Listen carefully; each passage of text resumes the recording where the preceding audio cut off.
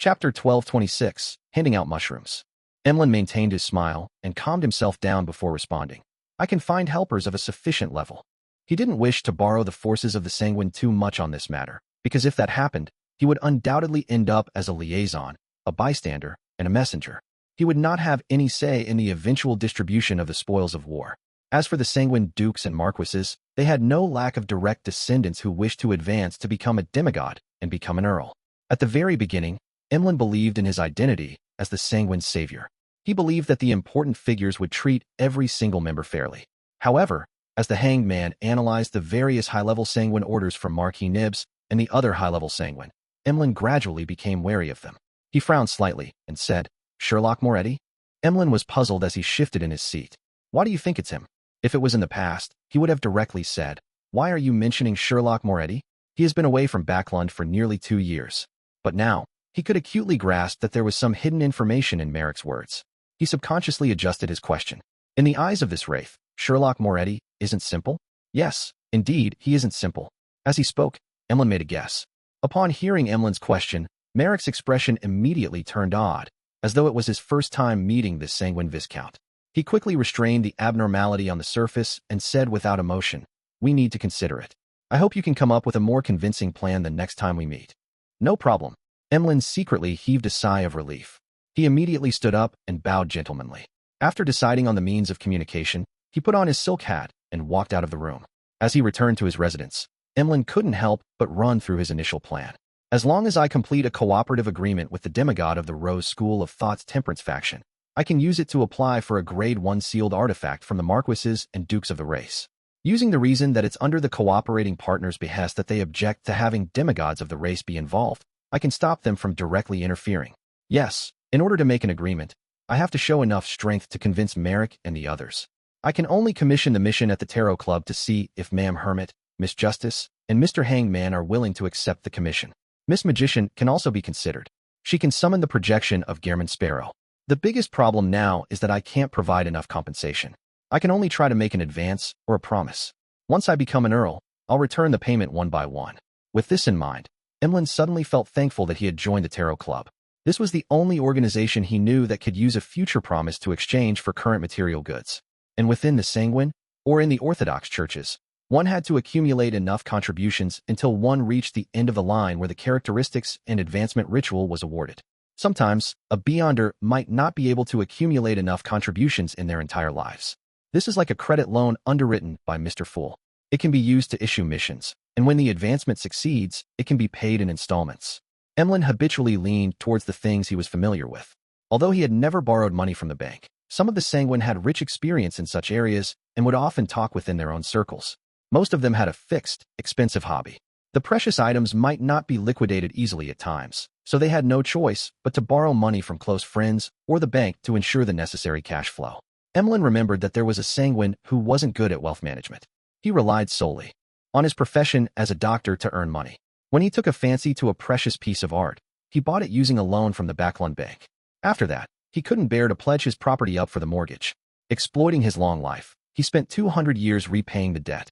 Of course, in name, his father had died, and the son took over the debt. When the son died, the grandson took over the debt.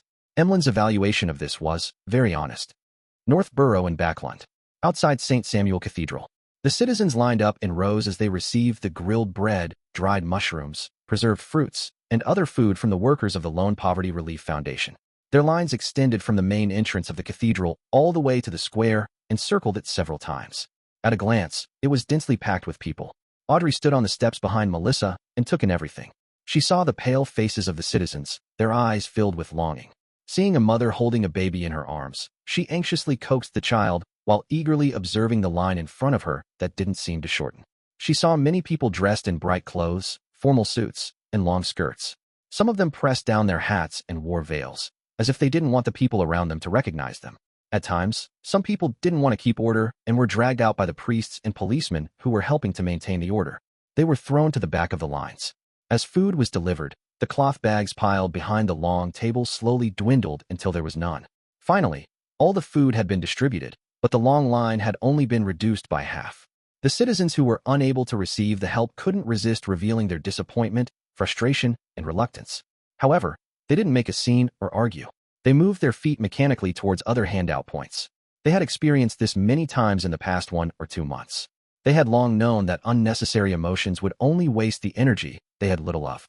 It would hamper their quick movements to other relief points or fair-price food outlets.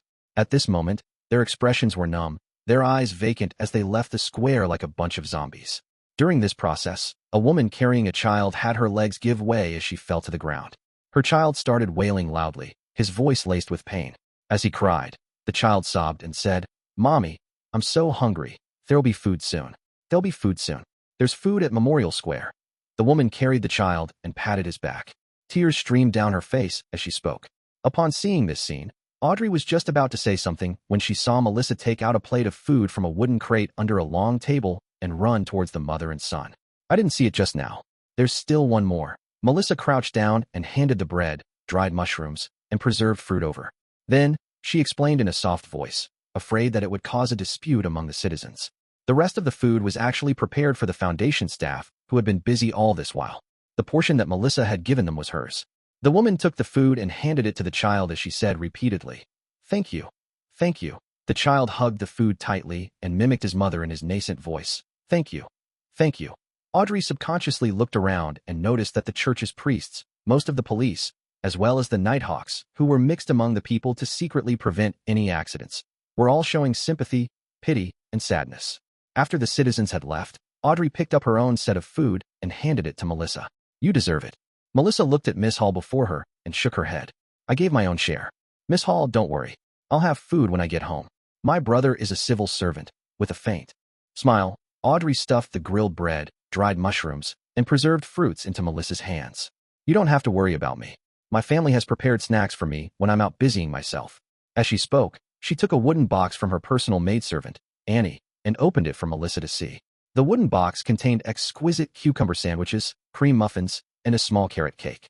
A look of astonishment appeared on Melissa's face. She stared at the snacks for a few seconds before looking up at Miss Audrey Hall.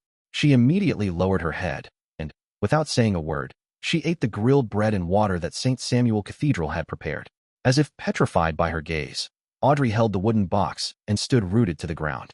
For a few seconds, she didn't move and only pursed her lips tightly.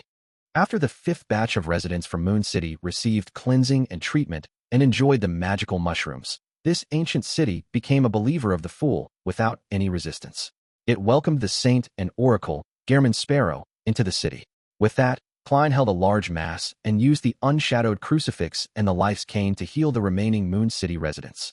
High Priest Nim, who had finished his quarantine, came out and respectfully asked at the end of the mass, "Oracle, what is the complete honorific name of the mighty Lord?" Klein looked around and said solemnly with his face tightened, "The Fool that doesn't belong to this era." After giving out the honorific name, he specially emphasized, "Don't chant the complete honorific name in normal times. Do so only when important matters arise. Otherwise, as Mr. Fool, he would suffer a mental breakdown from all the phone calls from work." Nim wasn't surprised at all, because the ancient sun god was the same. After some thought, he asked, "What are the requirements for the ritual of the Lord?"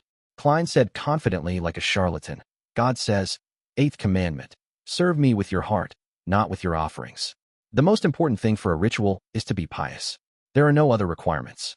It can be very simple. After all, the Lord does not care." 1. After saying that, Klein silently added in his heart. After explaining this, he raised his right hand and pointed at the pile of mushrooms in front of him. "The Lord has bestowed these mushrooms to you because he wants you to enjoy a bumper harvest. These mushrooms are nourished by the flesh and blood of monsters. They can rapidly grow and accumulate all the toxins, corruption, and madness into those pure black mushrooms.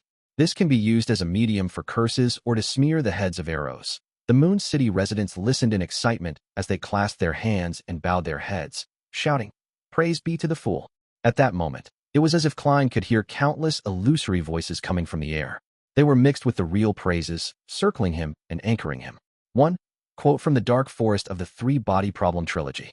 Chapter 1227, Summoning Ritual.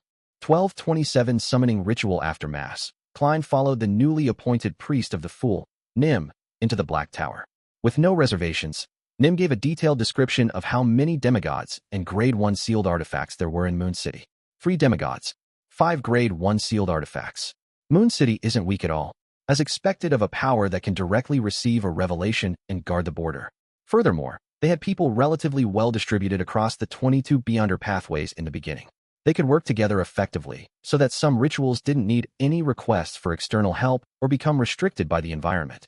Yes, compared to the City of Silver and how their surroundings is worse, and how they do not have grade 0 sealed artifacts to support them, it's already extraordinary for them to survive to this day. If it wasn't because they couldn't find suitable food, they should be able to survive in the darkness for centuries. Klein felt wistful after hearing the introduction. At this moment, Nim said respectfully, "Oracle, we are willing to sacrifice all the sealed artifacts and Beyonder characteristics to the Lord. I wonder which one of them will be more pleasing to him." This high priest had previously mentioned that apart from him, a night watcher, Moon City also had an iron-blooded knight and an imperative mage. They were respectively the lightning priest and night priest. As for the 5 grade 1 sealed artifacts, one of them belonged to the monster pathway. It seemed to be a portion of misfortune mage characteristic mixed with a little of a chaos walker's characteristic. One of them came from puppet from the mutant pathway, and the other was bestowed by Red Angel Medici. It allowed everyone to gather all their powers together. One of them was suspected to be the amalgamation of a Bizarro sorcerer's characteristic, and there was one of an unknown pathway. It had extremely strong discernment abilities, but it was rather dangerous due to an unknown corruption. Hearing that, Klein's eyelids twitched as he smiled. Serve the Lord with your heart, not with your offerings. The Lord accommodates the entire world and doesn't care about these things.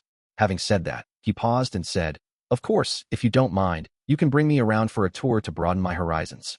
"No problem," Nim answered without hesitation. He originally imagined that Gehrman Sparrow would take away a grade 1 sealed artifact while taking the tour, but to his surprise, the Oracle only wanted to get a better understanding of the specific situation and had no intention of reaping any benefits. He picked up every sealed artifact to take a look, but put them back in the end. After the tour ended, Klein said to the 3 demigod priests, "The opportunity to leave this cursed land isn't here yet. You need to hold on for a while longer, and I will continue my journey to find other survivors and spread the light of the Lord." "Yes, Oracle," Nim and the other priests replied without any hesitation. With those mushrooms, they would be spared from annihilation for at least another 3 generations. After settling the matters in Moon City, Klein walked out into the darkness in his trench coat and top hat. What he was going to do next was very clear. Find dark demonic wolf Kotur and hunt for this god of wishes. My wish is to obtain the miracle invoker's Beyonder characteristic and that curtain. I wonder if he will be able to help me achieve it. As Klein walked, he made a mockery in his heart. With him out of sight of Moon City's residents, he pulled another him out of the fog of history. His main body entered the historical void, causing his consciousness to shift to the projection. This projection also summoned the historical projection of the Staff of the Stars. With its Beyonder powers, he descended directly into the place in his mind, the completely destroyed northern ancient city, Noise. After successfully reaching his destination, the projection quickly disappeared, and Klein's body returned to the wilderness outside Moon City. Following that, he summoned the Staff of the Stars' projection and repeated the process, allowing him to instantly reach the Noise ruins.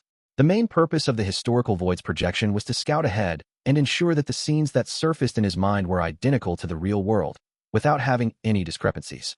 This prevented the Staff of the Stars from creating its random effects. This was the cautiousness of a scholar of yore.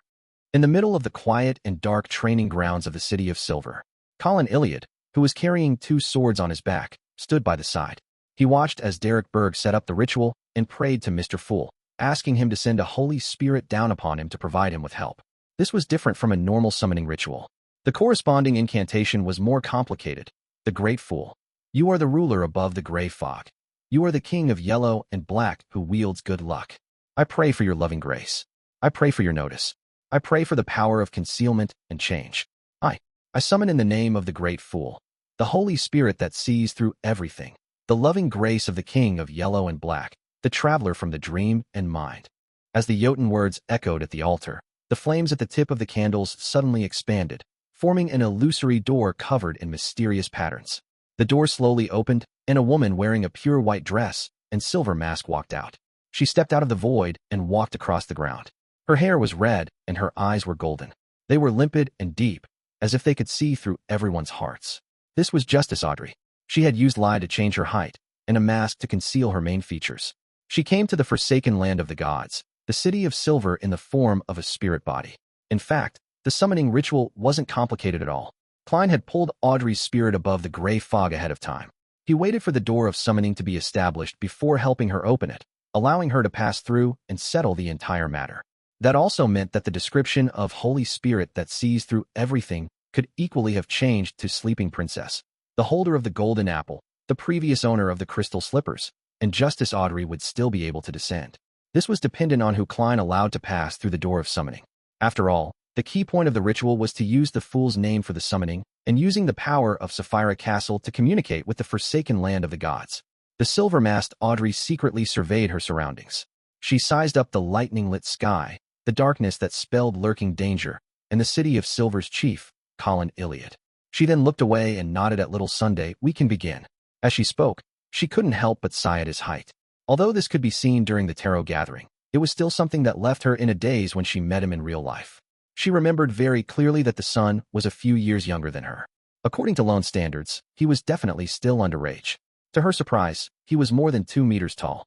This made Audrey, who had used lie to deliberately increase her height, still have to look up. Without any hesitation, Derek relaxed his mind and cast his gaze at the golden potion placed on the altar. Gradually, he felt a little dazed as scenes involuntarily flashed across his mind. Scenes of his parents who remained alive inside the coffin, the silver sword that stabbed down, hard, the blood that splattered and blinded his eyes momentarily. It was the heartwarming scenes of his family in the past. It was the city of Silver that was on the verge of collapse in the darkness. They were teammates who supported each other and watched each other's backs. It was the elders standing in front of everyone, blocking the storm. It was the repeated curses, the hope he saw in the lightning amidst the darkness. It was a dream that had existed for more than 2,000 years. It was something that generations of people yearned for daily. The emotions that Derek was most unwilling to give up were very complicated. It contained his anger towards reality, the fondness of the past, the pain of his circumstances, the repression of history, and the desire to save the city of Silver. Audrey slowly separated these emotions as though she had experienced the despair and sadness of the city of Silver, experiencing their unity and sacrifices. Her golden eyes sometimes turned gloomy and heavy, while there were glints at other times, as if she had grabbed something and taken it in. Yet, she still remained lost. After a while, she saw the 12 white-winged angel of light. This was another response from Mr. Fool to the son. Audrey seized the opportunity and attached all the intense feelings onto the angel phantom, preventing them from disappearing or undergoing a resurgence for a short period of time. By doing so, they didn't stay completely separate from Derek's body. "It's done." She didn't open her mouth, but instead allowed her voice to echo in his heart. At this moment, Derek's eyes became abnormally cold, as if he no longer knew what joy, sadness, pain, and depression were. He picked up the golden potion in front of him and poured it into his mouth. This was a demigod potion obtained from shattering the unshadowed crucifix. The sealed artifact that originated from the ancient sun god no longer existed. Of course, for Klein, anything he once possessed remained as enduring as the universe. A hot, violent liquid gushed down Derek's throat, instantly filling his entire body and occupying his soul. Rays of bright sunlight burst out from his body, washing away the remnants of his body's corruption and the heaviness of his soul. Derek's body became purer and clearer, like a Holy Spirit formed from pure light. His self-awareness and emotions were being purified and repelled. It wouldn't take long for him to only have the instinct to praise the sun. At this moment, Audrey no longer let the strong emotions that she had stripped from him remain attached to the angel projection. She guided them back towards Little Sunday. One scene after another surfaced in Derek's mind, causing him to experience abnormally complicated emotions. He once again experienced the pain of personally killing his parents, the despair brought about by the circumstances of the city of Silver, and the joy of receiving Mr. Fool's loving grace. This drilled deep into him, becoming a foundation of his mind world. It was very sturdy and very reliable, allowing him to withstand the last few rounds of the potion's cleansing forces. Finally, Derek opened his eyes. It was pure white. When he saw a ray of light in front of him, he instinctively extended his right hand in an attempt to grab it. However, the light quickly dimmed and extinguished. Derek was stunned for a moment before he clenched his right hand tightly. Beams of light rose up and enveloped the entire city of Silver. The legendary noon descended for a brief moment. All the residents of the city of Silver were stunned by what they saw. This was even more shocking than any of the previous demigods' advancement. Sunlight. It was sunlight that illuminated the entire city. After ending the summoning, Audrey returned above the gray fog. At that moment, Mr. Fool was no longer around. The ancient palace only had the world Gehrman Sparrow, who had planned on observing the ritual. "You don't seem to be in a good state?" asked Klein. Audrey sat down and smiled. "I'm just a little edgy, hesitant, and confused. That's very normal. Before truly making up one's mind, everyone would behave like this." There are countless people who retreat and regret their decision, Klein calmly said. Audrey didn't directly answer the topic at hand and instead said with a faint smile, ever since I became a spectator, I've always displayed what would be the most acceptable side to them in front of others, taking care of their most delicate emotions. This isn't a bad thing, but this way, I won't be able to know what I really look like in the eyes of others. I won't be able to unveil the gorgeous clothes and see the rotting flesh beneath me. I won't be able to figure out the problem. Recently, I've been trying to show my true state in some details. I want to see how the people around me will react under such a situation. I want to see if they still think that I'm the kind, amiable, and virtuous young lady. At this point, she suddenly fell silent. A few seconds later, she sighed and said, The Gap. Chapter 1228, Wishes. Without waiting for the world Gehrman Sparrow to respond, Audrey, who was maintaining her posture, slowly said a few words, heaviness, pain, shame. Klein listened silently without commenting on what Miss Justice said. Instead, he asked in a gentle tone that was closer to the image of Dwayne Dante's. Why do you suddenly want to do such a test? It's not a test. Audrey shook her head. It's just to reveal the details that I usually hide and avoid. I want to see what I really look like in the eyes of others. After pausing for a moment, she moved her lips without a smile. After our previous conversation, I really am trying to come up with a plan. I plan to secretly do some manipulating so that the nobles, businessmen, royal family, and the church can release enough food from their stockpiles. Theoretically, this is a simple matter, but when actually trying to put it into action, I realize that I can't be as determined and decisive as I thought. Some of them are my uncles and aunts. Some of them are my cousins. Some of them are friends I've known since I was young, while others are elders who have been very protective of me. Some of them I often meet with during various charity events and are rather friendly. They formed my childhood and gave me too much. It was a part of my growth, a part of the beautiful memories of my past. Besides, the food they accumulated wasn't stolen.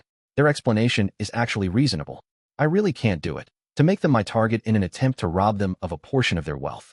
At least, it's like this now. As she spoke, Audrey's voice unknowingly escalated into a crescendo, as if she was arguing with someone.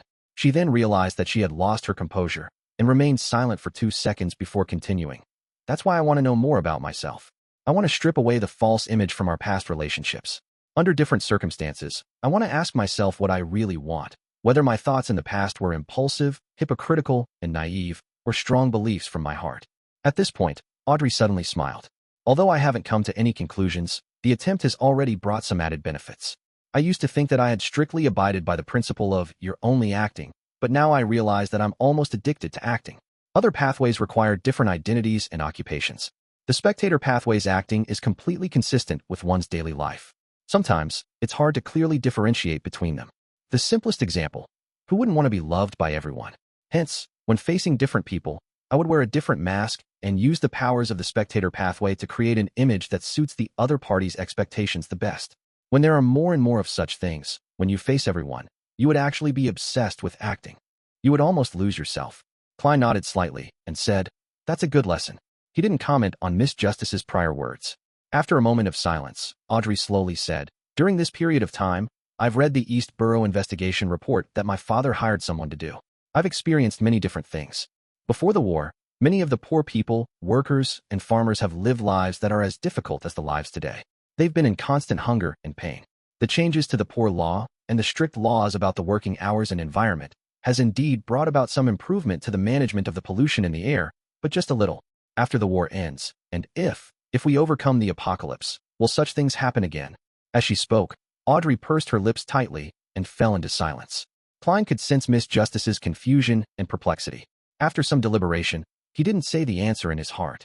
He said in a deep voice, These questions of yours, including what you said about your true thoughts, require you to find the answers yourself. No one can replace you. I can only give you some advice. Go to the fields and take a look at the hard-working farmers. Go to the factories and take a look at the diligent workers. Go to the East District and experience them. Go to the library and read through the past newspapers and other related works. Audrey listened attentively and nodded seriously. I will try. She immediately stood up and bowed towards the end of the long, mottled table. Although Mr. Fool had left, she believed that he was watching. Just as she was waiting for Mr. Fool to send her back to the real world, the world suddenly said, Hold on. Oh. Audrey expressed her curiosity with a nasal grunt. Klein looked at her and conjured a piece of paper. This is the description of a mythical creature's character and behaviors. I hope you can provide me with some help. Based on this analysis, determine what kind of reactions he will carry out in different situations. All right. Audrey did not refuse and agreed. After she took the piece of paper and finished reading the content, Klein deliberated and said, "Regarding what you just said, I have another suggestion. There are two types of questions that you have. Some of them are indeed very pressing, while the others are not. You can wait for things to calm down and do a deeper investigation. Well, once a person is anxious, they will easily make mistakes. It's best you be clear about the differences." Audrey thought for a moment and nodded solemnly. "I understand." After responding, she suddenly laughed. "I thought you called me at the last moment to give me your blessings, hoping that I will still love this world after seeing the world as it is." Klein was first taken aback before he asked with a smile, "You seem to have read a lot of Emperor Rozel's novels?" "He's an outstanding novelist, and also a very complicated and contradictory person," Audrey said with a faint smile. Klein nodded indiscernibly and spoke slowly. "If I wanted to give you my blessings, I wouldn't have said that. I would have said, I hope that you will still love your family and friends after seeing them as they are." Audrey was taken aback as her lips quivered, as though she was repeating the words. After a few seconds, she closed her eyes and said with a slightly hoarse voice, "Thank you." Sonia C. In the waters of the Rörsted archipelago, the Blue Avenger led a pirate fleet through the battlefield that was ravaged by war. Suddenly, a huge fireball flew over from nowhere. Intertwined silver beams split apart the surface of the sea, creating a passageway that didn't originally exist. Surrounded by the massive waves on both sides, it pointed straight at the Blue Avenger. Alger Wilson, who was standing at the bow, raised his right hand without a change in expression when he saw this scene. A violent hurricane suddenly appeared, sweeping up the azure-blue seawater and curling up the silver rays, like a long snake that shot into the sky, colliding with the huge fireball. Boom! The water splashed down like rain. Alger immediately locked onto a battleship, opened his mouth, and let out an angry roar. With a boom, the boat was suddenly lifted into the air by a ferocious wave. Taking advantage of this opportunity, the Blue Avenger's cannons automatically fired as a series of salvos echoed continuously. Realizing that the Beyonder on the other party's warship was trying to use the force of the fireball's detonation to allow the ship to drift sideways, Alger suddenly pulled down his right hand. A thick bolt of silver lightning struck down, charring the Beyonder's body as he constantly convulsed. Boom, boom, boom. As artillery shells hit their target, the ship disintegrated in midair. At that instant, Alger felt a little dazed. He couldn't help but look down at his right hand. This is the power of a cataclysmic interror. Is this how it feels to be a demigod? He sighed in his heart in a somewhat intoxicated manner before quickly snapping back to his senses. He got the Blue Avenger to pursue the enemy. An hour later, the intense sea battle was over. Loneside had once again secured the Rörsted archipelago. Alger was in a rather good mood. After returning to the port on the Blue Avenger, he called the sailors down and headed for one of the few bars that still remained open for business. Lone had already issued an alcohol ban during wartime as a way to add to the food rationing efforts. But to sailors, alcohol was indispensable. Therefore, in the area controlled by the Church of the Lord of Storms, the restrictions in this area weren't too strict. Furthermore, the Rörsted archipelago had plenty of produce and there weren't too many people. The shipping lines were under control, so their food supply hadn't been disrupted. After walking for a distance, Alger's gaze suddenly froze. The street in front of him had been hit, and many houses had already collapsed. One of them had a huge crater in a concrete field, while the four-story building beside it was left in ruins. The smile on Alger's face gradually disappeared. On Monday afternoon, 3 p.m. Backlund time, dark red beams of light shot up from both sides of the long bronze table, coagulating into blurry figures. After all the members bowed to Mr. Fool, the gathering's transaction segment began since there weren't any more Rozel diary pages or accumulated questions. Emlyn immediately sat up straight and surveyed the area. "Ladies and gentlemen, I have a commission. Which Shaman King do you wish to hunt?" Katlia asked according to her understanding of Mr. Moon. Emlyn took 2 seconds to digest her question. He maintained his elegant smile and said, "You guessed correctly." Katlia nodded slightly and said, "What kind of payment can you provide?" Emlyn was once again at a loss for words, a little embarrassed to say what he had prepared to say. At this moment, the world at the bottom end of the long bronze table suddenly said, "You found someone from the Rose School of Thought Temperance faction to cooperate with." Emlyn heaved a sigh of relief. "That's right. Then I can take on this commission." As this was related to Miss Messenger, Miss Sharon, and Merrick, Klein controlled the world to take the initiative to accept the mission. Of course, this requires a certain medium. Without waiting for Emlyn to respond, he made Gehrman Sparrow look at Miss Magician. Make some preparations in advance. Furs, who had been watching the entire thing play out like a performance, wore a blank look on her face. Chapter 1229, Collective Wisdom. 1229 Collective Wisdom. Seeing that Miss Magician had yet to react, Klein made the world add, "You don't need to be there. Just summon my historical projection in advance. All right, Furs nodded hurriedly. At that moment, because Gehrman Sparrow had accepted his mission, Emlyn clearly relaxed. From what he knew, this meant that the success rate of the matter had skyrocketed. In the next second, the world looked at him and hoarsely asked, "What kind of payment can you provide?" Emlyn fell silent for 2 seconds before saying with his eyes darting upwards slightly, "Once I become a Shaman King, I'll provide a free promise on similar matters. Also, I only want the Shaman King's Beyonder characteristic. The members of the Rose School of Thought Temperance faction should have a clear goal. The rest will be yours." Mr. Moon isn't very stolid. He doesn't have much confidence. Through his actions and words, Audrey came to a conclusion. This fellow, Emlyn, has learned how to use consumption loans. Klein secretly laughed and made the world indifferently reply, "It looks like you can only afford a demigod like me. If Mr. Moon can provide a large amount of food, I don't mind participating." Justice, Audrey mumbled inwardly. However, she didn't need to say anything to know what Mr. Moon would say. Why would we Sanguine be hoarding so many snacks? To the Sanguine, their staple was the blood of humans with abundant spirituality. Bread and meat products were all non-essentials. Seeing that the world Gehrman Sparrow didn't reject his offer, Emlyn secretly heaved a sigh of relief. "What other requests do you have? I'll try my best to fulfill them." Gehrman Sparrow thought for a moment before saying, "Give me a mystical item or a sealed artifact that can greatly increase the wielder's spirituality for a short period of time." This was for Miss Magician, allowing her to maintain the historical void projection for a few more minutes. And there was no doubt that the moon domain had such beyonder powers. For example, the Scarlet Scholar could create a full moon state, allowing their spirituality to be enhanced. Phew. Emlyn quickly nodded. "All right, no problem." Seeing that the human and vampire had come to an agreement, Furs hurriedly raised her hand and said, "No full moon." That way, ignoring the enhancement of her spirituality, she would be considered lucky if she didn't die on the spot.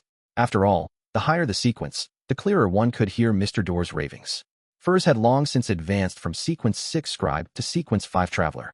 Emlyn also knew about Miss Magician's full moon curse, so he had no questions about it. He acknowledged tersely, indicating that he had taken note. At this moment, Alger, who was listening to the completed transaction beside him, said in thought, "Although the Beyonders of the Rose School of Thought are easily controlled by their emotions and instincts, this didn't mean that their brains had already disappeared along with their zombification. Even if they're gone, they still have members of the moon domain. Since their demigods were directly involved in the Southern Continent's war and have exposed their locations, they wouldn't dismiss the possibility of an attack from the Sanguine and Temperance faction. I believe there's a high chance of them laying a trap." "That's right," Leonard echoed. "Many dossiers indicate that, although the Beyonders of the Rose School of Thought are well known for indulging themselves in bloodshed, cruelty, and desires, they still act very meticulously. Their actions show certain cunningness and sinisterness." Zio glanced at her friend and said, "I encountered a supernatural incident involving the Rose School of Thought 2 months ago. The target was obviously deceived and fell into a trap." The world Gehrman Sparrow listened attentively before scoffing. He then said to Emlyn, "Which Shaman King is your target?" Emlyn didn't hide anything. "The Shaman King who led the natives from East Balam's North Olite County to attack the Lone's main colonial city." Upon hearing this, a thought flashed across Klein's mind. The Mother Tree of Desire doesn't seem to want the goddess to control the uniqueness of the death pathway. She was driving the natives and using the war to waver the fundamental faith of the Church of Evernight in the Southern Continent. As this thought flashed through his mind, he made the world Gehrman Sparrow look at Emlyn and chuckle. "Then my target will be another Shaman King. This has nothing to do with your operation." There was no need for him to be too direct. Emlyn, Catlia, and company quickly understood his plan. This was a simple plan. Gehrman Sparrow hunted another Shaman King and took the initiative to step into a trap to attract the hidden forces of the Rose School of Thought.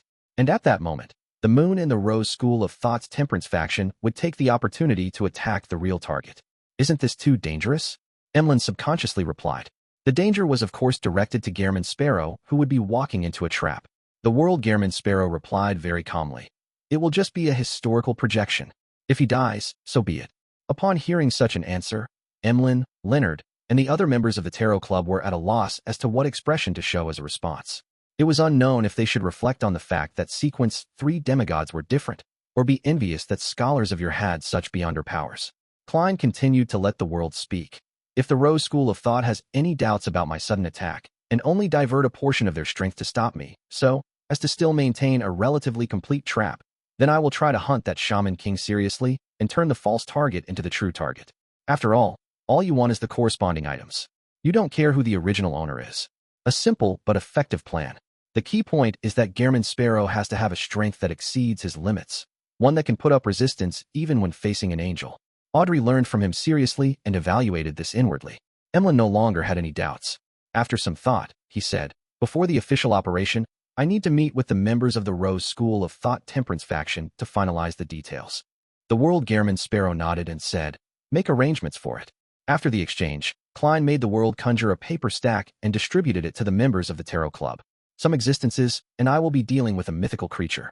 You can raise your opinion and share your thoughts." The piece of paper was written with the character and actions of the dark demonic wolf, Kotur, as well as the various analysis Miss Justice had made. He hoped that he could find inspiration through different people with their different personalities and knowledge. Mythical creature. The world has set his sights on mythical creatures? Alger, who had been much quieter than usual, couldn't help but look at the bottom end of the long bronze table. Although he was already mentally prepared for this, he felt that he wouldn't be surprised even if the World Gehrman Sparrow suddenly called himself an angel. However, when he realized that the other party was really targeting a mythical creature, he couldn't help but feel a little shocked and perturbed. Katlia had similar feelings as well, but she immediately recalled the Snake of Fate, the Death Consul, and the Ancient Bane. This matched the Gehrman Sparrow's words of some existences. It was very normal for 3 angels in a sequence 3 blessed to hunt a mythical creature. One by one, they retracted their gazes from the bottom end of the long, modeled table, and they began reading the information in their hands seriously.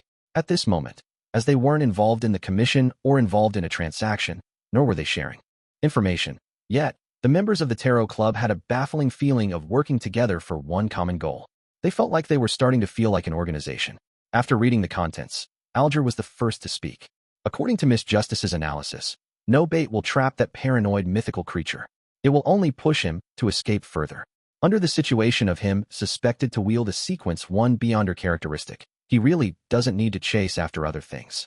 Advancing himself is the most important thing at hand. If you want to deal with him, we can only consider it from this point of view. Upon hearing this, Zio said from a professional point of view, "But this mythical creature is very cautious. He doesn't leave any clues behind. And according to the intel, the location he can use to prepare for the Sequence 1 ritual isn't actually restricted in an environment like the Forsaken Land of the Gods. Yes, there are too many monsters for him to use." Derek confirmed what Miss Judgment had said. There was silence immediately. Leonard thought for a moment and said, "Can we rely on the law of beyonder characteristics convergence?" As he spoke, he looked at Klein Moretti. "That mythical creature seems to be from the same pathway as you. Just relying on the effect that comes from the convergence of beyonder characteristic at this level to chance upon this mythical creature might take a year or 2, perhaps even longer. Furthermore, the other party is a complete mythical creature. He has the ability to cause some interference." Klein overruled Leonard's suggestion. Of course, if he augmented the power of Sapphira Castle onto himself, he might be able to meet the dark demonic wolf the next time he used the Staff of the Stars' random teleportation. However, the problem was that if that happened, the chances of a coincidental encounter with Amon would be much, much higher. This was the standard way of knocking on death's door. After hearing everyone's discussion, Katlia said in thought according to what the Queen found taboo, "Can we use this mythical creature's honorific name to establish a connection? If the dark demonic wolf hadn't been tracked by Amon in the past, that might have been possible. But now, what can be thought must have been thought of by Amon. Under such circumstances, the fact that the dark demonic wolf hasn't perished implies that he is wary of such matters." The World Gehrman Sparrow slowly shook his head. With his paranoid character, he definitely wouldn't respond automatically. Just as he said that, he suddenly had an idea. Not receiving a response from the dark demonic wolf didn't mean that he wouldn't pay attention to the corresponding prayer light. Chapter 1230, Meeting Again. As he had personal experience, Klein placed himself in the shoes of the dark demonic wolf and pondered. Usually, he would shut down the automatic prayer response to prevent an enemy from using the feedback to establish a connection and lock onto his position. Under this premise, to receive a sudden prayer from a stranger would no doubt lead to him relying on the corresponding point of light to observe the supplicant and grasp more information. This allowed him to make preparations for what might happen in the future. If the person chanting the honorific name was a powerful existence like Amon or someone relatively more familiar, it would be best to destroy that point of light immediately.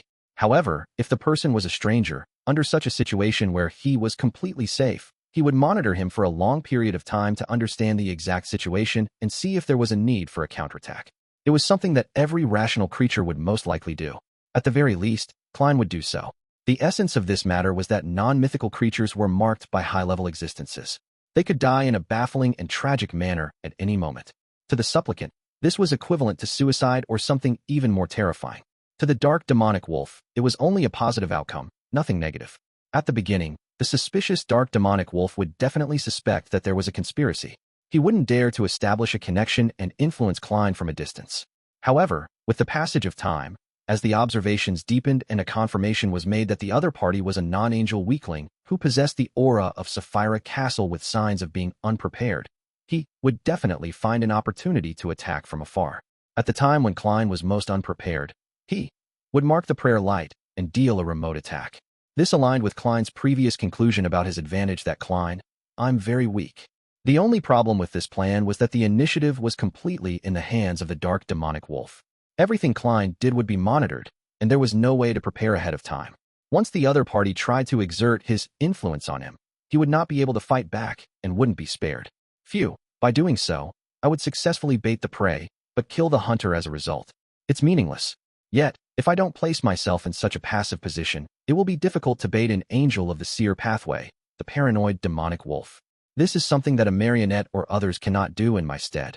If only I can be certain that the dark demonic wolf wouldn't rashly attack remotely because of his paranoia and will only choose to monitor and observe. Thoughts raced through Klein's mind as he sought out the possibilities amongst numerous impossibilities. With regards to this, he could only sigh inwardly, feeling regretful for not being an angel from the spectator pathway. According to his assumptions, the angels of the spectator pathway would more or less have some special characteristics of the more others know about you, the more you understand them. When the dark demonic wolf monitored him closely through prayer light and ended up carefully observing an angel from the spectator pathway, his position would undoubtedly be exposed to the other party. Unfortunately, I'm not. Besides, the spectator pathway sequence 2 might not be able to do so. I can only be certain that a sequence 1 has this special trait. Summoning 0-08 from the fog of history? No, let's not talk about whether I can summon that quill without Grozel's travels. Even if I successfully create a projection, the quill is a quill while I am still myself. The dark demonic wolf's understanding of me doesn't make 0-08 do the reverse. Also, I can only use it for a mere 2 minutes. It wouldn't be enough to sense anything. It can be used as supplementary to the plan, writing the development I wish to see happen, making the dark demonic wolf's choice appear reasonable so as to eliminate uncertain elements. Klein considered for a long while, but he failed to find a suitable plan to bait his prey. Apart from feeling regretful that he wasn't a sequence 1 angel of the spectator pathway, he had also thought of the cosmos. Just learning of it would result in corruption from the cosmos. If I had the nature of the cosmos, then after the dark demonic wolf uses the prayer point of light to monitor me, he would be corrupted, allowing me to lock onto his position. However, the cosmos's nature is higher than that of an angel. How could I have it? I keep feeling like I've forgotten something. Klein made the world Gehrman Sparrow shake his head indiscernibly as he surveyed the area. There's no need to discuss the answer now. You can go back and communicate with the right person with suitable methods. He focused his attention on the star Leonard and the hermit Katlia, hoping that they would be able to get advice from the existences that were more experienced, such as Pallas Zoroast and Queen Mystic Bernadette. As for himself, he would return to Backlund with the aid of the historical projection. He would seek advice from Miss Messenger, Septon, and the ascetic, Ariana. This is what it means to seek the opinions of angels or quasi-angels before making a major decision. Klein made a self-deprecatory comment. When Leonard and Katlia heard that, they nodded in unison. All right. Following that, the members of the Tarot Club began discussing the situations of the various battlefields until the end of the gathering. After returning to the real world, Leonard, who was resting in St. Samuel Cathedral's basement, spoke in a low voice, explaining all the questions that Klein had posed to him, and said, "Old man, do you have any suggestions?" This is him trying to obtain the miracle invoker beyonder characteristic left behind in the forsaken land of the gods. Pallas Zoroast was first enlightened before he chuckled. Tell your former colleague that there's no way he can resolve this matter himself. I only have one suggestion. That is to seek help from the fool. Leonard knew Old Man's character very well. He hurriedly asked, "Is this really the only suggestion?" Pallas Zoroast harumphed and said, "That's a mythical creature that even Amon can't capture. It's possible only by relying on the fool's help." Only then did Leonard nod and sigh. It seems that's the only way. 2 days later, 2 minutes before the meeting time that the Moon Imlin had agreed to meet Merrick. Furs sat on a reclining chair beside the fireplace and listened to the commotion on the second floor. She cast her gaze at her friend, Zio. If the war continues, Backlund will definitely suffer more attacks. Are you really not going to evacuate your mother and brother to the surrounding villages? Zio's short, light blonde hair was parted in an asymmetrical fashion and was neatly combed. Compared to last year, she looked more serious and had the bearing of an adjudicator. She was like a high-ranking knight leading an order of knights. She hesitantly said, "The population in the surrounding villages has reached its limit. Besides, I can still get enough food from Migh now." Having said that, she paused and said, "If the flames of war really reach Backland, take them traveling to Intis and Fainapotter. It seems that's the only way." Just as Furs was about to mention the matter of her buying food in Intis a few days ago, she suddenly heard the alarm ring. She shivered and suddenly sat up straight. She stretched out her right hand, which was wearing a red string, and grabbed into the air. Her arm sank as she pulled out Gehrman Sparrow, who was wearing a silk top hat and a black trench coat without glasses. The cold adventurer's eyes rolled and gained consciousness, reducing the amount of spirituality that Miss Magician had to expend. He nodded gently as he made the glove on his left hand become transparent. In less than a second, Gehrman Sparrow teleported away and disappeared from Furs and Zio's rented apartment. Furs was stunned for a moment before the corners of her mouth twitched slightly. She turned to Zio and said, "I think I'm just a tool." The sky was already dark, but the street lamps weren't lit up. Only the crimson moon illuminated the entire city. When Klein arrived at the agreed-upon place, he looked around and saw the unusually cold streets, the burning marks on the walls, and the collapsed buildings not far away for a few seconds. Just based on what he saw, Backland was desolate and dilapidated. It even had the smell of gunpowder wafting through the city. At this moment, Emlyn White walked out of an alley and nodded at the crazy adventurer. According to Gehrman Sparrow's instructions, he didn't say a word or bow. To prevent any delay in whatever precious time Gehrman Sparrow had, he led him to a nearby house and knocked on the door rhythmically. With a creak, the door opened automatically, revealing a dark environment blanketed with faint moonlight. The moment Emlyn and Klein entered, they saw the white shirt and black-vested Merrick sitting on the sofa. The door behind them seemed to have a life of its own as it slammed to a close. After taking a glance at him, Emlyn smiled and pointed at him. "This is my partner, Mr. Gehrman Sparrow." Just as he finished speaking, he suddenly realized that the way Merrick looked at him was even odder, as though he was examining an idiot. "Long time no see." Merrick immediately stood up, pressed his hand to his chest, and bowed at Sherlock Moriarty. Since the other party didn't appear in the image of Sherlock Moriarty, he definitely wouldn't take the initiative to mention such matters. "Long time no see." Klein took off his hat and surveyed the area. "Miss Sharon, please come out for the discussion. I have limited time." As he spoke, he took out a silver adventurer's harmonica and blew into it. A figure wearing a dark and complicated long dress holding four blonde, red-eyed heads walked out from the void. The messenger summoned by the harmonica's historical projection was an objective existence. It didn't increase the spirituality burden of Furs. At the same time, Merrick nodded and said, "All right." He cast his gaze on the high stool on the other side of the room. Emlyn looked at the wraith in a daze, then at Gehrman Sparrow and the spirit world creature he summoned. For some reason, he felt like he had been ostracized and didn't belong here. And on that high stool, a figure quickly outlined itself. Her skin was fair like a doll, and she wore an exquisite black regal dress and a small bonnet of the same color. Her blonde hair and blue eyes were slightly pale in color. Chapter 12:31, Visiting Everywhere. Emlyn subconsciously looked at the high stool on the other side of the room and saw the exquisite doll. His eyes immediately revealed a look of amazement, admiration, ardor, and other mixed emotions. He opened his mouth and almost blurted out the question of where he could buy such a doll and who was the master behind this piece of work. However, he was already an adult and had experienced plenty of things. He knew that bringing up such a question was very impolite, so he planned to find an opportunity to ask after the discussion on serious matters were finished. Sharon frowned indiscernibly as her body floated up. She bowed at Rionette Tinker and Sherlock Moriarty. "There's no need for small talk," Klein said simply. "Our initial plan is this." He shared how he would let his historical projection take the initiative to step into a trap to attract the attention of the Rose School of Thought, and described it in detail. Sharon with her black bonnet listened quietly and said with a slightly ethereal voice, "They might not fall for it. After realizing that you are the attacker, that Shaman King will likely choose to retreat under the protection of sealed artifacts or angels. This way, it could only implicate a portion of the Rose School of Thought strength." Without waiting for Klein and Emlyn to respond, Rionette Tinker's four heads opened their mouths and said at a faster pace, "Their main target should likely be me." Emlyn was a little lost hearing this, but he could roughly tell that the spirit world creature that Gehrman Sparrow had summoned had quite a status. Furthermore, it had a deep relationship with the Rose School of Thought's Temperance faction. That's right. Even if the Mother Tree thinks highly of me, the setup would most likely attract Miss Messenger. After a moment of silence, Klein gave an addendum. Madam, you and I will attack the other Shaman King in the form of historical void projections. Gehrman Sparrow is very respectful towards this spirit world creature. Just as this thought flashed through Emlyn's mind, he saw the 8 eyes on the 4 heads sweep at him. He shivered and instinctively joined in the discussion. Can this fool those from the Rose School of Thought? Since Klein had suggested that, he must have thought of a corresponding solution. I have an item that can be lent to Miss Tinker. Having said that, he looked at Rionette Tinker and said, that item can mimic the beyonder powers that surface in your mind. I hope you can use it to summon your past self, then move yourself into a concealed state and inject your consciousness into the projection. This way, the Rose School of Thought won't be able to discover anything abnormal in a short period of time. It's very likely that they will fall for it and gather all their strength to surround and kill you and me, allowing Miss Sharon and Emlyn to find a chance to launch a surprise attack. If they're more cautious than I thought, Klein paused for a moment before revealing a smile. In that short period of time, if you join forces with me in your peak condition, there is a chance of killing the Shaman King despite him being under the protection of a sealed artifact.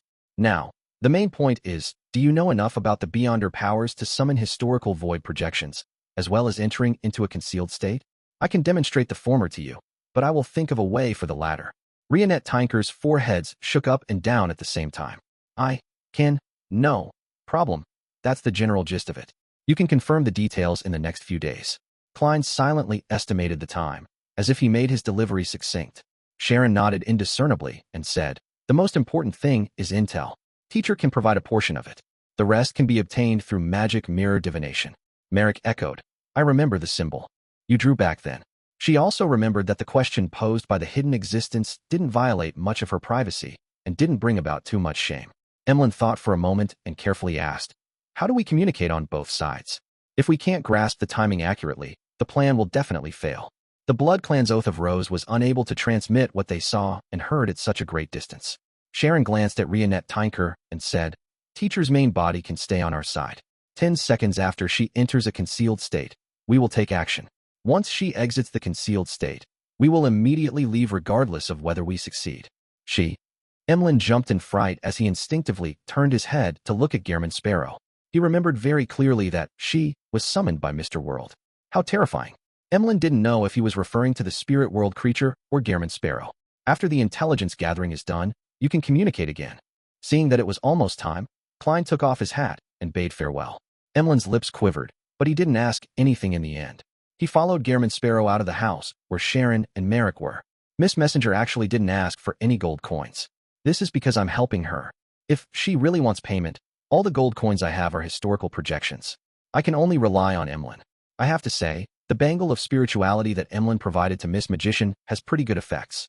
On the one hand, it can strengthen Miss Magician's spirituality, and on the other hand, it can speed up her spirituality recovery, allowing her to last this long. Just as the thoughts ran through Klein's mind, he heard Emlyn ask in puzzlement, that ma'am, Miss Sharon is a sequence 4 demigod of the mutant pathway? That's right. The potion's name is Puppet, Klein kindly informed him. Emlyn was instantly enlightened as he fell silent for 2 seconds before saying with a complicated expression, if only she didn't speak or move, then she would be perfect. If it wasn't for the fact that a clown could be described as a master in terms of expression management, Klein nearly spewed a mouthful of water at Emlyn. He thought that the other party would praise Miss Sharon's beauty and doll-like characteristics, showing his infatuation and fervor, but in the end, I can't understand what's on this fellow's mind. After controlling his urge to spew out whatever was in his mouth, Klein sighed inwardly. Emlyn glanced at him and seemed to have guessed what he was thinking. He scoffed and said, which 2 things do you like the most? With Gehrman Sparrow's character, he wouldn't have answered such a mundane question. However, he was still Sherlock Moriarty, a friend of the vampire in front of him. After some thought, he walked into the alley and casually said, money and delicacies. Then, I'll give you a stack of edible gold pounds. Would you like it? Emlyn asked further as he walked beside Gehrman Sparrow without any fear of the crazy adventurer like Miss Magician.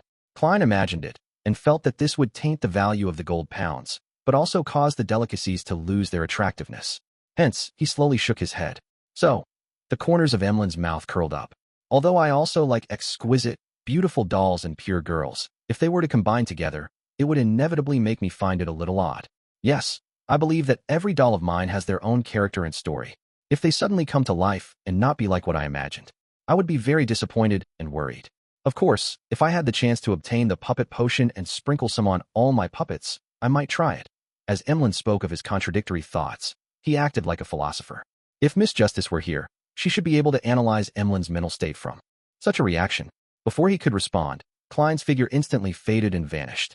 In the rental apartment where Furs and Zio lived, in front of the fireplace, Furs leaned back against the reclining chair with a pale face.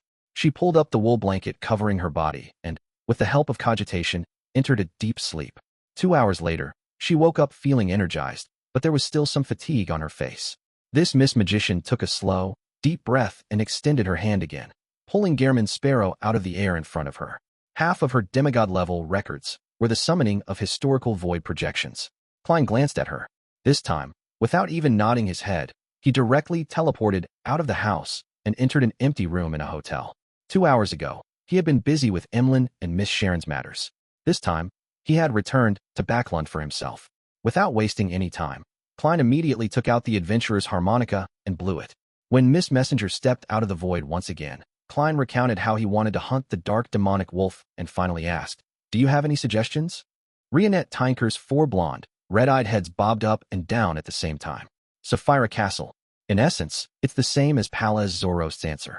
Klein pressed curiously, "How?" "I don't know." Rionette Tinker's 4 heads answered in unison. Klein silently exhaled and thanked her. "Sorry to trouble you. You can leave now." The blonde, red-eyed heads held by Rionette Tinker immediately replied, "Bill, records, for 1351. September, for Gehrman. Sparrow, owes, me, 1, gold coin." With that said, she turned transparent and returned to the spirit world. Klein was stunned for 2 seconds before he slowly took out his wallet from his inner pocket and picked up a paper crane. "I have some questions to ask of you." He wrote on the paper crane he carried with him. After doing all of this, Klein lay on the bed and fell asleep. In the hazy dream world, he once again saw Will Septon, who was lying in a black pram and wrapped in silver silk. "You're already over a year old. Do you still think you're a baby that's a few months old?" Pretending that he didn't see him sucking his fingers, Klein quickly described his conundrum. The plump Will Septon retracted his thumb and sized up Klein. "Isn't the answer obvious?" "Ah." Klein was pleasantly surprised and puzzled. Will Septon smiled and said, "You must have been eating too few desserts recently, causing your memory to be bad. Do you still remember what happens to a beyonder below an angel of the fate pathway when they see you directly?" This.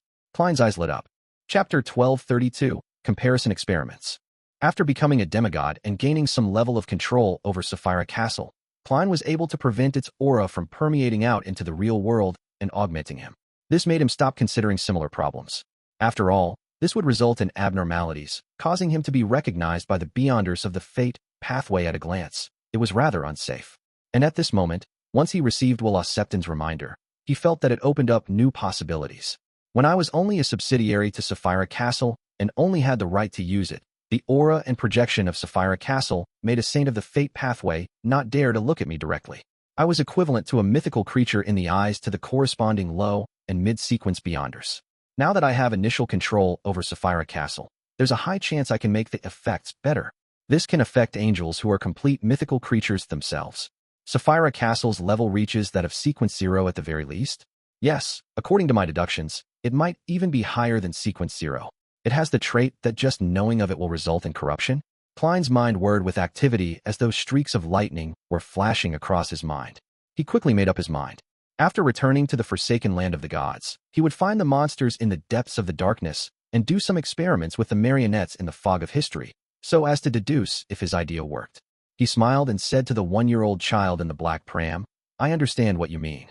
I'll get someone to send you ice cream soon." Will Septon, who was wrapped in silver silk, slowly turned his head and looked to the side. "No, there's no need. I've been eating too much ice cream during this period of time, and it's starting to affect my body's development." Klein pricked up his brows and asked, "Genuine, top-grade ice cream produced right from the Intis capital, Trier. Give it to me next week." Will Septon hesitated before answering. With that said, the plump 1-year-old child turned around and buried his face into a tiny pillow in the pram. Due to the limited time Miss Magician had at maintaining the historical void projection, Klein didn't say anything else. Using his unique trait, he forcefully escaped the dream and woke up before getting out of bed. Right on the heels of that, he stretched out his right hand and repeatedly pulled at the air. 4 to 5 times later, his arm sank as he dragged out a woman wearing a simple linen robe with a tree bark belt. She was barefooted and had long black hair. She was a lady with average looks. The leader of the ascetics of the Church of Evernight, servant of concealment, Ariana. At the same moment, in Hillston Borough, in an apartment, Furs, who was sitting in a reclining chair, seemed to be pulled by invisible threads as she sat up abruptly. Her body straightened as the blood vessels on her forehead throbbed. She felt that her spirituality was like a flood that flowed towards the void in front of her, one that she couldn't stop no matter how hard she tried.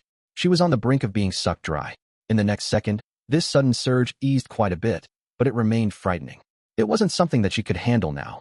In a hotel room, Klein spoke succinctly once he saw the historical void projection of Ma'am Ariana gaining sentience. I plan on cooperating with others to deal with a particular shaman king of the Rose School of Thought. Ariana nodded gently, indicating that she understood, but she didn't give any suggestions. Seeing that the ascetic leader didn't give him any warnings, Klein felt a lot more at ease with the plan to hunt the shaman king. He then said, "I've been planning on targeting the dark demonic wolf recently." Ariana opened her mouth slightly and said, "Be careful." Did she mean to say that I shouldn't belittle the dark demonic wolf, Kotur? Just as he was about to ask a question, his consciousness suddenly blurred. He saw the woman opposite him and his reflection in her eyes fade away as they quickly disappeared. Thud. Furs collapsed into the reclining chair as her facial muscles twitched slightly. This is more tiring than writing all night long. She gritted her teeth and tried cogitating to fall asleep. Extreme exhaustion might sometimes paradoxically cause insomnia to a person. In the forsaken land of the gods, near Noi's ancient city in the north, there was no one in the dark wilderness.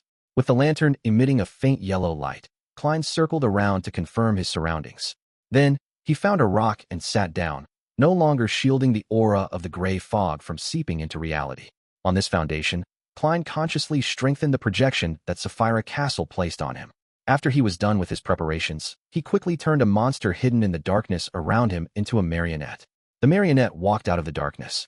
Under the illumination of the lantern, it approached Klein and cast its gaze on him.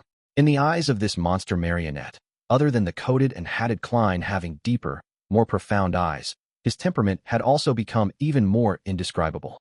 There wasn't much of a difference from before. After repeatedly testing the different types of monster marionettes, Klein confirmed that ordinary people, or most Beyonders, were unable to discover that he had the aura of Sapphira Castle on him. Following that, he reached out with his right hand and pulled out his body from half a day ago.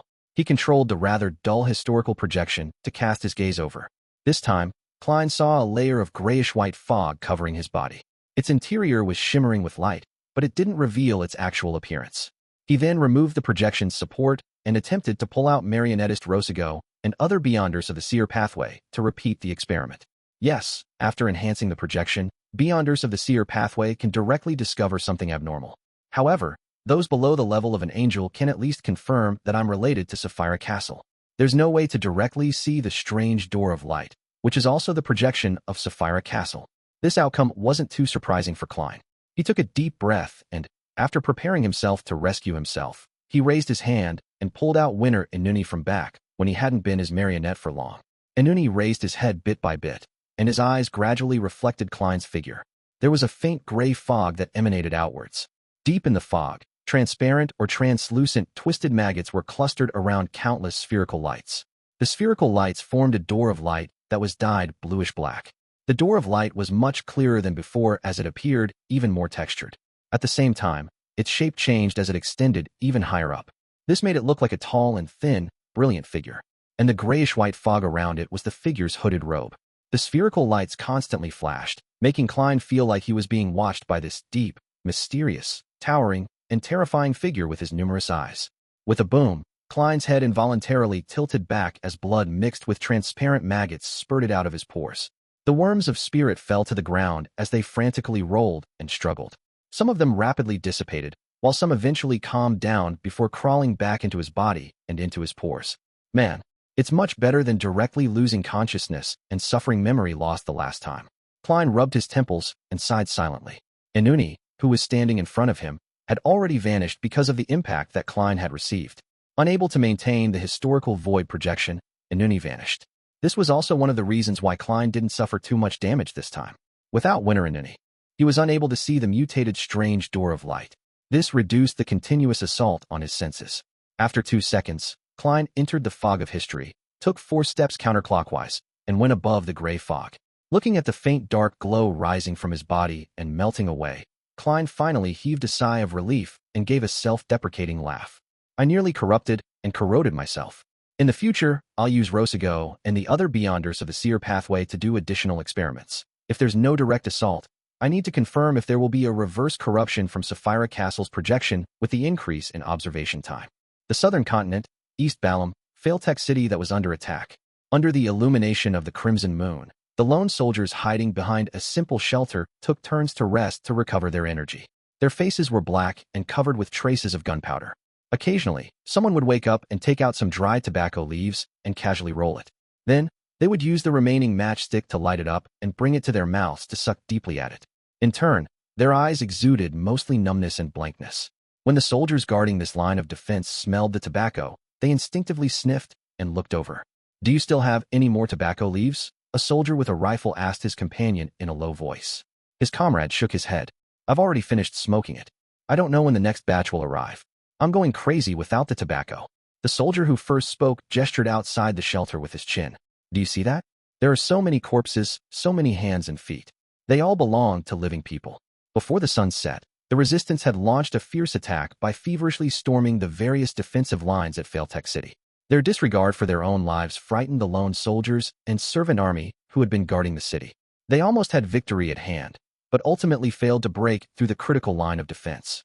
They left behind copious numbers of corpses before receding like the tide. His comrade fell silent for a moment before saying, "Maybe tomorrow or the day after tomorrow, we will be joining them."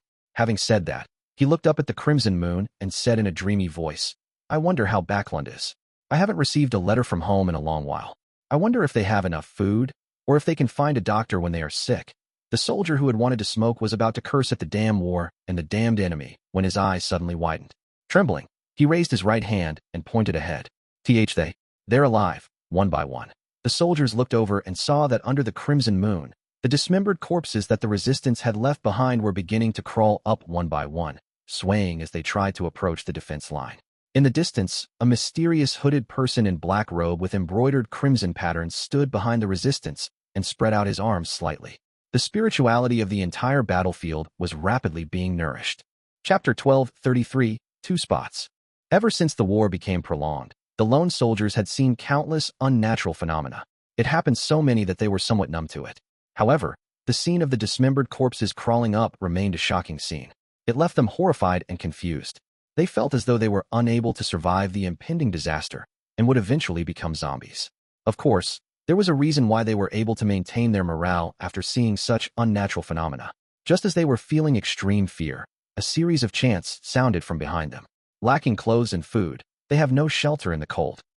The Evernight did not forsake them, but bestowed them with love one. The holy and sympathetic prayer reverberated across the entire defense line, causing the fear in every soldier to quickly dissipate, their bodies and minds turning tranquil. Then, a number of the soldiers followed orders and moved out cannons covered in silver patterns. They adjusted the muzzles and aimed at the dismembered corpses that were rushing at them. Boom, boom, boom.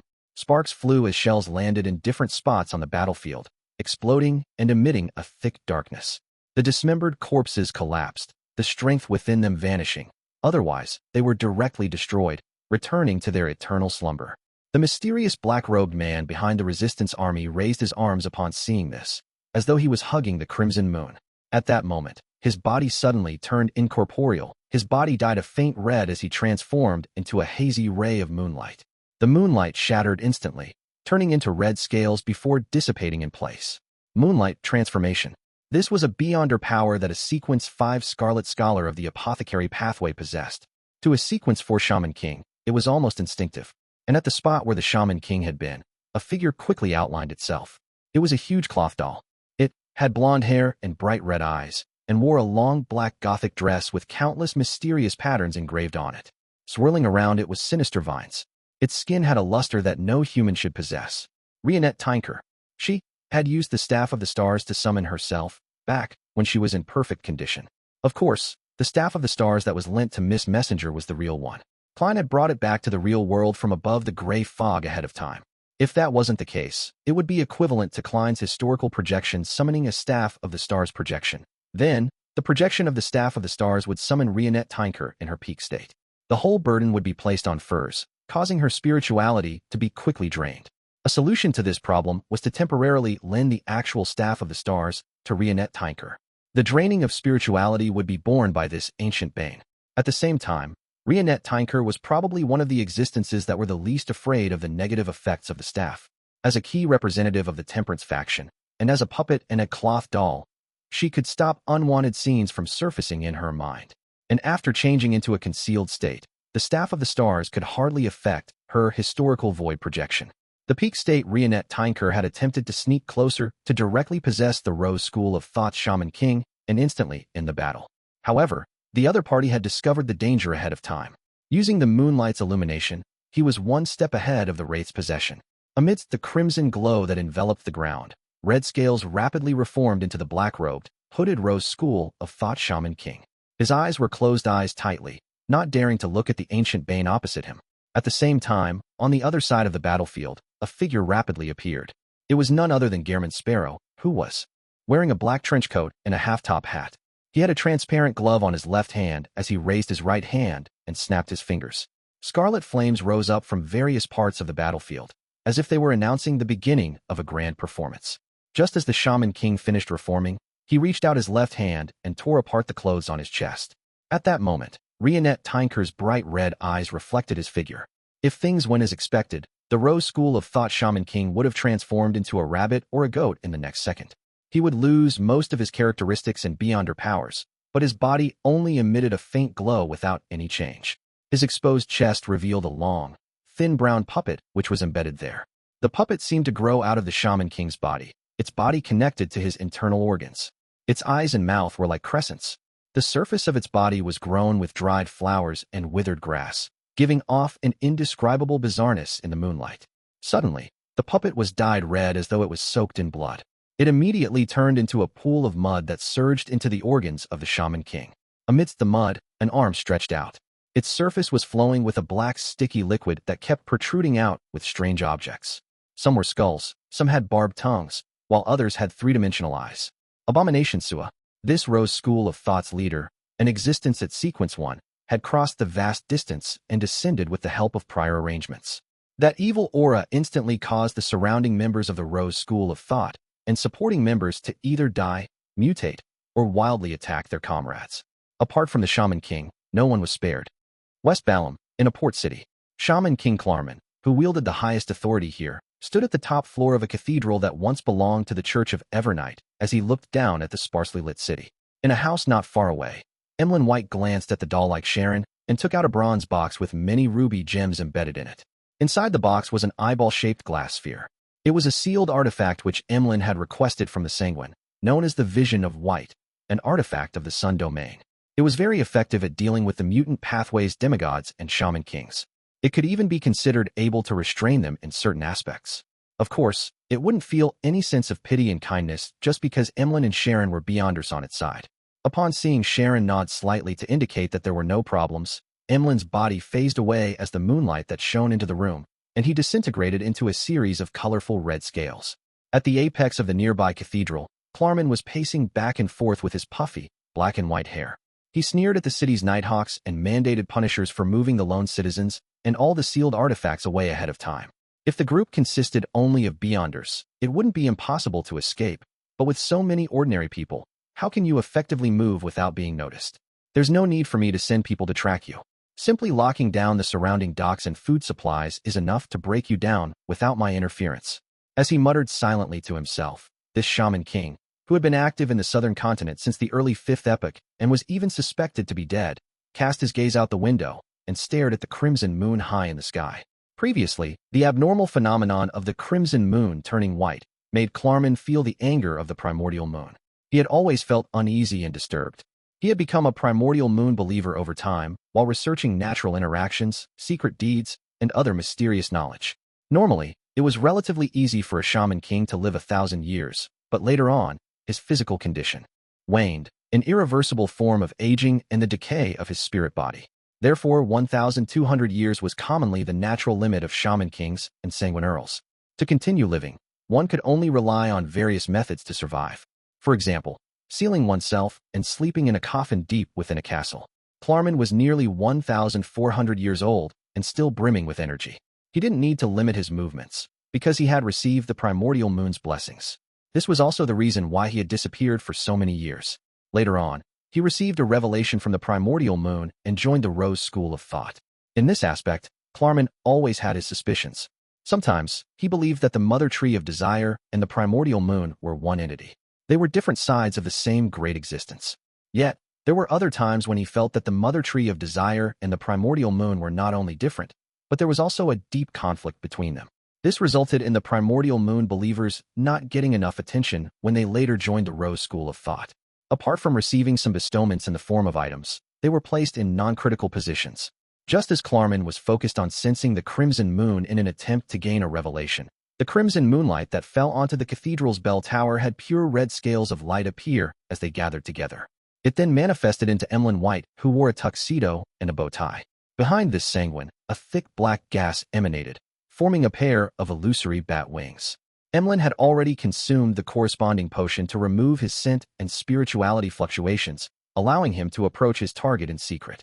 Of course, he was up against a demigod, a sequence 4 demigod of the same pathway. Even if he was fully prepared, he didn't dare get too close, or else he would easily be discovered. Looking at the window where Shaman King Klarman was, he examined the projection on the glass for a second. Emlyn White opened the bronze box with the rubies embedded in it, and he used his black velvet-gloved left hand to pick up the vision of White. His expression twisted as he experienced the pain that came from being exposed to the blazing sun. Suppressing the pain, Emlyn pushed the eyeball-shaped glass sphere to his right eye. All the buildings in front of him had suddenly disappeared from his vision, leaving only shadows of cold, crimson, or fallen evil. Among them, there was a figure that was like a huge black whirlpool that was crazily devouring the light around it, causing his body to become distorted. This was Emlyn's target, the ancient Shaman King, Klarman. A ray of light immediately lit up, condensing into a scorching, blinding light. It shot out from the vision of White and went straight for the figure behind the glass window. 1. Adapted from Job 24 verse 8, Old Testament. Chapter 12:34, The Projection's Descent. The blinding white beam penetrated the glass window and landed on Shaman King Klarman. It then burst into an intense light, melting away all the undead, darkness, and evil. Klarman's figure burned with a white flame, as though he was a paper figurine that had been brought near red embers. But it really was a paper figurine, one that seemed to be condensed from the crimson moonlight. The Shaman King's substitute spell, Moon Paper Figurine. As the paper figurine turned to ash, the ancient Shaman King appeared at the top of the cathedral and cast his cold gaze at Emlyn White, who was standing near the bell tower. At that moment, within Klarman's blood-red eyes, it reflected the figure of Sharon, who was wearing a black regal dress and a tiny bonnet. Her body stiffened as if she had lost control of herself. Seeing this, Emlyn didn't hesitate. It was as if he had practiced it 1,000 times before. He aimed his vision of White at the Shaman King's left chest and prepared to activate the Sun Domain's unshadowed spear. As long as this attack struck Klarman's heart, this Shaman King Klarman wouldn't be able to use Moonlight Transformation to resolve it. It would also be difficult for him to recover using an artificial vampire's super recovery abilities. Of course, this would definitely cause more serious damage to Sharon, who had possessed Klarman.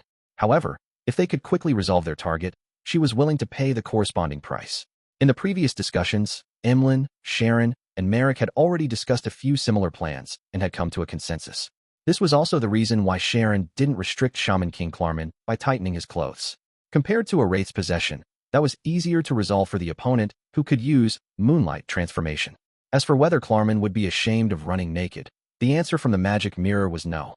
Taking all these under consideration, they eventually chose to let Emlyn White attack the target, so as to deplete his moon paper figurine to create an opportunity for Sharon to possess him. The transparent glass sphere in Emlyn's hand glowed once again, extending out into a blazing spear that had turned extremely white. But at this moment, Klarman, who was standing at the top of the cathedral, suddenly underwent a transformation. A crack quickly split open in the middle of his forehead, as if there was a blood moon embedded in it. Moonlight surged out like a tidal wave, causing the illusory, blonde, blue-eyed Sharon to float out of his body uncontrollably. Klarman's stiff and slow movements barely restored to normal, and, under the radiance of the full moon, he turned into a pool of blood, splitting into countless fragments of light. His figure rapidly took form on another steeple of the cathedral. Clinging closely behind him was Sharon. As for the unshadowed spear that Emlyn had created, it passed through the spot where Klarman was originally standing and flew into the distance, expanding into a miniature sun. The entire port city was illuminated. At the same time, Klarman's right shoulder began to squirm before something tore through his black robe and burrowed out. This was an exquisite male doll. It was only the size of a palm and wore a dark red, gold-patterned tuxedo. Its eyes had been dug out, leaving behind 2 black holes. The puppet sat on Klarman's shoulder and raised its hands, tapping all its fingers as though it was playing an invisible instrument. Sharon's figure was immediately ejected from Klarman's back, as though she suffered a serious repulsion. Emlyn felt his clothes tighten as they bound him tightly. His bow tie also came alive in a bid to strangle him to death. That doll was a Grade 1 sealed artifact given to Klarman by the Rose School of Thought. It was called the General of the Pupilless Eye. It was an item formed by a sequence 4 demigod of the mutant pathway who had suffered a sudden death due to an accident. It had a living characteristic and could possess objects with spirits and awaken objects that didn't according to its wielder's will. However, the wielder needed to feed it with their flesh and blood. Otherwise, it would gradually grow its eyes. Once this sealed artifact was in a good condition, it would transform into an evil spirit that chased after its original owner while abhorring all humans. When Emlyn heard the sound of his bones crying in pain from the burden, the vision of white that was burning his soul emitted a bright glow, turning the surrounding area into a land without shadows or evil. The effects of General of the Pupilless Eye had on his clothes were severed. However, at that moment, Klarman had already indiscernibly muttered a particular word with a cruel smile.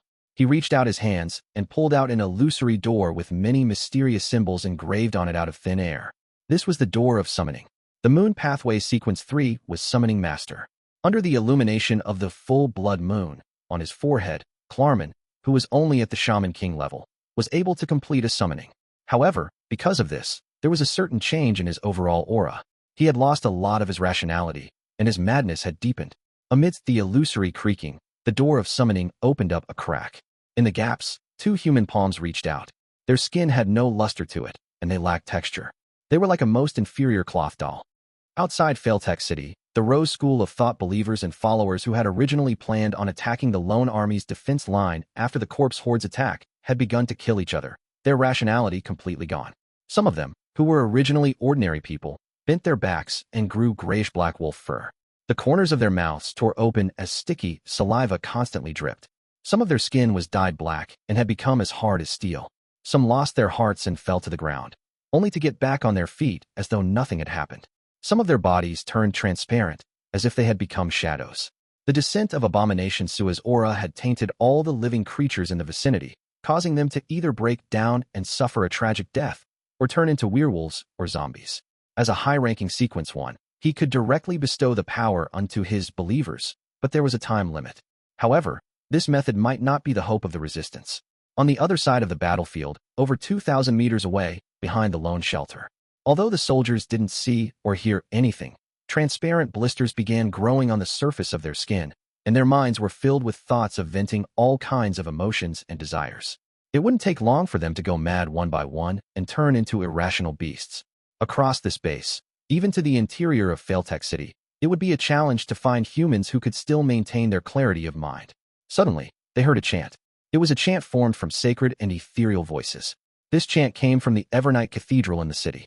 It was as though there were many choirs praising the goddess.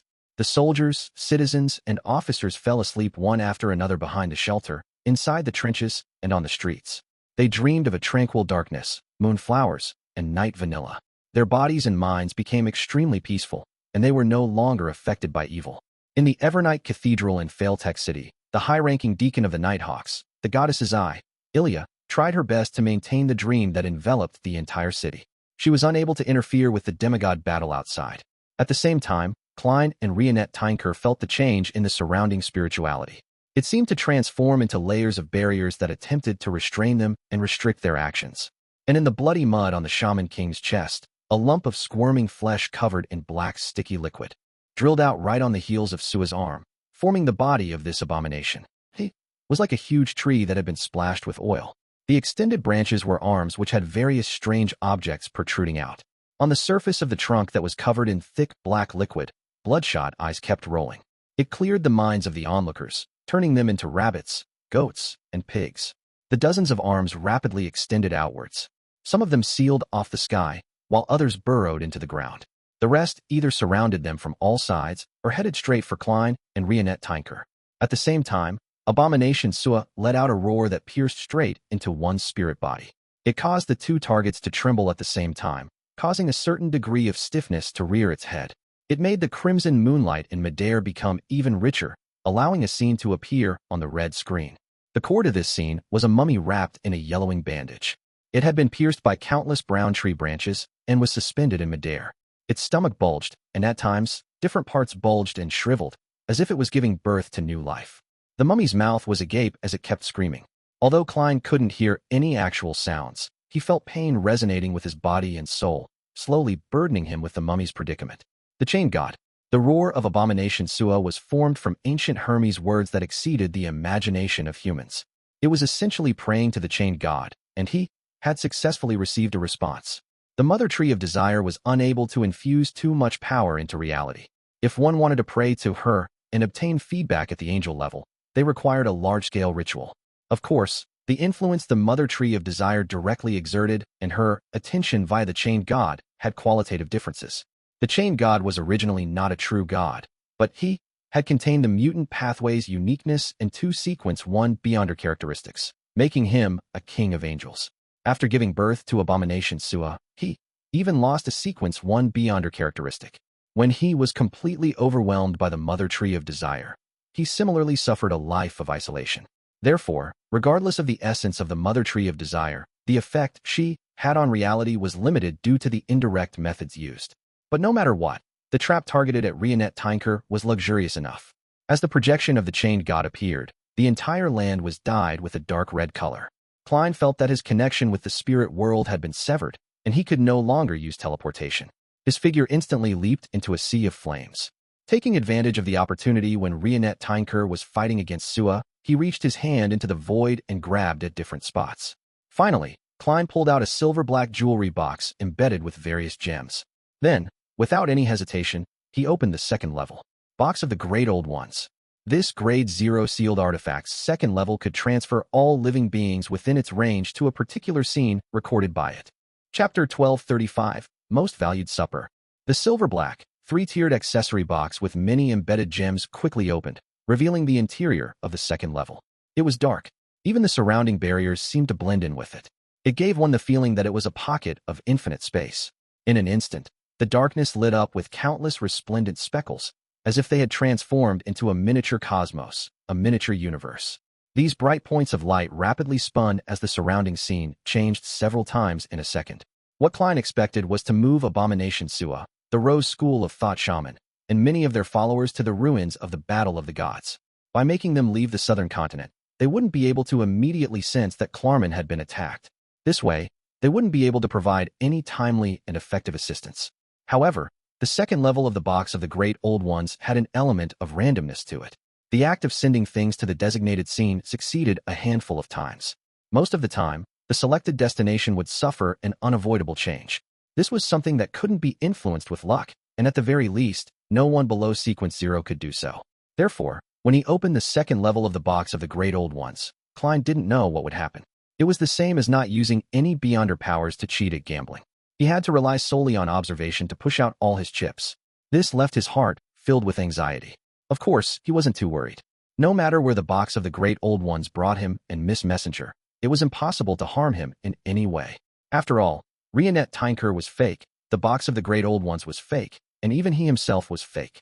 With this in consideration, even if he was thrown underground by the Box of the Great Old Ones and faced a terrifying corruption, Klein could instantly dispel the historical void projection, enter Sapphira Castle to do a complete disinfection, and sever all connections. Building on this foundation, he had the ability to help Miss Messenger's main body resist the corruption. Since it wasn't directly experienced, through the layer of a historical projection, the outcome was relatively better. The only thing he needed to worry about was that the random scene selected by the Box of the Great Old Ones was where Miss Sharon and Emlyn were attacking Shaman King Klarman. That way, it would be equivalent to leading the main enemy force to head straight for his headquarters.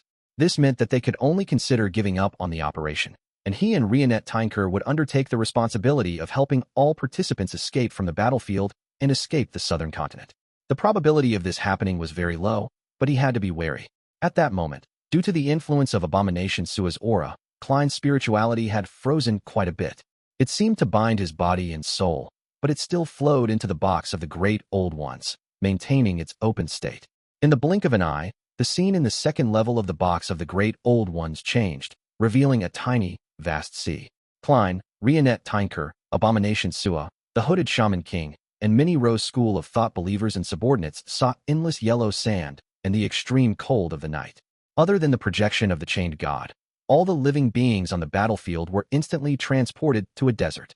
As for the projection, due to the departure of Abomination Sua, the connection was severed, preventing his powers from seeping into reality. Without the luxury of time to examine where he was currently, Klein dispelled the box of the Great Old Ones and snapped his fingers, summoning a scarlet flame as he constantly jumped within them. He had done so to avoid the attention of Abomination Sua, as well as grab the opportunity to complete the summoning of the historical void projection. At that moment, he heard an extremely evil roar. His mind suddenly went blank, and he temporarily lost all his thoughts. The scarlet flames he was immersed in came alive as well, and, like a cage, bound him to the ground. With just a roar and the influence of some auras, Abomination Sua had already restrained him to a certain extent. If it wasn't for the fact that Moretti, who was in her peak condition, was his teammate, Klein's projection would have been helplessly executed. Perhaps his actual body would suffer certain effects. At this moment, the huge doll the size of a castle took a step forward and opened its tightly shut mouth. There was no sound, but the distorted wood that was covered in pitch-black liquid seemed to encounter a flood dike. It repelled backward and raised the arms with strange protruding objects. This was a curse that Moretti had been silently accumulating for a very, very long time. The root of the curse was the anger, hatred, and her grudge that had emerged after she suffered an attack. However, Abomination Sua didn't show any obvious changes. He only staggered a little and froze for a second before returning to normal. High-level existences were always able to restrain low-level beyonders of the same pathway. They could even exert a certain influence over space. And using this opportunity to escape the restraints of the flames, Klein used creeping hunger to flash to another side, avoiding the blood moon arrow created by the Rose School of Thought Shaman King. He didn't dare to look directly at Abomination Sua. He seized the opportunity and reached out with his right hand to pull out from the void ahead. This time, he didn't drag anything out. Klein continued blinking about and repeated his actions. Then, he successfully dragged out a figure. It was none other than the leader of the Church of Evernights Ascetics, the angel of the concealment domain, Ariana, who wore a simple linen robe and a tree bark belt. My report from before worked after all. A thought flashed through his mind as he activated creeping hunger once again and teleported elsewhere. The eyes of Ariana's projection darted slightly as her eyes instantly turned dark and deep. Following that, she joined in the battle between Moretti and Abomination Sua. With her help, Moretti, who was in a rather difficult situation and trying hard to create opportunities for him, finally managed to catch her breath. She didn't get possessed by Abomination Sua, nor did she become a real doll. The Rose School of Thought Shaman King showcased his well-rounded aspect towards the darkness and moon domains. He attempted to use spells like Abyss Shackles to restrict Klein's movement, but the short-distance, blinking, was simply too effective. Without the projection of the chained god and his influence of the surrounding area and the interference of Abomination, Klein was like a fish in water. He was free and relaxed. He only needed to consider how to deal with his enemy's spells every 2 teleports. However, the Shaman King could hardly stop him in an effective manner due to the unpredictability of where he would appear next. During this process, Klein grabbed at the void a few more times until he dragged out a figure. This figure had bronze skin, black hair, and brown eyes. His facial features were soft, and his gaze was cold. He wore a deep black robe embroidered with golden thread. He wore a golden crown and was none other than the former death consul, Azek Eggers. Another angel. The Shaman King's eyelids twitched as he watched. At this moment, Abomination Sua suddenly inserted multiple black arms into the desert. The desert nearby boiled and was blanketed with a thick black liquid. This extended into the distance and invaded the void, disrupting the overlapping of reality and the spirit world. Taking advantage of the fact that his teleportation wasn't completely affected, Klein blinked behind Mr. Azek. With him, shielding him, he quickly grabbed at the air a few times. His arms suddenly sank, and he pulled out a silvery white snake's tail. Another angel. The reason why he dared to directly summon the 3 angels was because this historical void projection of his was summoned by Moretti using the Staff of the Stars. The spirituality consumed was born by this ancient bane, not Furs. Otherwise, Furs would have already fainted the moment the servant of concealment, Ariana, descended. There was no way she could endure spirituality expenditure such as this. Furs's purpose was to first summon Gehrman Sparrow's historical projection so that he had plenty of time to set up the ritual and bring the staff of the stars to the real world. Then, the maintenance of the historical projection would be dispelled, allowing him to return to the fog and have Rionette Tinker summoned another him. In less than 10 seconds, as Abomination Sua had focused his attention on Rionette Tinker and subconsciously belittled Klein, leading him to not only losing the help of the chained god's projection, but also being thrown from the state of being the one who had laid an ambush to the one being besieged by 4 powerful angels. Without any hesitation, this sequence one angel opened his mouth and chanted in ancient Hermes words. He had once again prayed to the chained god. When the door of summoning opened in front of Shaman King Klarman, just the extension of 2 trembling hands was enough for a thought to abruptly flash across Emlyn White's mind. The other angel of the Rose School of Thought, the King of Curses, Baranka. This was information provided by Sharon and Merrick. Upon seeing this, Emlyn's mind tensed up. Without any hesitation, he waved his arm and threw the vision of White at the door of summoning. This was partly because he was experiencing a battle at the demigod level for the first time, so he couldn't help but overreact. On the other hand, he wasn't worried about losing the vision of White. After all, it belonged to the Sanguine. At worst, he would repay it in the future over time. At the same time, even without the sealed artifact, he still had other mystical items to use, such as Lamino's travels. With the notebook, Emlyn could summon the unshadowed crucifix to replace the vision of White. After the eyeball-shaped glass sphere flew out, it continuously absorbed the light along the way, bringing with it extreme darkness. When it got close to the door of summoning, the vision of White suddenly exploded into an extremely brilliant glow. Like a blazing sun at noon, it enveloped both the hands and the door, melting away all evil, degenerate, darkness, filth, and undead auras. The full blood moon on Klarman's forehead was clearly affected. All the light beams were compressed to his side, preventing him from affecting his surroundings. Seizing this opportunity, Sharon's figure that appeared in midair distorted, turning into a human-sized puppet. This puppet was identical to Shaman King Klarman. It had messy, black and white hair and a pair of bright red eyes. As for Emlyn, he raised his left arm and revealed a translucent ring that was worn outside his gloved index finger. The ring seemed to be made of light red amber, and there was a blood-colored gem embedded on it. Lilith's ring. This was a ring personally made by the Sanguine ancestor, the ancient goddess, Lilith. It could project a door that led deep into the spirit world for a certain amount of time, summoning an unknown creature. Emlyn wasn't sure what he would obtain. He only knew that, under normal circumstances, the summoned object was usually slightly stronger than him, but the possibility of directly pulling out a demigod wasn't impossible. At the tip of the ring, the blood-colored gem emitted a faint glow as an illusory door covered in mysterious patterns appeared in front of Emlyn. The door creaked open, the gap in the door widening. Shaman King Klarman had just recovered his senses from the sun's illumination when he saw a moon rise up behind the door of summoning. It was a bright moon, one that was slightly silver in color. Chapter 1236, Linkage. In the eyes of Shaman King Klarman, a bright silver moon rose, quickly filling his irises. This was completely different from the normal crimson moon. It also wasn't the blood moon that occasionally appeared. It was similar to the abnormal state of the moon from not too long ago, but there were also certain differences. It illuminated Klarman's eyes and body, causing him to instantly lose contact with the crimson moon. That also meant that, before things went back to normal, Klarman could no longer attempt moonlight transformation, nor could he teleport within the range of the crimson moonlight's illumination. Suddenly, a word appeared in the mind of this Shaman King of the moon domain. Lilith. The ancient goddess, Lilith, who once controlled the moon pathway. Such a change was out of Emlyn's expectations, but Sharon, who was good at controlling her emotions and thoughts, wasn't affected. Despite having become a Klarman puppet, she raised her right hand and yanked some of her messy, black and white hair. Almost at the same time, on the Shaman King's head, a tuft of white hair fell on its own without him suffering any attacks. The door of summoning he had just opened had been dissolved by the full might of the vision of white sun rays. This wasn't because the Rose School of Thought's angel, who had been summoned, was unable to resist the Grade 1 sealed artifact, but that the door of summoning couldn't withstand such a special attack. In addition, the King of Curses, Baranka, had only extended 2 hands out. This limited the amount of power that could remotely be projected via his descent. The evil aura that permeated into the real world had also been purified by the vision of white, preventing it from affecting Sharon and Emlyn. At that moment, without the door of summoning, Baranka could only retreat to where he was originally. He had to wait for the next summoning or for Shaman King Klarman to pray. As an angel, he had the status required to respond to prayers throughout the world. When that strand of hair fell, Sharon, in her Klarman puppet state, didn't hesitate. Her right hand naturally slid down from her forehead. She grabbed the exaggerated crack that had the full-blood moon embedded there and forcefully pressed it down. Klarman couldn't help but let out a blood-curdling scream. The flesh on his forehead turned into a bizarre blur as they filled up the terrifying crack, blocking the miniature full moon.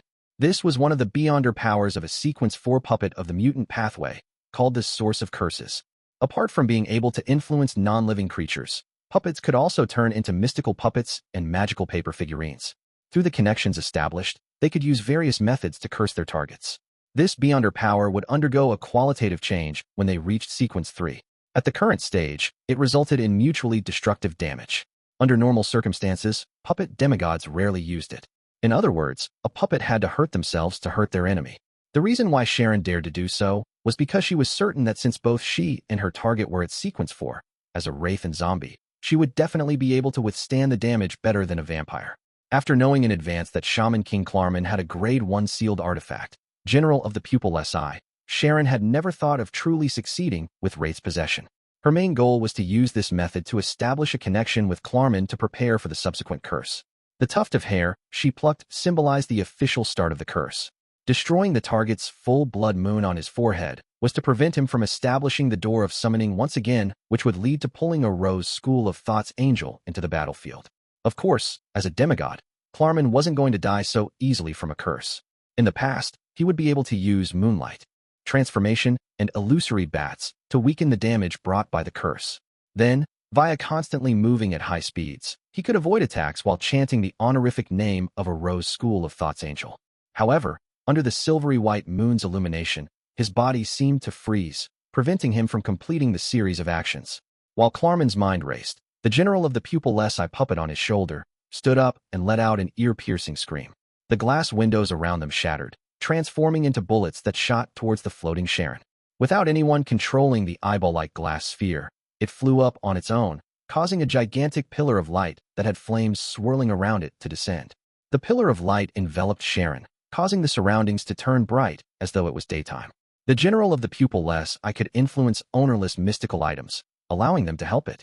Amidst the flaring sun, Sharon, who had transformed into Klarman, showed clear signs of melting as her face contorted uncontrollably. Half the large number of glass fragments melted into the pillar of light, while the other half pierced through her body. Klarman once again let out a tragic cry. It made Emlyn's body turn cold as his blood seemed to frost up.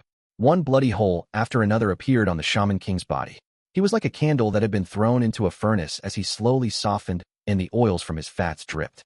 Any damage from Source of Curses would be reflected onto the target. As a demigod of the Rose School of Thought, there was no doubt that Klarman knew of this. His action just now was to use this exchange of damage to force Sharon to stop the curse.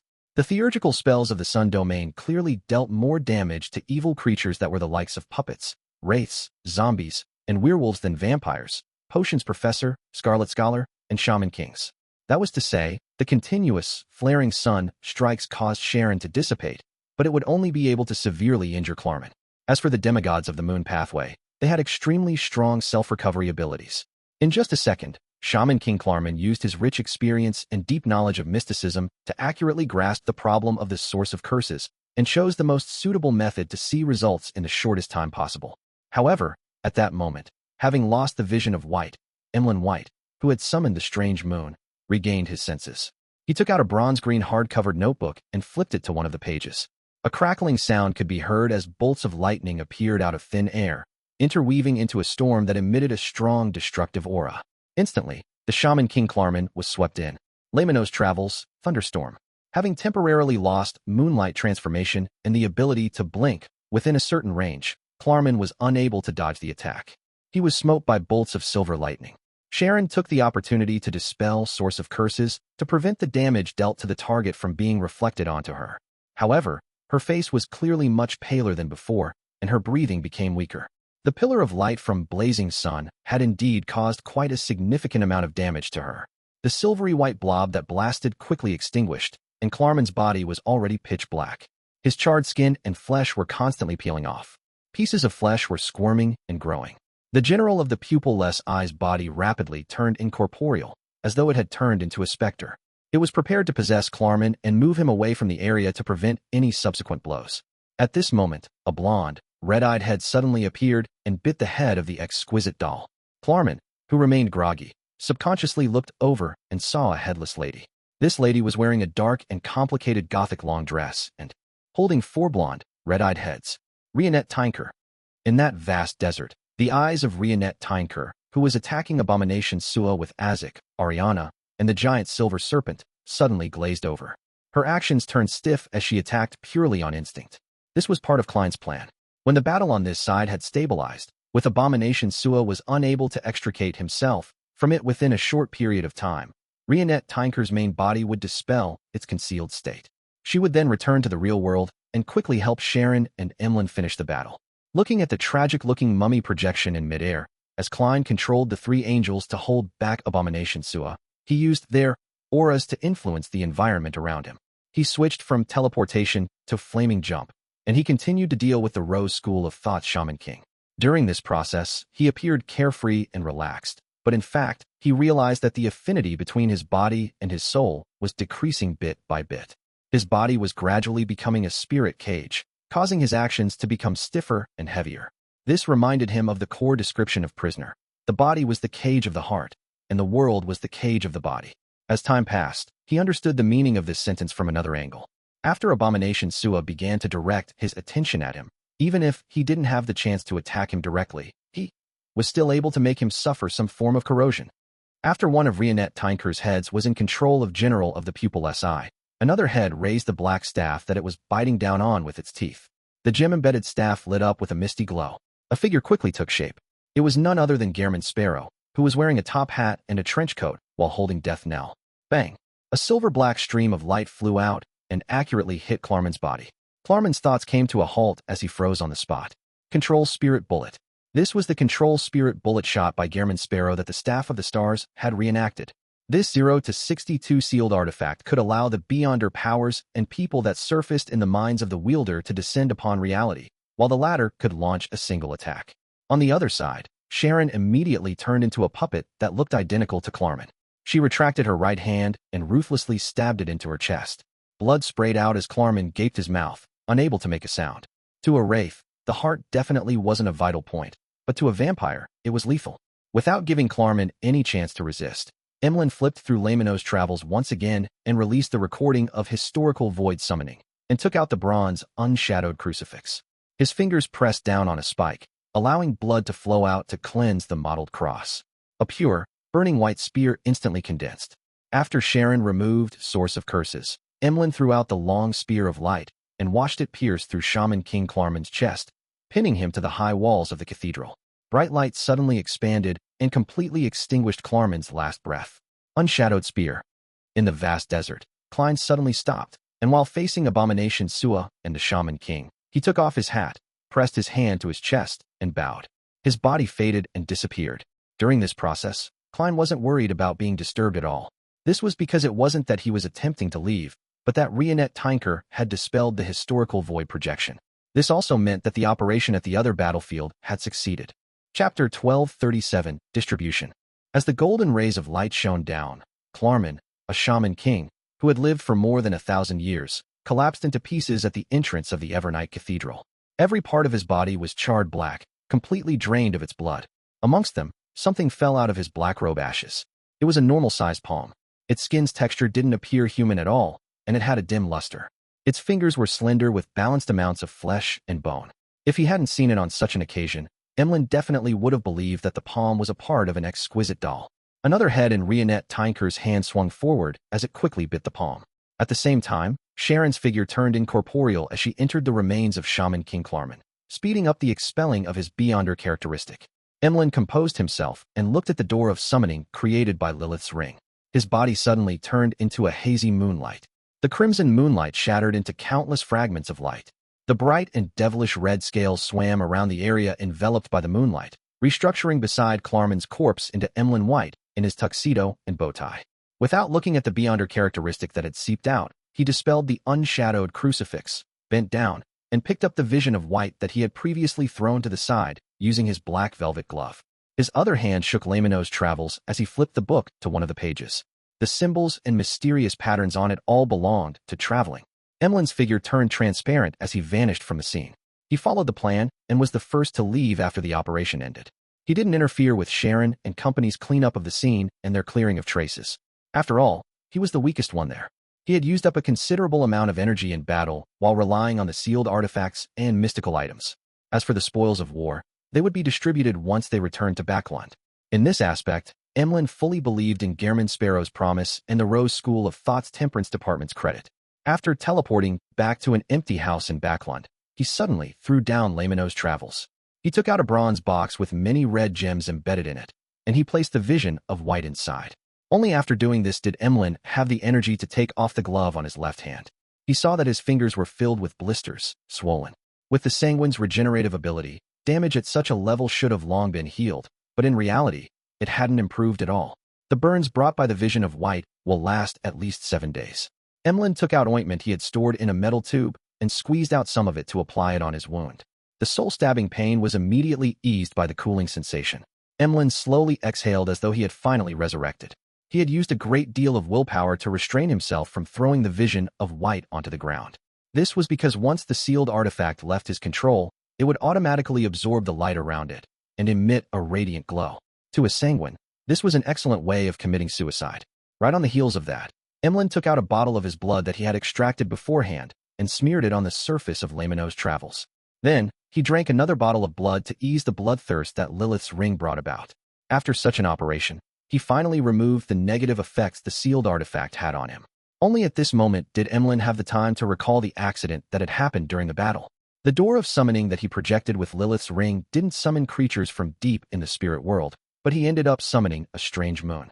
The moon hung behind the door of summoning and silently illuminated Shaman King Klarman, suppressing the various beyonder powers that belonged to the moon domain. If not for this change, even if Lilith's ring had summoned a saint-level spirit world creature, the battle wouldn't have ended so quickly. Perhaps they would have had to wait until the Rose School of Thought Temperance Angel descended to gain an overwhelming advantage. A silvery white moon. Could it be that the ancestor had provided me with some help? Emlyn had a thought and made a corresponding guess. This matched the identity of the sanguine savior that the ancestor had appointed. After careful consideration, Emlyn no longer had any doubts about this guess, but unlike the past, he wasn't that excited or thrilled. After experiencing a battle at the demigod level and confirming that he was shouldering such an important responsibility, he felt no sense of pride. His heart was heavy from the pressure. Phew. A few seconds later, Emlyn opened his mouth and whispered, "I'm the savior of the sanguine." When he said this, his expression was abnormally solemn, somewhat dignified, without any hesitation. In the house where Emlyn met Merrick and Sharon, when the sanguine saw the perfect doll-like lady take out 2 items, he heard her slightly ethereal voice say, "According to the agreement, we will only take one thing. This is the rest." The 2 items were a fist-sized gem condensed from thick blood. It emitted a crimson glow, like a miniature crimson moon. The other item was an exquisite male doll with 2 black holes as its eyes. Shaman King's beyonder characteristic. General of the pupilless eye. Emlyn nodded and saw that the 2 items seemed to have a life of their own as they flew over. Just as he reached out to catch it, he heard Miss Sharon add, "The Shaman King beyonder characteristic has some strange traces of corruption. Even the unshadowed spear was unable to cleanse it. It means that I need to find an angel to help me shatter it to remove the corruption?" Emlyn completely understood what Sharon was saying as he nodded slightly. "I understand what to do." Sharon, who was wearing a small black bonnet, immediately floated up and gave a curtsy. "Thank you for your help." Likewise, Emlyn took off his hat and bowed in return. Above the grayish-white fog, inside the ancient palace, Klein looked at the wisps of black gas emanating from his body, shook his head, and sighed. "I actually got cursed by the abomination without realizing it. The projection of the chained god could be the culprit as well. I was even separated by a historical projection. If it were any saint without Sapphira Castle, they would probably experience a sudden death after thinking they were safe. As for Miss Messenger, there wasn't much of a problem even without the historical projection in between because she was a real angel. Therefore, Klein wasn't worried. After the black gas dissipated, Klein waited for a while. He waited until Emlyn sacrificed the items and requested Mr. Fool to help purify the Shaman King beyonder characteristic. Strange corruption. From the mother tree of desire or the primordial moon. Klein picked up the miniature crimson moon and carefully observed it for a few seconds.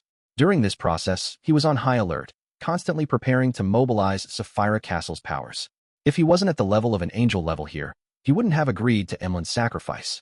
Instead, he would have chosen to smite down with power at the Sequence 2 level, shattering the characteristic and separating the corruption remotely. Back then, Klein didn't even dare to divine the werewolf beyonder characteristic that had been slightly influenced by the mother tree of desire. He had even hurriedly sold it. After examining it seriously, Klein pressed his right hand, causing the entire mysterious space to vibrate. The miniature crimson moon shattered with a crack, splitting into tiny red dots of light.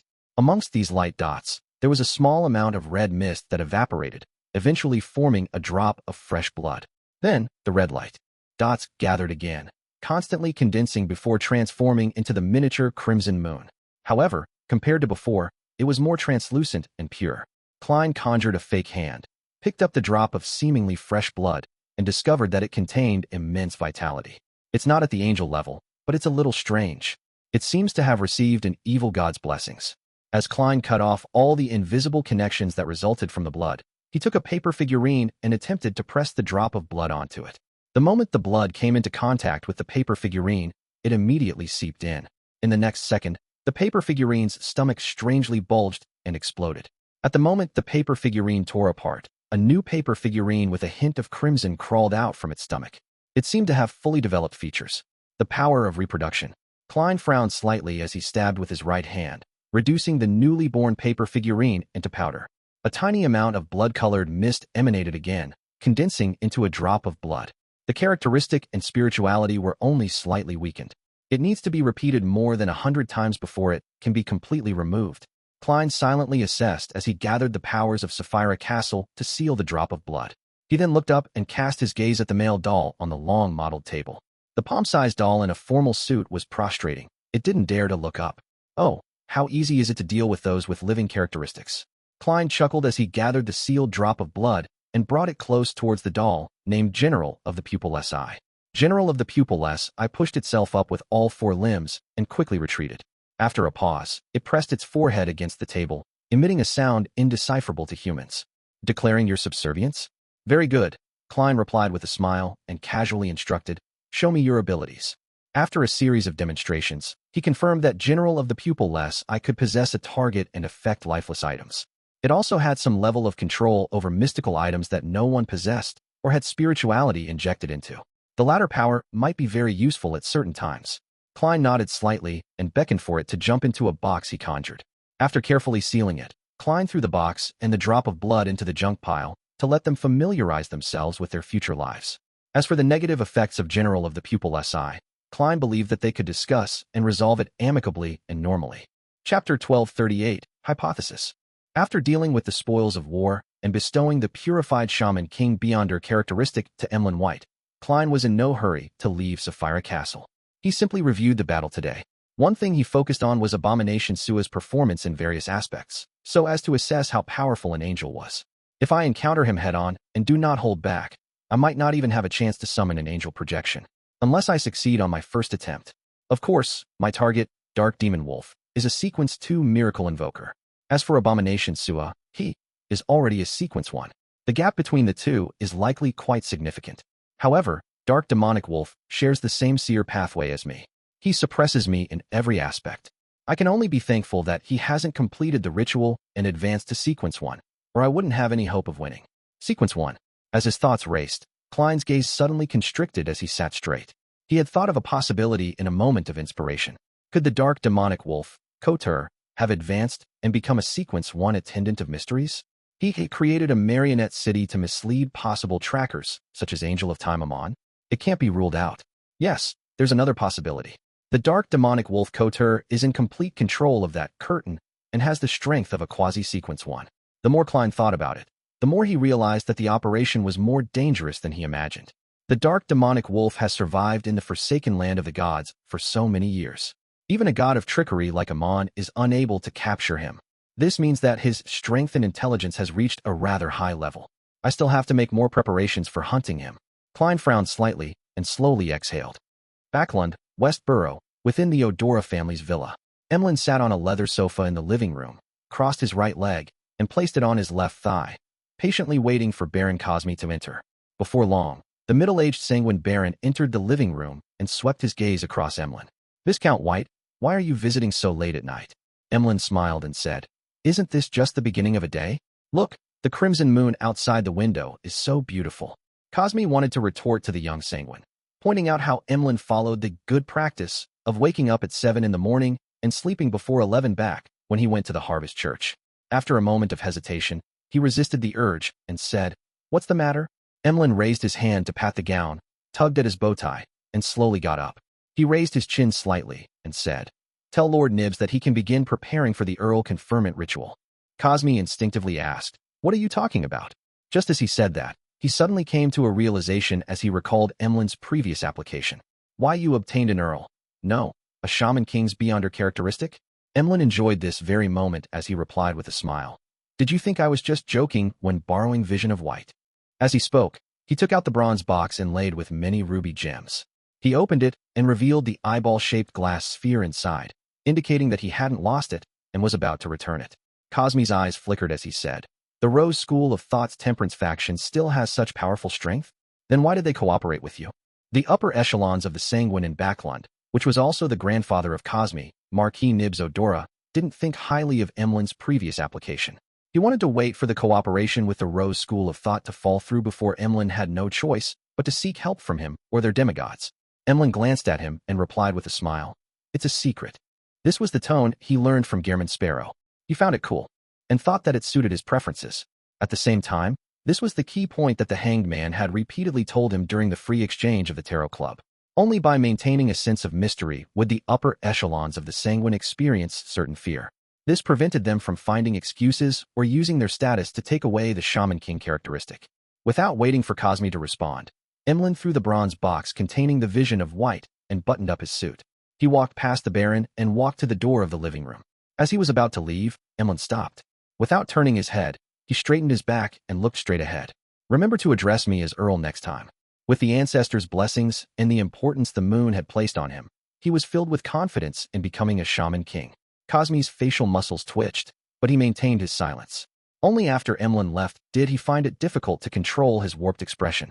As a Sanguine who had existed since the time of Roselle, he was many years older than Emlyn, but he remained a Baron. He was just slightly better than those without a noble title. As for Emlyn, who was considered a laughingstock amongst the younger generation of the Backland Sanguine, he was about to cross the border, separating mortals and gods. He would become a sequence for Shaman King, a Sanguine Earl. How could Cosme not lose his composure? How could he not be jealous? How could he not be shocked? After spending a few minutes to control his emotions, he headed down to the basement. Passing through several secret doors, he arrived at the gray hall where Nibs was sleeping. "Grandfather, Emlyn's operation has succeeded." Inside the black iron coffin, there was a brief silence. After 3 or 4 seconds, Nibs finally said, "The faction backing him is beyond our imagination." This Sanguine Marquis's voice was deep and old, with a hint of hoarseness as it echoed in the hall. "Grandfather, Emlyn succeeded by relying on the Vision of White. A portion of the items he obtained rightfully belongs to the race," Cosme said with some anticipation, feeling somewhat indignant. Nibs's voice grew louder. "Buffoon. To be able to hunt a Shaman King while the Rose School of Thought was clearly prepared, is that something any faction can do? The Rose School of Thought's Temperance faction has been in shambles for years, so how much strength can it have left? At most, they have an angel in a poor condition, or a grade 0 sealed artifact, as well as 2 to 3 demigods. All these put together wouldn't be able to restrain Abomination Sua and the Rose School of Thought's other angels, other grade 0 sealed artifacts, a sizable number of demigods, as well as the Chained God's projection, and the blessings of the Mother Tree of Desire. If Emlyn's operation succeeded, then you can count how many angels and grade 0 sealed artifacts are needed at the very least. This is a power that can match ours. In the future, don't deliberately investigate Emlyn and his other companions." After shouting a few more times, Nibs coughed twice, clearly struggling. Cosme's face turned pale as he finally calmed down. "Then, are you really going to prepare a ritual for him? What else?" Nibs returned with a question before sighing. Perhaps after Emlyn took the risk for the Sanguine's future, the ancestor has truly begun showing her concern for him. Fog Sea, Lacha Island. After leaving the future on the safe sea route, Admiral of Stars Catlia used her fairy tale magic to arrive at a mountain peak. She recited a passage in Jotun to an empty cliff. "Open sesame." A path immediately appeared on the cliff as though it was real and illusory. It was unknown where it led to. Catlia made use of her prophetic means to make a simple assessment of any danger. Then, she stepped onto the path and ventured deep into the cliff. As she walked, her vision cleared up. She saw the sea that appeared clear like sapphires and a beautiful castle made of pure emerald. This was Queen Mystic Bernadette's Emerald City. Catlia wasn't unfamiliar with this place. She easily passed the questions and tests of the magical guards and came to the half-open room that provided the best vista in the castle. The tall queen was standing behind the railing, looking at the waves that surged forward. For some reason, Catlia's hidden excitement, thrill, and joy suddenly calmed down at that moment as she felt a sense of security and freedom. Back when she cruised the seas, she would occasionally feel lonely and sad, like a leaf that had left its tree, allowing the wind to bring her to different places. Now, she seemed to have fallen back to the ground, right beside the tree. She opened her mouth, momentarily at a loss for words. Finally, she nudged the heavy glasses on her nose and simply greeted, "Good afternoon, Your Majesty." Bernadette turned around and nodded. "I summoned you back to Emerald City because I have some things to hand over to you." Catlia instinctively asked, "Why are you handing them over to me?" The queen had a secret organization like Element Dawn and a group of pirates under her. Bernadette didn't directly answer Catlia's question as she said, "I previously received a clue and left Backland in a hurry." "I remember the matter," Catlia interjected. Bernadette's long and straight eyebrows twitched slightly. "Through this clue, I managed to piece together an incomplete sea map from the descendants of Edwards, William, and Polly. It records the area my father had explored in the Fog Sea those years. With the help of this sea map and my prophetic abilities, I can roughly guess that a particular area out at sea that is far away from the safe sea route might be hiding his secret. I plan on heading there on the dawn to do an extended search. I'm not sure when I can return. Perhaps I will never be able to return. Therefore, I have to hand over some items and matters to you in advance." After listening carefully, Catlia said without hesitation, "I'll go with you. It is my father. This is something I have to do alone." Queen Mystic Bernadette slowly shook her head. Catlia fell silent for a few seconds before saying, "If you don't return, I would do the same." Chapter 1239, Legacy. Upon hearing Catlia's words, Queen Mystic Bernadette looked at her silently for a few seconds before saying, "That is your choice, and also your freedom." Catlia stared straight at the queen before pursing her lips and saying, "I know. You must have destroyed all the clues that will allow me to pursue your tracks. To you, this is to end the past. All of it, regardless of whether you return." The chestnut-colored hair casually draped over Bernadette's shoulders as she maintained her silence, as if she was using this method to confirm the Admiral of Stars' guess. When Catlia saw this, she smiled bitterly and said, "I won't harp on how I'll do everything I can to find you if you were to remain lost for half a year or a year. I just want you to remember to recite Mr. Fool's honorific name when the danger is gravest." She said that title frankly. Queen Mystic Bernadette slowly nodded and said, "I will keep that in mind." Catlia immediately revealed a smile as she said with misty eyes, "What items and matters need to be handed over to me?" With a flip of her hand, Bernadette took out an item from somewhere. The item was entirely gold in color, like a miniaturized kettle. Its surface was covered with mysterious and complicated symbols, and a part of a lamp's wick extended out from the mouth. Its name is the Magic Wishing Lamp. Its serial number is 0-05. It might have originated from the first epoch, and even a true deity can't shatter it. Normally, it wouldn't cause any harm, nor would it be of any use. However, it will constantly tempt you to rub it through dreams and illusions to summon the genie. Queen Mystic Bernadette simply introduced the item's origins and effects. The genie claims to be eternal and can grant you any 10 wishes, but often, they are fulfilled in an extremely warped manner or with terrifying consequences.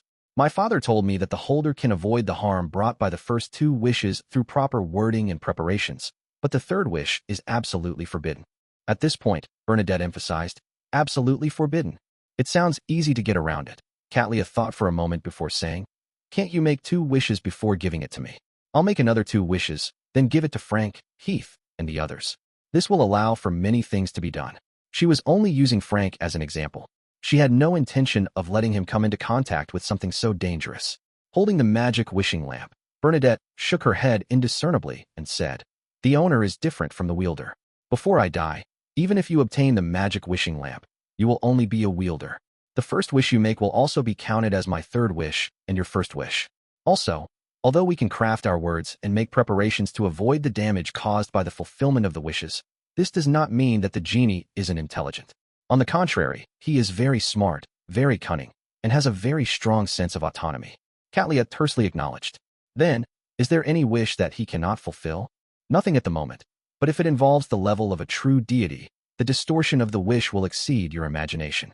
To put it simply, if you wish to become a sequence 0 true deity, then your body and soul will meld into one with an unknown evil god. Remember, the genie's requirement is that the wish has to be simple and concise. Otherwise, he will reject it and treat it as if you have already made a wish, Bernadette explained. With that said, she got an invisible servant to fly towards Katlia with the terrifying sealed artifact 0-05. After Katlia reached out her hand to grab the magic wishing lamp, Bernadette continued, "If you dream of the genie and are bewitched by him to make a wish, that means that I can no longer return. Following that, you will be its owner. I hope that your first wish is to retrieve all the items that were carried on Bernadette Gustave's person before she headed out to sea, including her own beyonder characteristic. Yes, it's best to add the exact date when making a wish." Katlia looked down at the golden lamp and blurted out, "Can I make a wish to bring you back to life?" After a few seconds of silence, Bernadette said, "The resurrected me might just be a monster. If you really wish to do so, you can ask Mr. Fool for his opinion." Katlia nodded slightly. "Okay, this is the item I'm giving you and the matters I need to settle. I'll leave the rest to the element Dawn.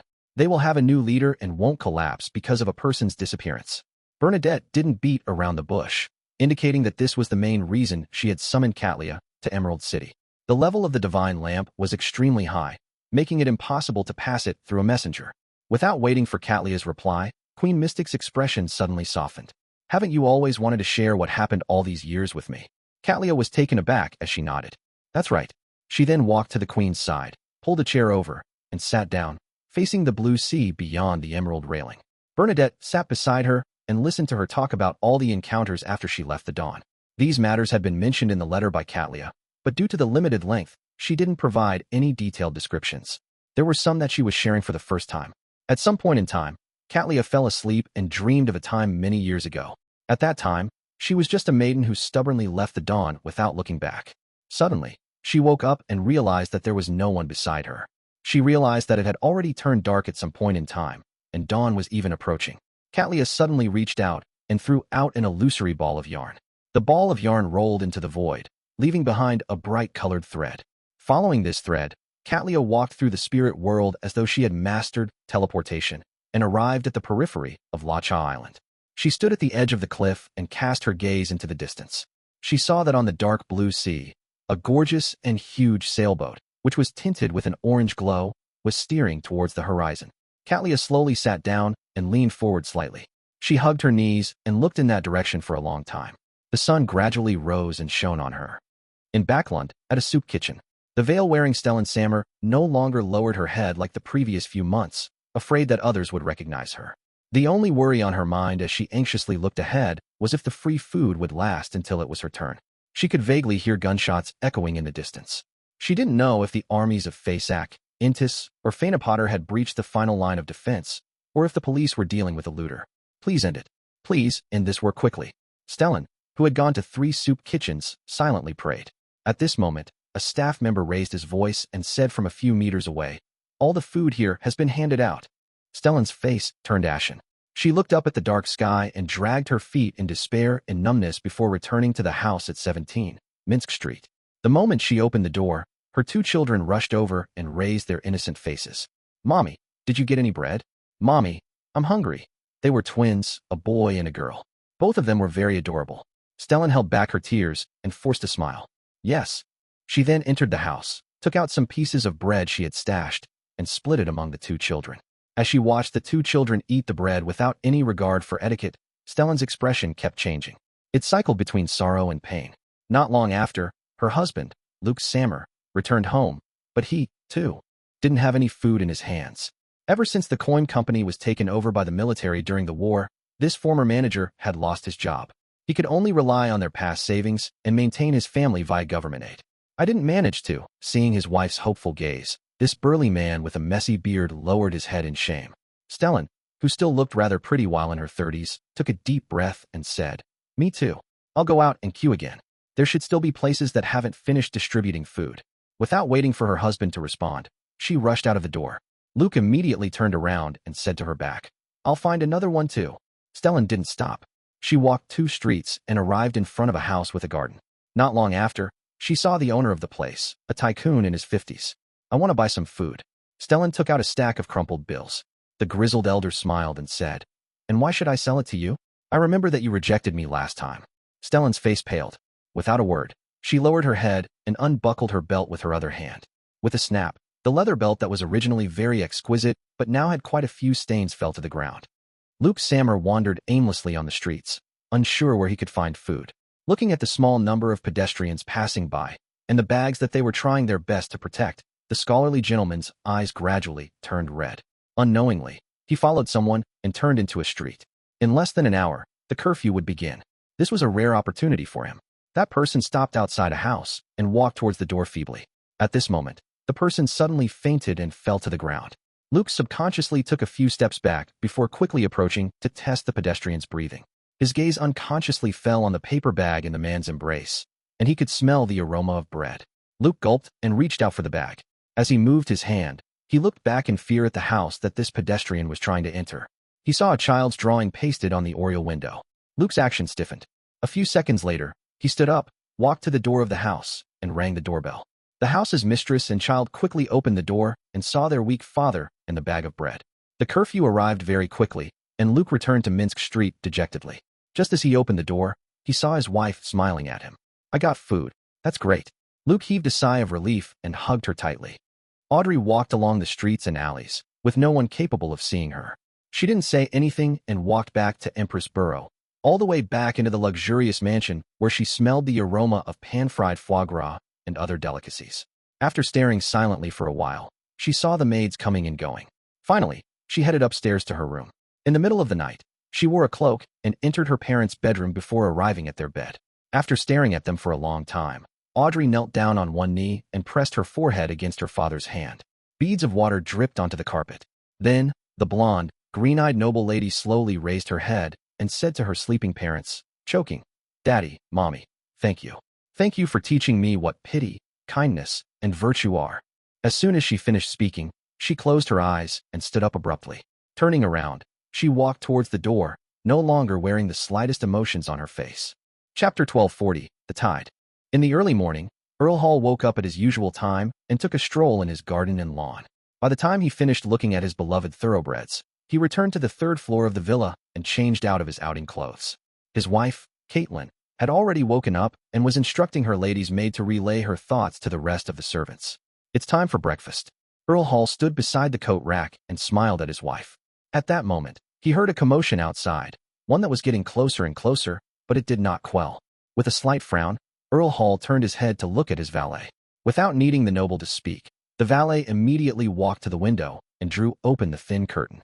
With a swoosh, more light shone into the bedroom. It was clear. The valet then cast his gaze out the window and scanned his surroundings. His expression suddenly became solemn. He turned around and glanced at Lady Caitlin, who was still talking to the lady's maid. He walked quickly to Earl Hall's side and said in a low voice, "A protest. Many people are protesting." A protest?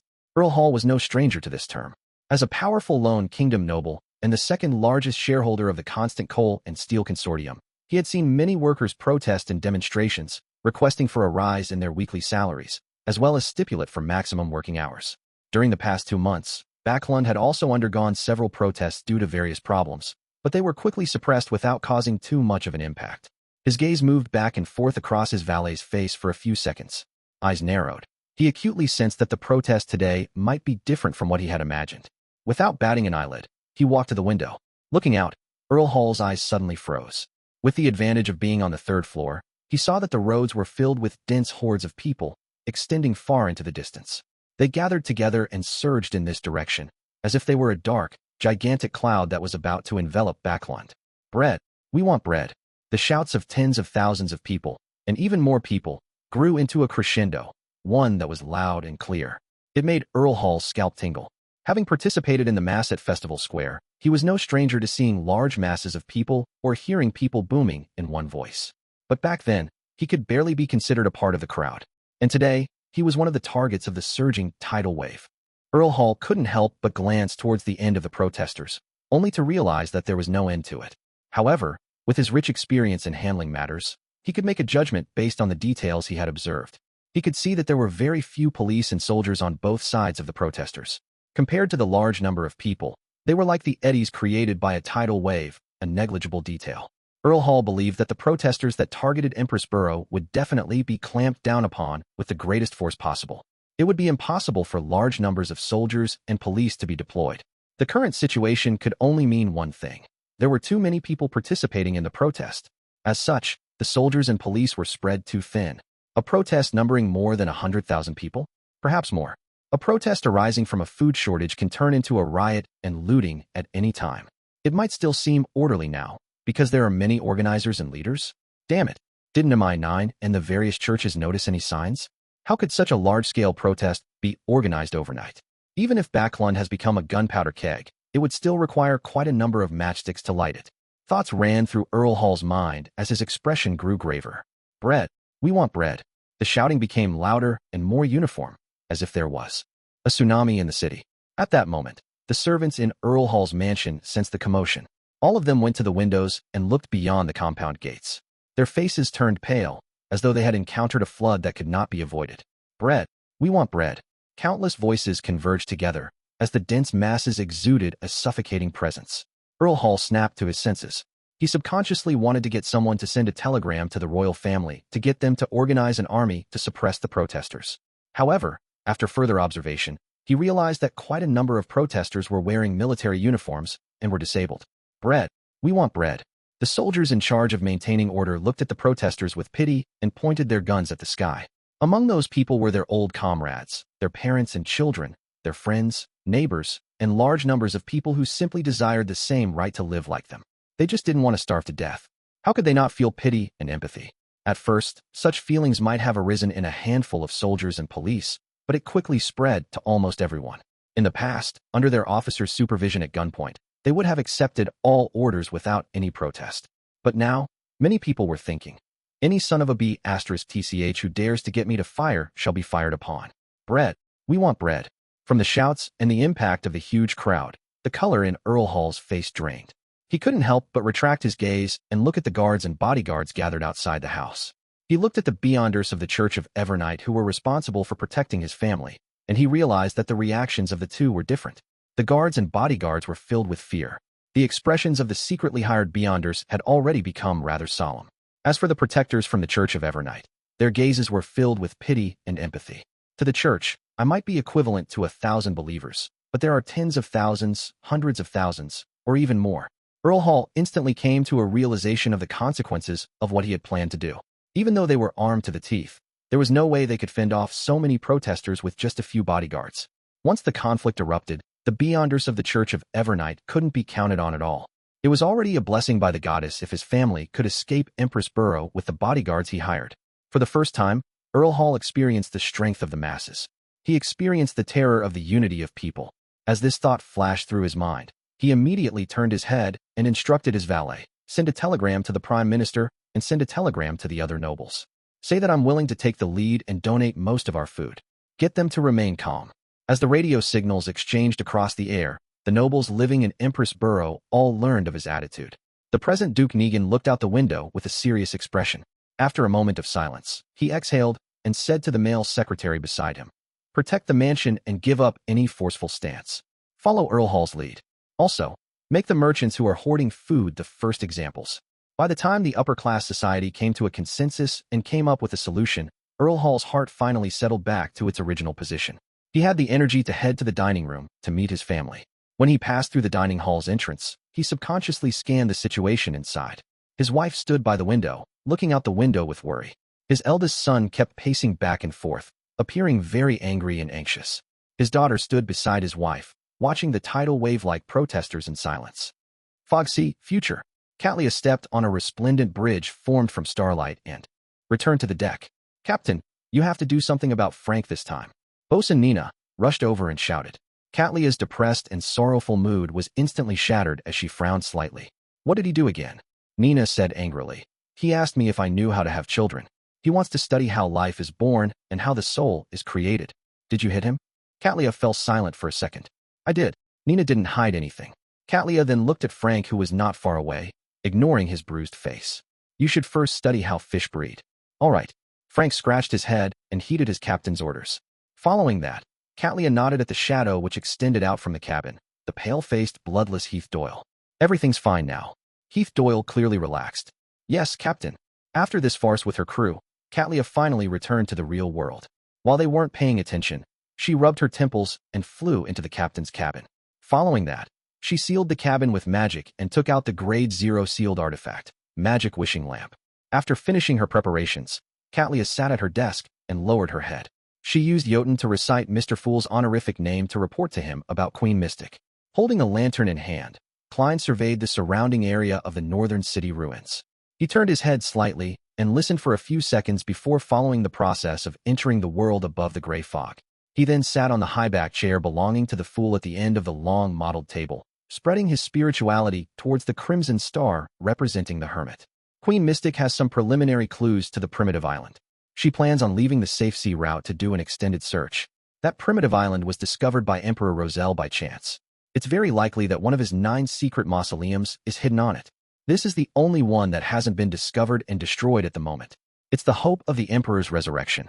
However, the living beings on that primitive island seem to worship an unknown power that comes from the cosmos. Just understanding the cosmos that will lead to corruption. I need to remind Ma'am Hermit to warn Queen Mystic. Magic wishing lamp. Magic wishing lamp? So this grade 0 sealed artifact is in the hands of Queen Mystic. It's a combination of a miracle invoker's beyonder characteristic and a characteristic of unknown origins. Even a true deity can't shatter it. Just as he finished listening to 0-05's description, he immediately adjusted his vision and enlarged the scene of the golden kettle-like magic wishing lamp. Suddenly, the wick at the mouth of the magic wishing lamp lit up. Chapter 1241, Genie. The light emitted by the lamp's core was extremely viscous, like water that had been infused with quite a bit of sugar. It spewed out, forming a distorted and blurry golden figure. This figure instantly occupied the crimson star representing the hermit, cutting off his ability to sense Katlia. Sitting at the end of the long bronze table, Klein's eyes widened as a thought subconsciously flashed across his mind, as expected of a sealed artifact labeled 0-05. Although the serial number of grade 0 sealed artifacts was usually based on the order of the time the Orthodox Churches obtained or understood them, it had to be known that this set of rules was officially established after the 7 churches truly ruled over the world, which was the late 4th epoch and early 5th epoch.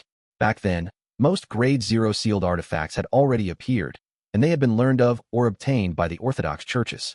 This resulted in a situation where the ones with smaller serial numbers being grade 0 sealed artifacts that were more powerful, terrifying, and unimaginable. Then, the rest were labeled based on the order of appearance.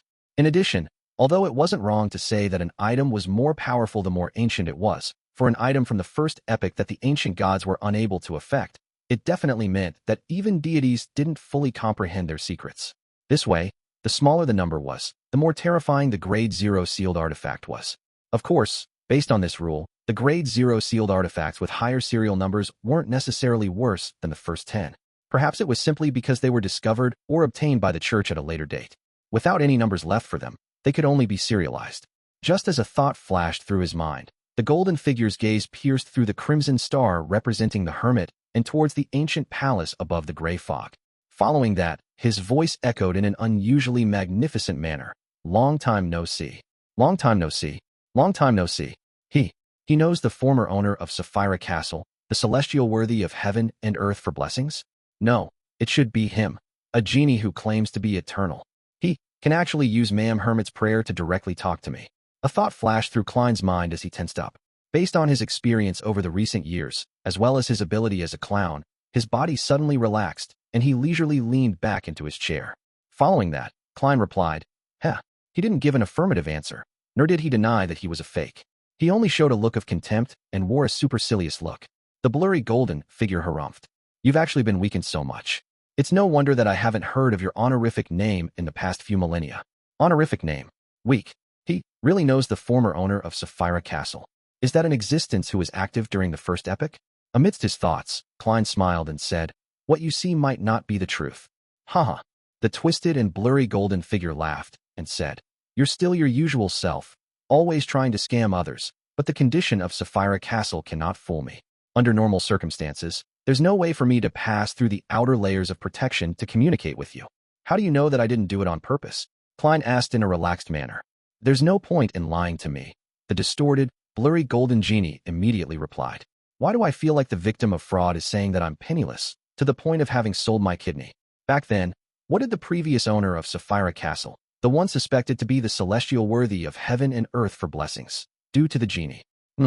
Part of the characteristics of this magic wishing lamp is that of a miracle invoker. Using his lampooning to relieve the pressure in his heart, Klein smiled. It's not up to you to decide whether there's any point. The blurry golden figure trembled slightly. From the state of Sapphira Castle, You seem to have a need for a miracle invoker beyond your characteristic. He did not harp on the topic and instead pointed out the situation he had observed. This fellow can actually see through this matter. His level is really very high. He is able to separate the miracle invoker beyond your characteristic from the magic wishing lamp. Klein's eyes narrowed as he nearly lost his composure. He immediately controlled his actions and expression and replied with a smile. If you think so. The blurry and distorted golden figure once again made his magnificent voice echo above the gray fog. We can make a deal. You will remove my seal and give me freedom. I will leave the miracle invoker beyond your characteristic to you and only take away the portion that belongs to me. As for a witness, let's use our Sephiroth. Although both you and I have means to resist the backlash and reduce the damage caused by breaching the contract, it won't be without a price. We both need to consider the consequences. I promise I won't stay here any longer than necessary. Sealed. Sephiroth. The terrifying nature of the magic wishing lamp is a seal of an existence that's at least at the true deity level. With a thought, Klein quickly analyzed the viability of the matter. Soon, he made a decision. He was not to be bewitched. There were two reasons for this. Firstly, he wasn't the real owner of Sapphire Castle. There was a limit to what he could do and handle. Secondly, he had received some mysticism education and had gleaned experiences as a nighthawk. He knew not to trade with unknown existences or bear any hope in being lucky. Having made up his mind, he calmed down and focused on how to gather more information. The Genie was suspected to originate from the darkest, most chaotic, and most mysterious first epoch, so he definitely knew a lot. After some thought, the corners of Klein's mouth curled up. Do you think such conditions can move me? He planned to see how high the chips the Genie could offer, so as to pry into certain of his secrets. Upon hearing this, the flickering golden figure's eyes suddenly lit up in a literal manner. His gaze seemed to land directly on Klein as his magnificent voice quaked the ancient palace like thunder. You are not him. You are not him. At that moment, Klein was a little stunned and also a little frightened. It was as if he was performing a grand magic show only to have a member of the audience suddenly point out his trick. He didn't know what was wrong with his rhetorical question, nor did he know what exactly was wrong. It was difficult for him to analyze the pros and cons in a short period of time and give a reaction that matched the current situation. Why did he suddenly realize that I'm not the former owner of Sapphire Castle, the suspected celestial worthy of heaven and earth for blessings? Isn't my rhetoric question very reasonable? Since we're talking about a deal, bargaining should be allowed. The former owner of Sapphire Castle that the Genie knew wasn't like that? Impossible. Why would a person who's good at deceit show his hand so readily? How can there not be some level of negotiation and pressure? *T. Too many thoughts are running through my mind. Nearly 10 seconds have passed. I didn't immediately answer the Genie's accusation, so it's a form of indirect admittance. When it came to being exposed, Klein didn't have much experience. He was momentarily unsure for a response. Just as he raised his vigilance and was about to produce the Staff of the Stars and activate Sapphire Castle's powers to resist the possible attack from the Genie, the golden and blurry figure suddenly laughed. Ha ha, ha ha, ha ha. This laughter seemed to stir his soul, causing Klein, who was inside Sapphire Castle, to nearly show signs of losing control. It wasn't easy for him to remain calm. There's no intention to attack, but the influence of natural dissipation. What's the Genie laughing about? What's so funny? Klein frowned as he thought of one possibility after another, but he felt that they didn't match reality. After a few seconds, the Genie's laughter stopped and he happily quipped, even for existences at our level, fate is still so miraculous.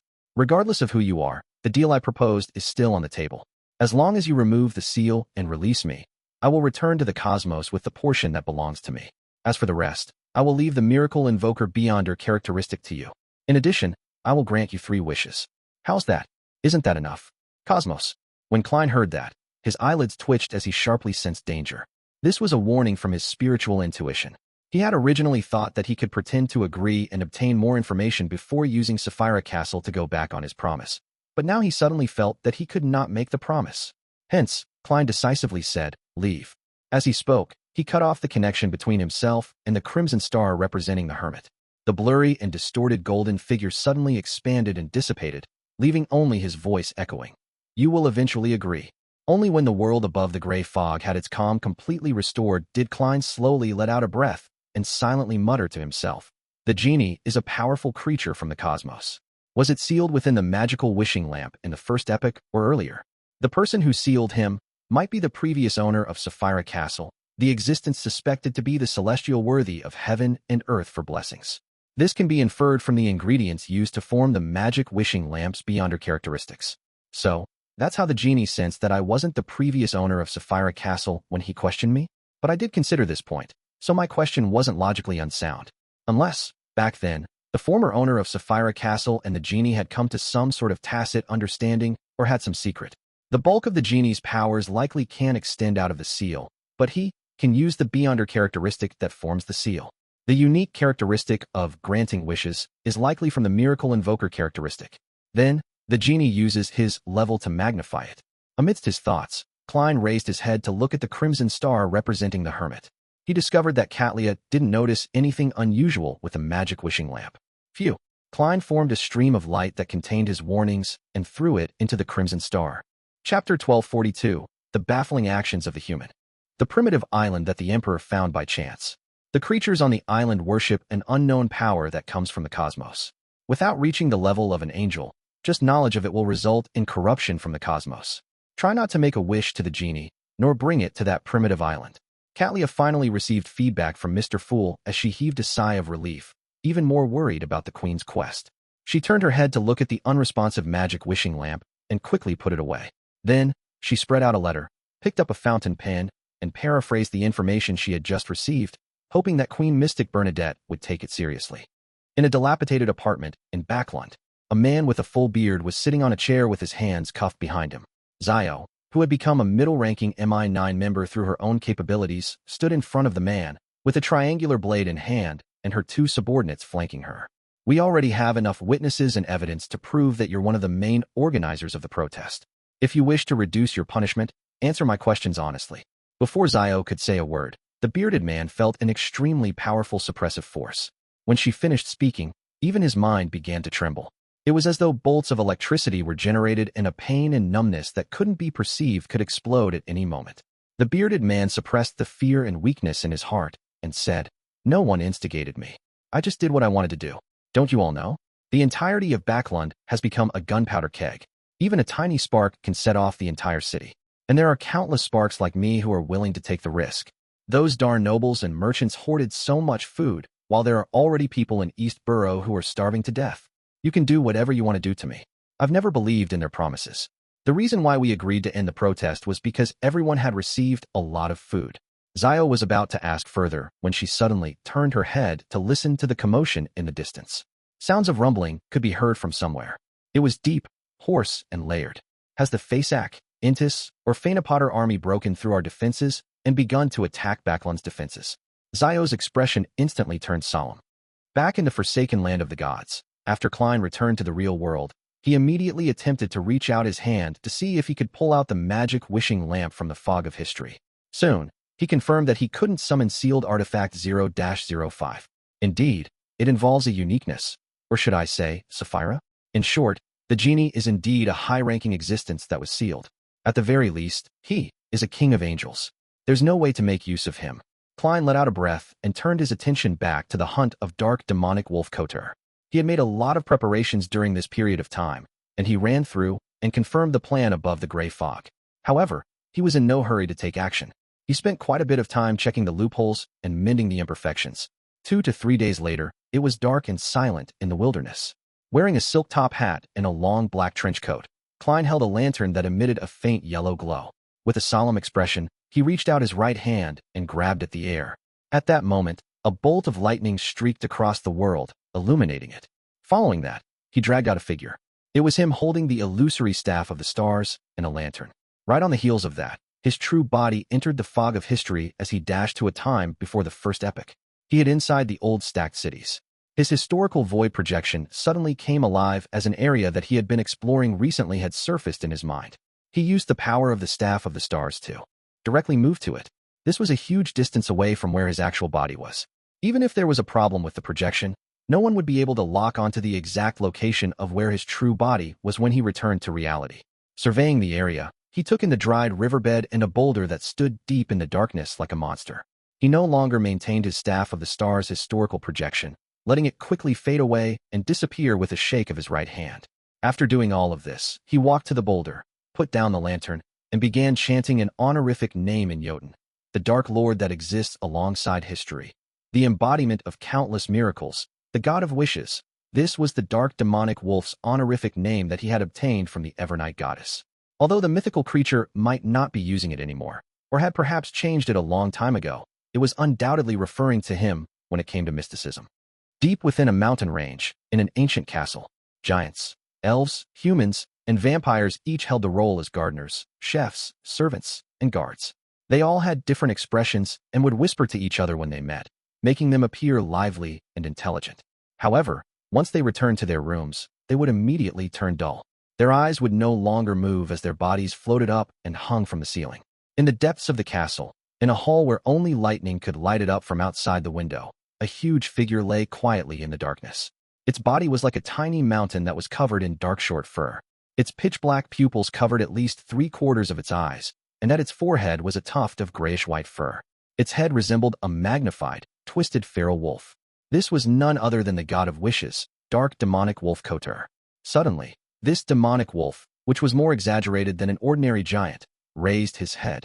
Every strand of his dark and short hair began to sway as all the servants in the castle followed his actions. Kotar's eyes moved slightly as he turned his head slightly, as though he was listening to something.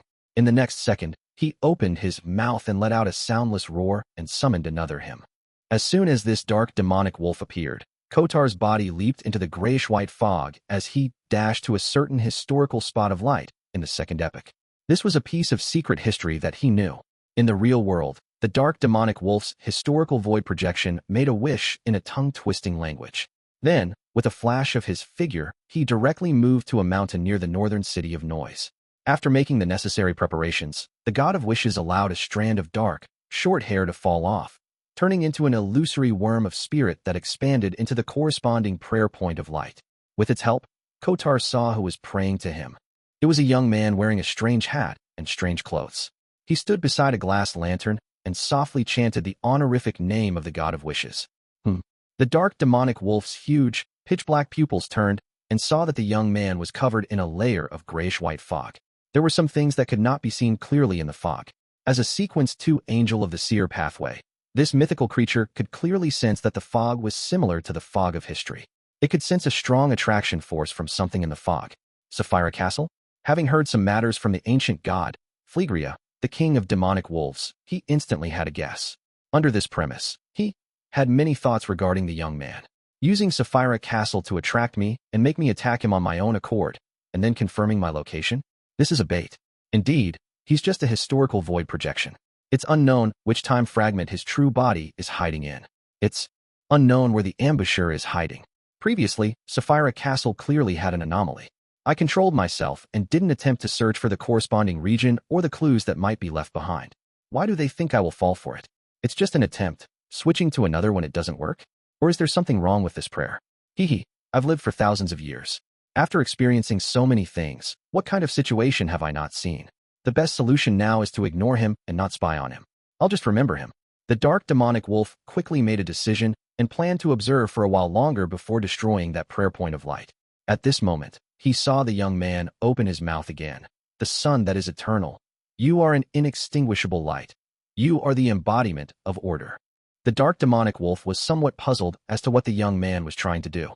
In this forsaken land, praying to the other true deities was useless. In the next second, Klein once again chanted another deity's name. The Lord that created everything. The Lord who reigns behind the curtain of shadows. The degenerated nature of all living things. The dark demonic wolf's pupils dilated slightly. He was confused by the actions of the human in the prayer light. Before he could make any guesses, Klein muttered the third honorific name. The clock hand that tampers with time. The shadow that roams across fate. The embodiment of deceit and trickery. Amon. He is praying to Amon. The dark demonic wolf was already completely at a loss as to what the other party was up to. He instinctively felt that something was amiss and immediately wanted to wipe away the corresponding prayer point of light. Suddenly, he saw the young man lift his head and smile. He then took out a crystal monocle and put it on his right eye. In just one prayer, Klein's historical void projection had turned into blasphemer Amon's avatar. Almost at the same time, the dark demonic wolf felt the other party's gaze pass through the prayer light and land on him. Then, Amon looked past him and into the fog of history where his true body was. Without any hesitation, he immediately destroyed the prayer light.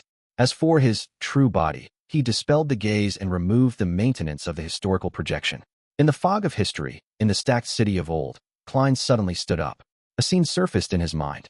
A few seconds before this scene took shape, he had severed the connection between his body and the historical void projection, doing so in order to avoid having Amon descend right beside him.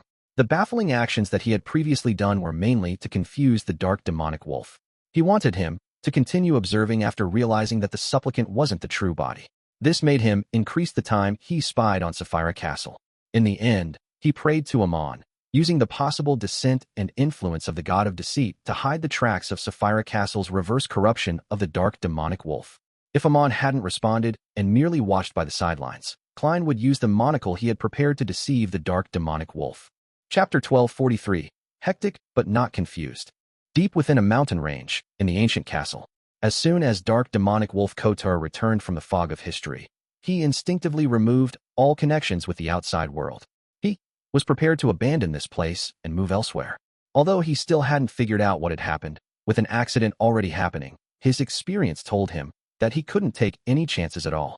He should retreat and give up as required of him. At the same time, a thought came to Klein's mind in the city of old. His figure instantly appeared in the ancient palace above the gray fog. At the seat belonging to the fool, he merged with the constantly distorted and scattered crimson figure and took form. In this mysterious space, the crimson stars that represented justice, the hanged man, the star, and the other members of the tarot club were constantly expanding and shrinking. They emitted layers of ripples that formed a mighty wave. This was one of the preparations that Klein had made in advance. In the name of Gehrman Sparrow, he had used different reasons to get the members of the tarot club to pray to Mr. Fool one after another, asking this existence to pass a certain answer to Mr. World. As such, the crimson stars resonated, affecting Sapphira Castle in reverse, thus allowing it to summon the fool to resolve the problem. This was one of the key factors that could help him escape from Amon's clutches. It could help him remove the need to take 4 steps counterclockwise and recite the incantations. He could directly enter Sapphira Castle without wasting any time. And in a battle at the level of angels, the difference a second makes would perhaps determine the difference in the outcome. To fight someone more powerful than him, Klein had to consider every detail. Sitting in the high-back chair belonging to the fool, he beckoned for the staff of the stars and sea god scepter while observing the other changes in Sapphira Castle. In the grayish-white fog, there was an additional crimson glow that was rapidly shrinking, almost disappearing in no time. Around the fool's seat, ripples of light bloomed as though they were forming a pure passageway. He could barely make out a gigantic demonic wolf's figure from the crimson glow. This was a result of Kotar's spying on Sapphira Castle. Through the passage of time, he had gained a certain understanding of the situation and had unknowingly been invaded. As such, he established a preliminary connection with Sapphira Castle. Of course, as an angel and a god of wishes of the second epoch, he had the right level and ability to sever such a connection and get rid of the corresponding corruption. If Klein didn't make use of these 1 or 2 seconds, he would lose his lock on the dark demonic wolf. And at the side of the fool's seat, the rippling lights reflected the figure wearing a half-top hat and a long black trench coat, Gehrman Sparrow. On his right, I was a crystal monocle, Amon. It was unknown what loophole this blasphemer's avatar could use to slow down the rate at which Klein's historical void projection dissipated. Then, he used the subtle connection between Gehrman Sparrow, Klein's actual body, and Sapphira Castle in an attempt to invade the world above the gray fog from the special scene summoned by Sapphira Castle. As the halo spread out, Gehrman Sparrow's long and powerful palm pierced through the barrier and suddenly entered the ancient palace, as though it had opened an invisible door. Although Klein had already prepared for this and knew that it wouldn't be easy to get rid of Amon, he couldn't help but feel his scalp tingle when he saw this scene. He was afraid that in the next second, he would grab a crystal monocle and put it on his right eye. This was something that had to be resolved in 1 or 2 seconds. Otherwise, the ownership of Sapphira Castle would be a question left in the air. Without any hesitation, distorted and transparent worms of spirit appeared on the surface of his skin. They quickly gathered together, forming another Klein. After catching the sea god scepter, Klein stirred the power of Sapphira Castle. With the augmentation of the layers of invisible waves, the blue gems lit up, causing violent bolts of lightning to form silver balls that rolled into the rippling light. Amidst the crackling sounds, the palm that pierced through Sapphira Castle instantly shattered and evaporated. The spherical lightning that was filled with destructive aura expanded outwards, descending into reality, enveloping the monocled Gehrman Sparrow. This historical void projection was only barely maintained with the use of loopholes, so it collapsed after suffering such a strike. He could only adjust the crystal monocle and shake his head in regret as he watched his figure rapidly fade away after being shattered by the electric bolts. As a small portion of the worms of spirit responded to Amon's prayer, Klein grabbed the staff of the stars with his actual body. He held the staff embedded with many gems and aimed the Grade 0 sealed artifact at the rapidly shrinking crimson light. At the same time, a scene appeared in his mind. The rubies, emeralds, sapphires, and pearls on the staff of the stars lit up one after another. Gong! The sound of a distant bell seemed to have transcended an infinite amount of time as it echoed within the grayish-white fog, reverberating within the crimson light. The pitch-black darkness in front of dark demonic wolf Kotor suddenly faded, revealing a huge stone wall clock. The wall clock was ancient and mottled, and its surface was grayish-white and bluish-black, split into 12 segments. Each segment had different symbols that represented the different times of the day. At the core of the wall clock, 3 needles seemed to be formed from worms of time of 3 different lengths, short, medium, and long, were filled with a feeling that time had left its mark on. This was a beyonder power from Angel of Time, Amon.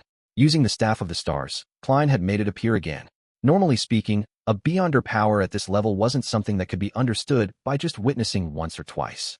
It wasn't so easy to record it, but Klein wasn't fighting alone. During this period of time, he had made use of Miss Magician's summoning to return to Baffling frequently. He went to the Star Leonard to chat directly with Palaz Zoroast, and he gained a deeper understanding of the corresponding mysticism knowledge and supernatural details. Although Palaz had already dropped to the Sequence 2 level and was unable to use the powers of the time domain, his experience and knowledge remained. Gong! On the ancient and mysterious stone wall clock, the second hand suddenly jerked, causing everything around dark demonic wolf Kotor to slow down. Even the deep darkness seemed to freeze. This miracle invoker, who was just about to completely cut off contact with the outside world and distance himself from where he was by granting his own wish, suddenly froze on the spot. There was a brief moment of him being fixed in place. There was no doubt that there was a huge gap in power between the original Beyonder powers and those replicated by the Staff of the Stars. However, for Klein, the effect was already enough. The moment he saw the dark demonic wolf being affected by the ancient wall clock, he immediately dropped the Staff of the Stars and made the worm of spirit he had just separated from his body to fly back into his body. With a thought, he returned to the City of Oil before the first epoch. Then, he appeared in the dark, desolate plains with the lantern that emitted a faint yellow glow. His right hand extended forward and successfully pulled out a projection of the Staff of the Stars. This method could effectively increase the success rate of summoning the Staff of the Stars, but it would clearly reduce the might of this Grade 0 sealed artifact. After all, he was summoning a historical projection of a historical projection. Of course, as it was a race against time, making such a choice was very easy. Klein didn't enter the fog of history again. He reached out to grab his shoulder, and he used dream divination to outline the feedback he received from using Sapphire Castle to reverse corrupt the dark demonic wolf. In the dark, unlit hall in the ancient castle, the mountain-like demonic wolf stood up. Quickly filling in the details, Klein slightly adjusted the details according to the scene of his frozen target. On the black staff, the corresponding gems lit up. In his mind, the scene that resembled an oil painting suddenly swelled up, interweaving with reality, making it impossible to separate from each other. He descended into that ancient castle's dark hall, landing in front of dark demonic wolf Kotor, who had just raised his body with his 8 legs. He had finally officially met the god of wishes that had been living since the second epoch. Without any hesitation, Klein took the opportunity of the dark demonic wolf having just escaped the influence of the ancient wall clock. As he dispelled the historical void projection, he took out an iron cigar case from his pocket and opened it. Inside the cigar case, there was a lone gold coin. Its surface flashed, reflecting Rionette Tinker, who was wearing a dark and complicated long dress and holding 4 blonde, red-eyed heads. One of the preparations Klein made was to use the method that he had used to bring around Admiral of Blood Seigneur. This allowed him to bring Miss Messenger to the forsaken land of the gods. Rionette Tinker was no doubt a wraith. Furthermore, she was an even more powerful wraith. She could also possess the smooth surface of a gold coin. In addition, she was a spirit world creature and was intrinsically a spirit. She could enter the world above the gray fog and descend upon the forsaken land of the gods, just like Justice Audrey.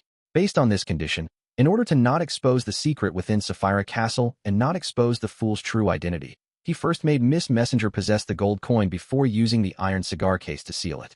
Then, he sacrificed the item to the gray fog before bringing it to the forsaken land of the gods through a bestowment ritual.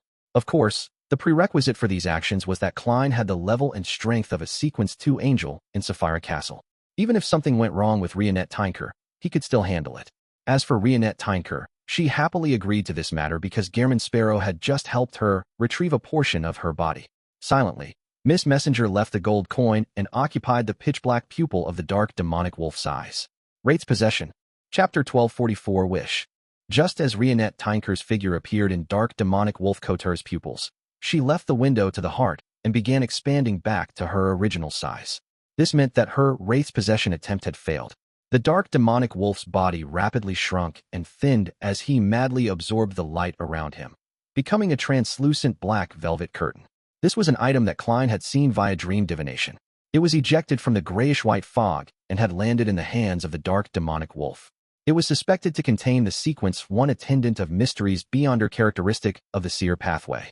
At this moment, dark demonic wolf Couture had borrowed some of the powers of the curtain to dodge Rionette Tinker's Wraith's Possession at the critical moment via some unknown means, effectively avoiding the subsequent series of control. The curtain was stowed away after he used it, allowing the dark demonic wolf with his dark, short fur to appear in a spot that was originally empty. Rionette Tinker wasn't surprised by the failure. Taking advantage of this opportunity, a golden-haired, red-eyed head in her hand spat out a rectangular, diamond-like charm. The other three heads used ancient Hermes, Jotun, and Elvish to say a word. Yesterday. The rectangular diamond-like charm was instantly engulfed in transparent flames as it fused with the void. Rionette Tinker's body swelled as the four blonde, red-eyed heads flew up and landed on her empty neck, stacked upon one another. In the blink of an eye, Miss Messenger had transformed into a huge doll that could almost break through the dark demonic wolf's castle. She was wearing a black gothic dress with countless mysterious symbols and sinister vines. Her eyes were blood red and she exuded an aura that no human should possess. Dark demonic wolf Couture didn't attempt to stop Rionette Tinker from borrowing strength from her past, nor did he immediately show his complete mythical creature form. With 8 feet on the ground, he raised his neck and let out a roar. This roar seemed to be of a higher level, containing words similar to Jotun. It made the curtain float up and instantly expand, blanketing the ancient castle from top to bottom. The curtain quickly turned transparent and fused with the building. It was as though it had never appeared or had any effect on it.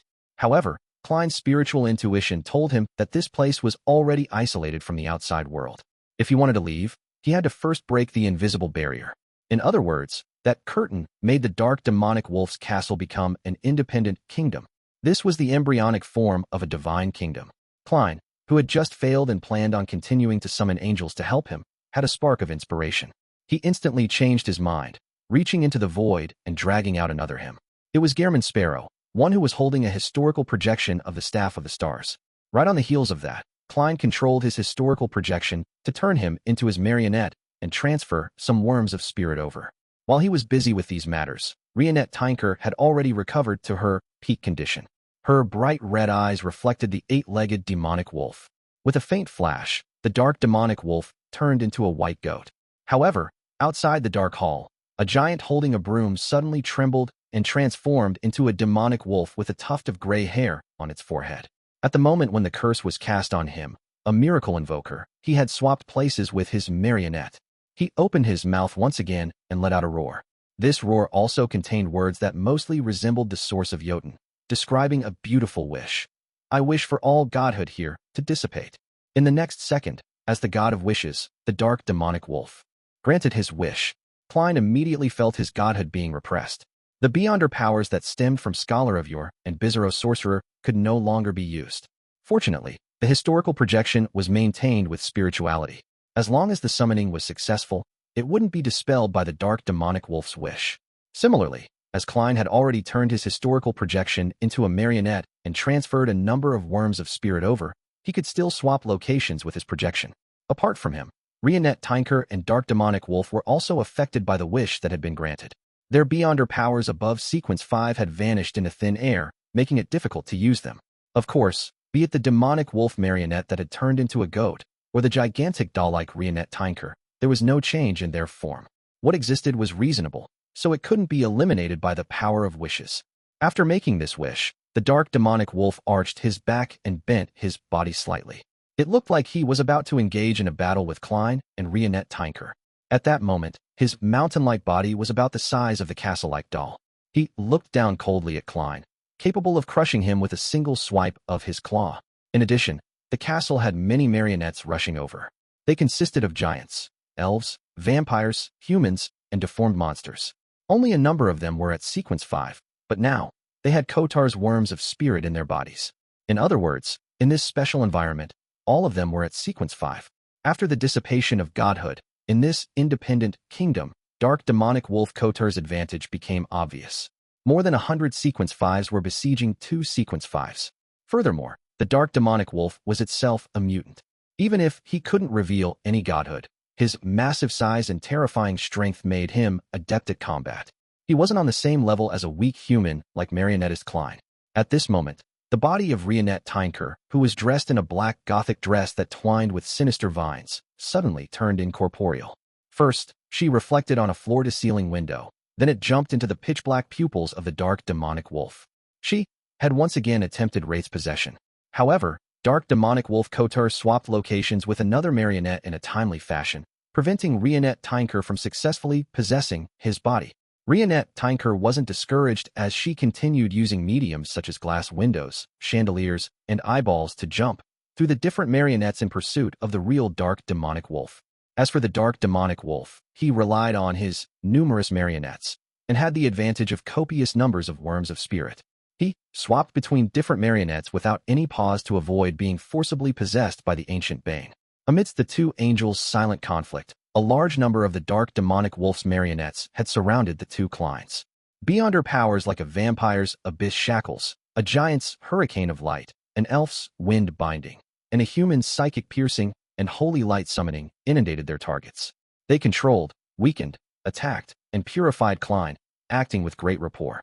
Klein was only able to dodge a portion of the attacks before being drowned by the attacks. Plasma exploded as the light blasted out. Klein's staff of the stars-holding figure quickly outlined itself to the side. At that critical moment, he had exchanged spots with his marionette in time. He imagined his traveling powers and had used the staff of the stars to complete the teleportation. In this special scenario, this was essentially a release of recorded powers. After dodging this round of attacks, Klein discovered that a marionette was controlling his spirit body threads before he could catch his breath. At the same time, a human marionette reached out his right hand under the influence of the dark demonic wolf and aimed at the miracle invoker's actual body. In the next second, the dark demonic wolf and another marionette switched positions. As for the marionette, it was possessed by Rionette Tynker. This way, the human marionette's right hand was targeted at Rionette Tynker. The marionette's palm clenched tightly as his wrist spun half a circle, stealing away the target's subsequent thoughts. Right on the heels of that, he jumped and pounced on an ally. Rionette Tynker was momentarily rooted to the ground. When the dark demonic wolf saw this, he immediately got several marionettes to spread open their arms and summon pure pillars of cleansing flames to surround them. In the holy light, Wraith Rionette Tynker's body first began to melt. Following that, using mirror jump, she moved to a glass window situated high above the castle to avoid the subsequent purification. In just a few seconds, she and Klein inevitably fell into a perilous situation. The restricted environment, being on his home ground, and his trait as the god of wishes had magnified dark demonic wolf Kotar advantage to the extreme. If it were any other scholar of yore, there was only one problem he needed to consider: how to rely on Rionette Tynker to escape. But Klein had his trump card. Just as he pulled back his spirit body threads, he didn't hesitate to stir the powers of Sapphira Castle. This trait of his wasn't suppressed by the dark demonic wolf's wish. This was something even the forsaken land of the gods couldn't screen. In midair, grayish-white fog appeared. The ancient palace above the spirit world appeared faint. Its appearance brought with it slight tremors.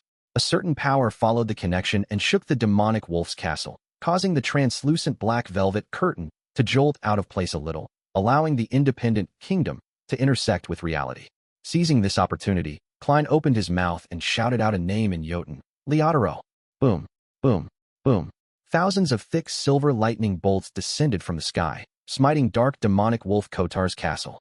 The area transformed into a lightning forest that emitted a strong destructive aura.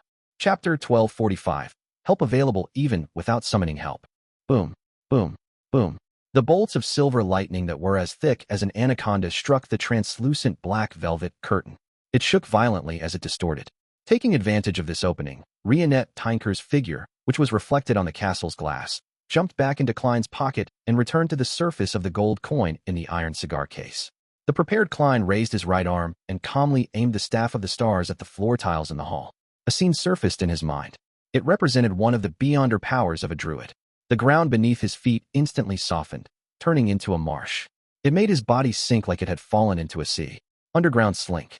Boom. The translucent black velvet curtain could no longer withstand the cleansing from the lightning storm the moment the marsh solidified. It curled into a ball and fell back into the castle. No longer restricted, the few thousand thick bolts of lightning rained down the ancient castle. A tower collapsed, and the hall was left in shambles. One marionette after another burst into ephemeral illusions under the pricking of such a lightning strike. They were instantly charred black and reduced to ashes. When the silver light that illuminated the entire mountain range subsided, dark demonic wolf Cotar's castle was in ruins. Many spots were burning with red flames.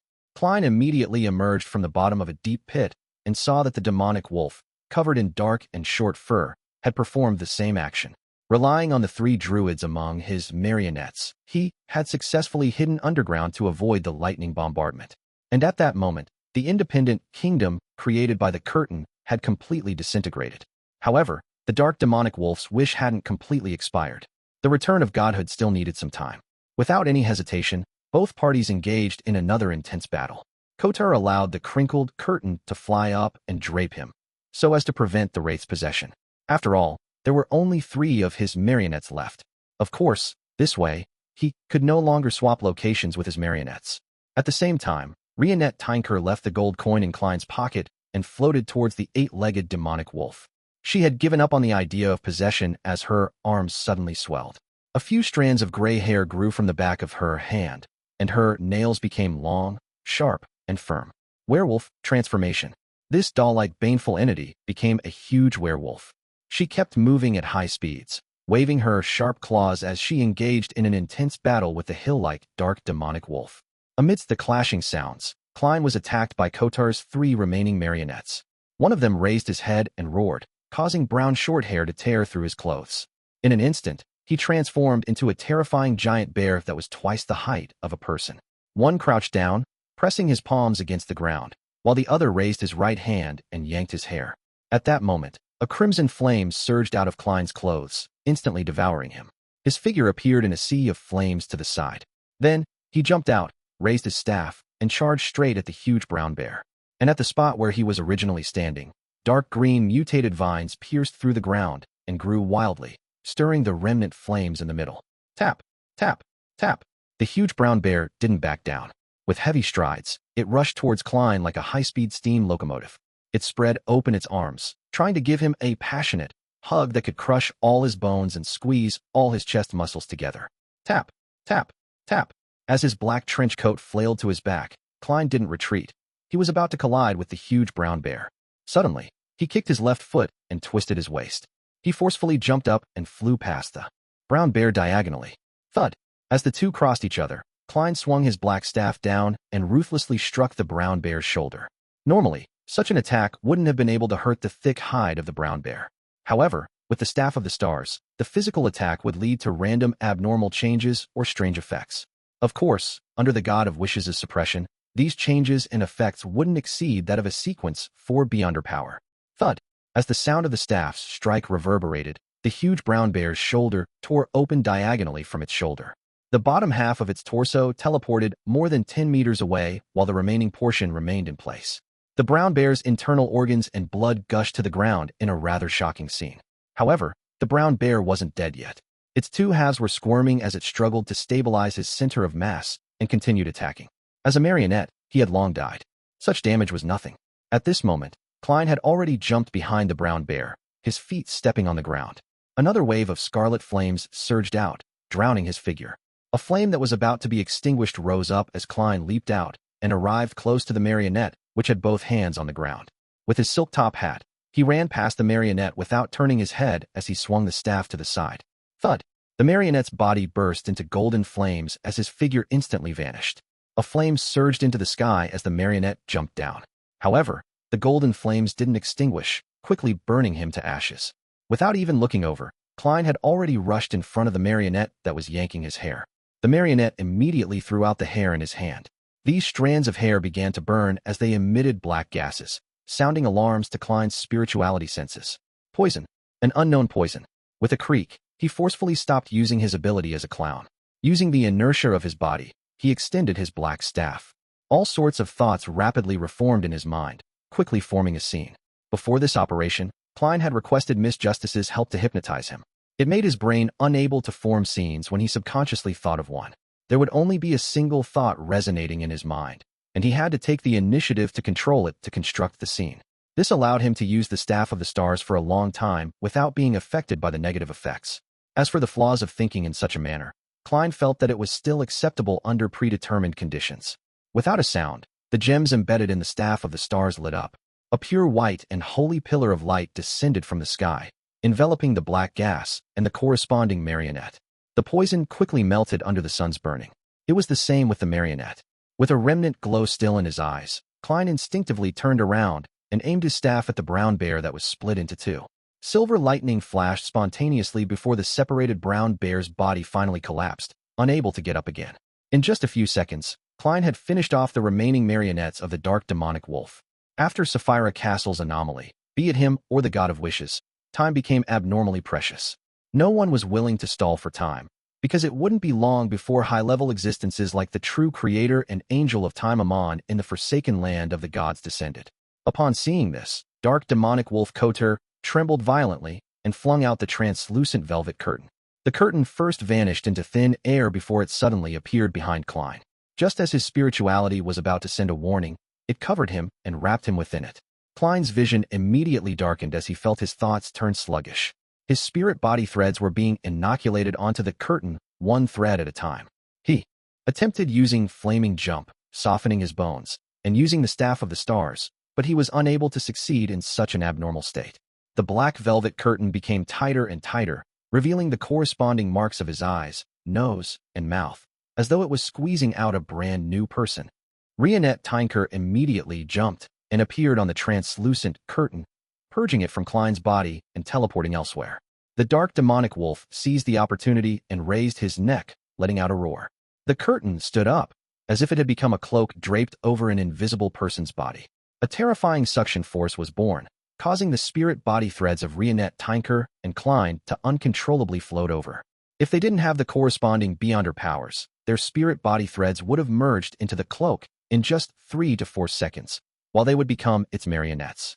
Fortunately, Klein was a marionettist himself. He immediately focused his attention and controlled his and Miss Messenger's spirit body threads. He followed the method that he learned from Zeradal, allowing them to circle around him and return to their original positions, forming loops. Roar! The dark demonic wolf spat out a gas ball, sending it flying towards Klein like a cannonball.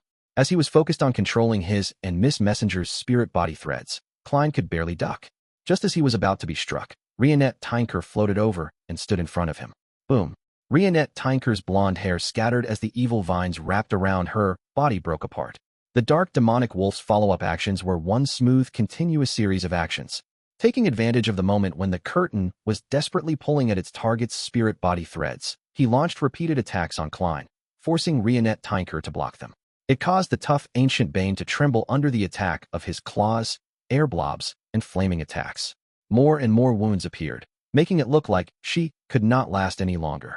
At this critical moment, as Klein controlled the spirit body threads to resist the attraction of the curtain, he reached into his pocket and took out another iron cigar case. The seal was removed and the box was opened. Inside, there was also a gold coin lying quietly. There was also a wraith on the surface of the gold coin. This was a blurry female wraith, a true undying creature, and not a wraith from the mutant pathway. It was the strongest trump card that Klein had prepared. Previously, because he was inside the isolated kingdom that wasn't connected to the outside world, he was afraid that he wouldn't be able to obtain the desired effect. Only when the curtain targeted him and Miss Messenger did he feel that the opportunity was here. As the box was opened, the wraith suddenly jumped onto the surface of a glass fragment. On it were nearly illusory black tubes that extended into infinity, connecting to the unknown. This was the symbol of artificial death. And artificial death was equivalent to the Evernight Goddess. This trump card of his was the reenactment of the time when the Evernight Goddess had used God of Glory Bladdle's corpse to foil Amon's attempt to snatch Sapphira Castle. For this, he deliberately found a wraith-like monster in the forsaken land of the gods and imprisoned it, placing it together with the artificial death project's white feathers he summoned from the fog of history. Through his repeated experiments and prayers during his specific trips to Baffling, this wraith had finally established a certain connection with artificial death, allowing the Evernight goddess to use this opportunity to exert a rather low level of influence. Chapter 1246. Following his true feelings, Cowardice. The dark demonic wolf that was attacking Rionette Tinker seemed to sense something. He slowed down and turned to look at the wraith that had just appeared. His pupils, which already occupied 2/3 of his eyes, had suddenly dilated, as if he caught scent of a familiar but dangerous aura. In the blink of an eye, the wraith raised her arms. The power of wishes in the surrounding area rapidly diminished at an accelerated rate. Godhood began to return, having reached the level of sequence 4. Under the soil beneath the dark demonic wolf's feet, pale white and illusory arms emerged. They were densely packed like a forest, grabbing onto Koter's 8 legs, making this miracle invoker feel like he had fallen into a cold and dead silence.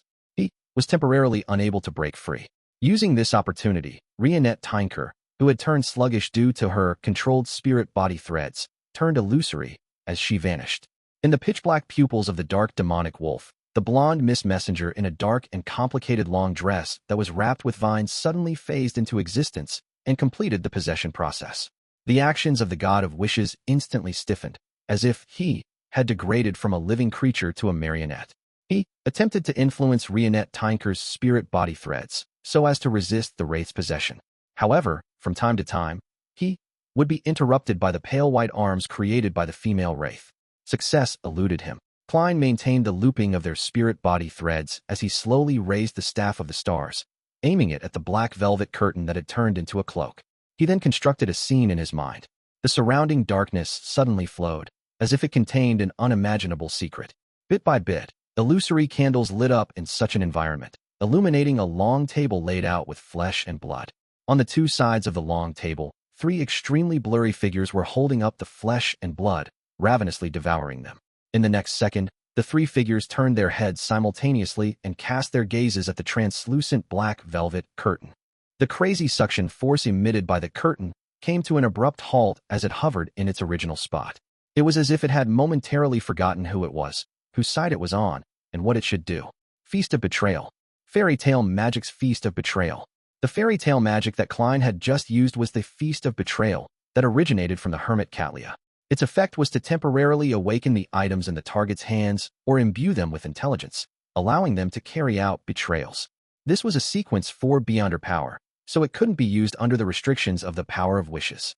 At the same time, as the Staff of the Stars' emulated spell was lacking compared to the original spell, as well as the fact that it didn't harbor any ill intentions towards the dark demonic wolf, it only appeared lost and didn't fervently attack its master.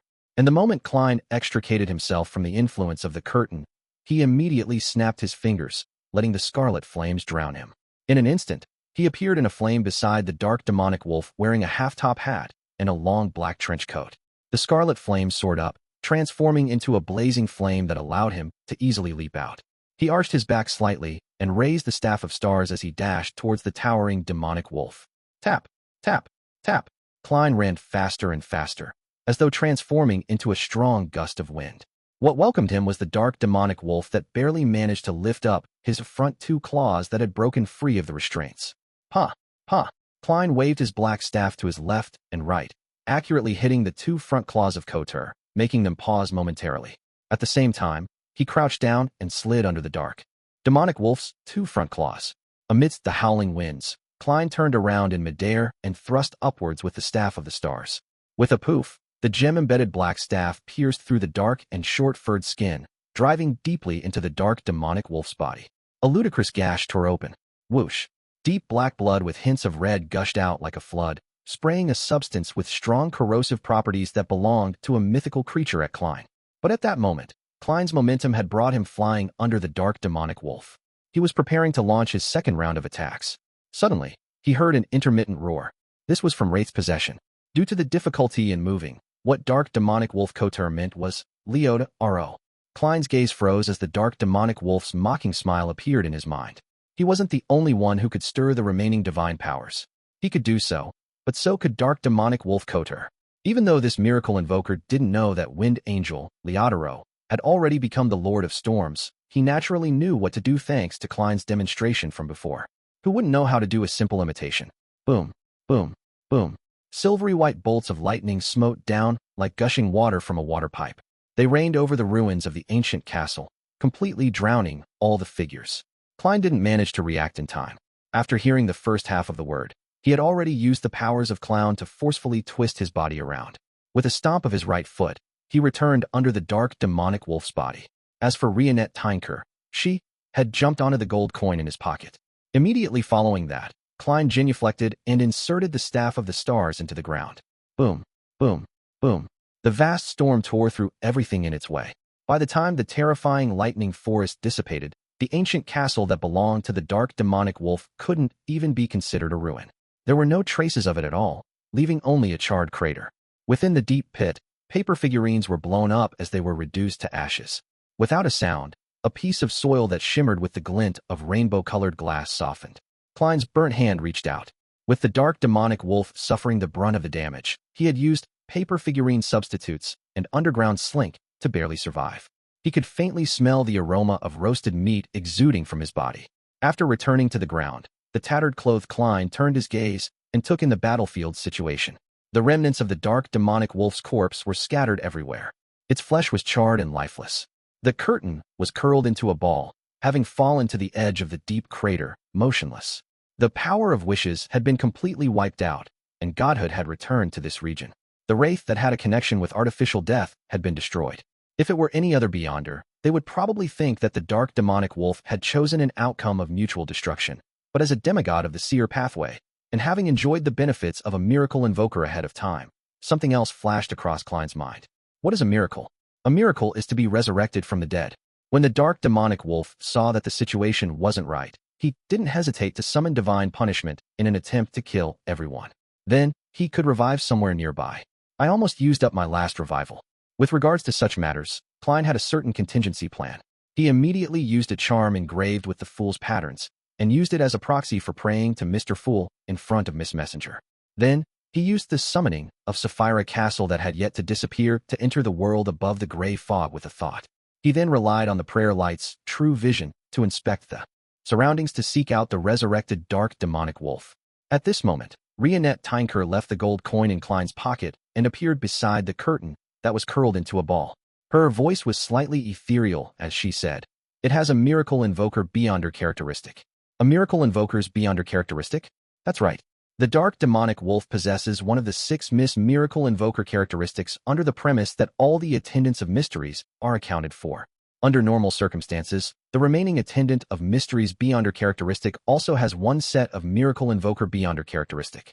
As Miss Messenger spoke, Klein's spiritual intuition also sensed it. After confirming her judgment, he connected it to Will Septon's answer. There should be a total of 9 miracle invoker Beyonder characteristics. But under the premise that the attendant of mysteries are all filled, the 3 sequence ones would definitely each occupy 1 sequence 2 characteristic. The remaining 6 miracle invoker characteristics belong to Zeridol, Antigonus, the magic wishing lamp, theater with curtains that never draw, the last banquet, and the dark demonic wolf respectively. He had originally hoped to obtain the dark demonic wolf's characteristic, but he hadn't expected that the curtain not only had a sequence 1 attendant of mysteries characteristic, but also a sequence 2 miracle invoker characteristic. It was also the one that had disappeared. It looks like the reason for its disappearance was also because of the gray fog. Later on, it was spat out. Do I still seek out the resurrected dark demonic wolf? No, I don't know when the true creator and Amon will descend. Furthermore, I've already exhausted most of my preparations. The dark demonic wolf is still in perfect condition. He can make a wish, summon, and create miracles. After all, my goal has already been met. As his thoughts raced, Klein looked up and said to Miss Messenger, "I'll put this curtain away." He gave up the thought of chasing after the dark demonic wolf and decided to control the curtain while it was still weak. Rionette Tinker nodded slightly and turned her head, casting her gaze at the charred remains of the dark demonic wolf. The remains immediately emitted a faint glow, either turning into white rabbits or transforming into goats. They were the kind that smelled rich and flavorful. In a hidden area nearby, the dark, short-furred dark demonic wolf quickly took shape. He gave up on his original corpse and immediately made a wish and granted it. He teleported to a distant spot and then ran off without looking back. This god of wishes didn't even consider the loss of the curtain. He didn't choose to revive where he died, because he hoped to use the curtain to stall the fellow who was closely related to Evernight. This gave him plenty of time to escape. Since he could survive from the second epoch until now, he had followed his true feelings, cowardice. He refused to be greedy when the situation didn't allow for it. With a flash, the demonic wolf with a gray tuft of hair on his forehead disappeared into the darkness. Klein didn't stop Miss Messenger from venting her anger. As he approached the curtain, he sighed inwardly. An angel is really hard to kill. It's especially so for the seer pathway. As this thought flashed through his mind, and just as he was about to drag his past self out to pick up the curtain, he suddenly felt a familiar aura descend. This aura was dark, foul, and full of degeneration. It immediately made him think of the true creator. The curtain suddenly floated up and turned into a cloak. Inside the cloak, the darkness turned into a whirlpool as it hummed. Mysteries. Chapter 1247. Finally. Mysteries. Klein's heart palpitated when he heard that. He subconsciously wanted to return to Sapphire Castle and leave the scene. However, no matter how much he tried, his spirit body remained inside his body without any changes. Man, this vexed Klein. He instinctively cast his gaze towards Rionette Tinker, who was beside him. He saw that Miss Messenger had already floated over, looking like she was facing a terrifying enemy, and the surrounding darkness froze like a cold lake.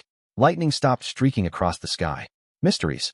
Klein felt a slight sense of security as he thought back to the title he had just heard. He was no stranger to that. However, the last person who addressed him in this manner was the ancient sun god, the City of Silver's creator, from 2,000 years ago. Before he died, he sensed Klein's divination and shouted this out through an insurmountable distance of space and time. No way. The true creator is equivalent to the ancient sun god. No, he is only a sequenced zero true god, far from the level of the creator that I assumed. Furthermore, from Amon's attitude, the ancient sun god must have really perished.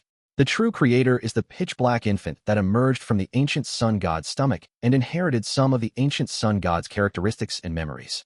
He is the degenerated body of that creator. Klein composed himself and attempted to rapidly think of a solution to his present conundrum. At this moment, in the cloak formed by the curtain, the dark whirlpool made another sound. Go to the giant king's court and meet Sassurer. This sentence directly reverberated in Klein's mind. Then, in the form of an illusory word, it shrunk into a pitch-black membrane, forming a strange seed.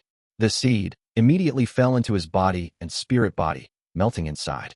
Without waiting for a response, the dark whirlpool dissipated. The cloak formed by the curtain lost its support and fell back onto the ground. The true creator's consciousness that descended had corroded a portion of my spirit body and some of my physical body. I'm compelled to go to the giant king's court and open the slumbering dark angel Sassurer's palace. This is a matter that many deities are paying attention to. After watching for a long time, the true creator has finally found an opportunity to force me to do it. Klein looked around and summoned his past self, picking up the curtain. Then, he said to Miss Messenger without hesitation, "Let's leave immediately." The true creator had already sent a sliver of his will over. Would Amon still be far away? In addition, Klein also tried to seize the opportunity to enter the world above the gray fog, hoping to use the power of Sapphire Castle to remove the corrosive influences that plagued him. All right. Rionette Tinker nodded, allowing the numerous beyonder characteristics left behind in the crater to fly over and be contained within her. According to their prior agreement, other than the spoils of war that involved the high sequences of the seer pathway, half of them would go to her, with her having the priority to choose. After all, Klein had also received some of the spoils back when dealing with Shaman King Klarman. As for the remaining half of the spoils, Klein planned on offering it to the Evernight goddess as a form of gratitude. Regardless of whether the deity needed it or not, he still needed to do the necessary procedures. He had to express his gratitude when needed. After clearing the battlefield, Rionette Tinker entered the iron cigar case in Klein's pocket and possessed the gold coin's surface. Klein didn't immediately seal her. Holding the Staff of the Stars, he conjured a scene in his mind. That was one of the scenes he had memorized during his inspection of the terrain. As the gems flashed, his figure disappeared from the crater as he teleported far away. A few seconds later, the air there fluctuated as a tiny creature that was difficult to see with the naked eye crawled out. The creature rapidly expanded, turning into Amon, who wore a pointed hat and classic black robe. The corners of Amon's mouth curled up as he adjusted the monocle on his right eye and chuckled. Someone is finally opening that door. After 2 rounds of teleportation, Klein took out the iron cigar case that Miss Messenger was hiding in and used the Staff of the Stars to create several layers of seals, the kind that would be removed the moment he touched it. Right on the heels of that, he entered the fog of history and dashed all the way to a time before the first epoch. He relied on the prayers he had yet to reply to and instantly entered the world above the gray fog through the summoning of Sapphire Castle.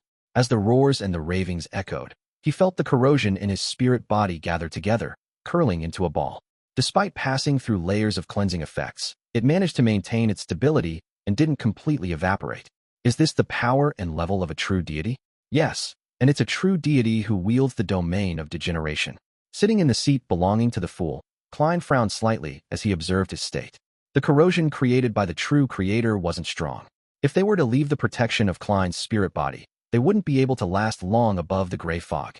This was also the main reason why he had made the judgment and dared to directly enter Sapphire Castle. However, unless he planned on dying again, there was no way he could bypass his own spirit body to remove the corrosion.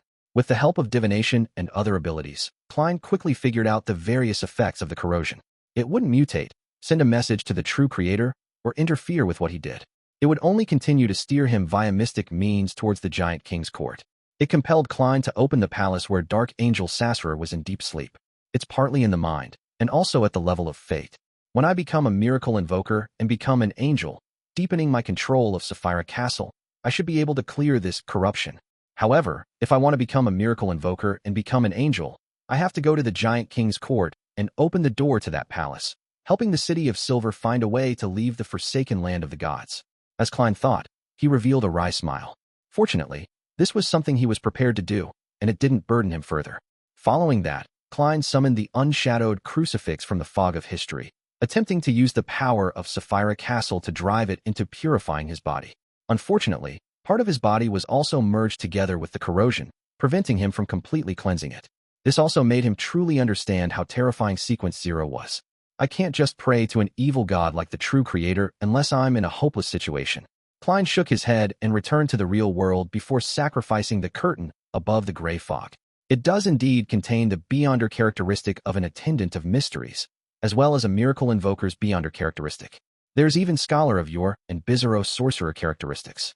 It has a rather high level. The power I can use from Sapphire Castle at present isn't able to directly shatter it.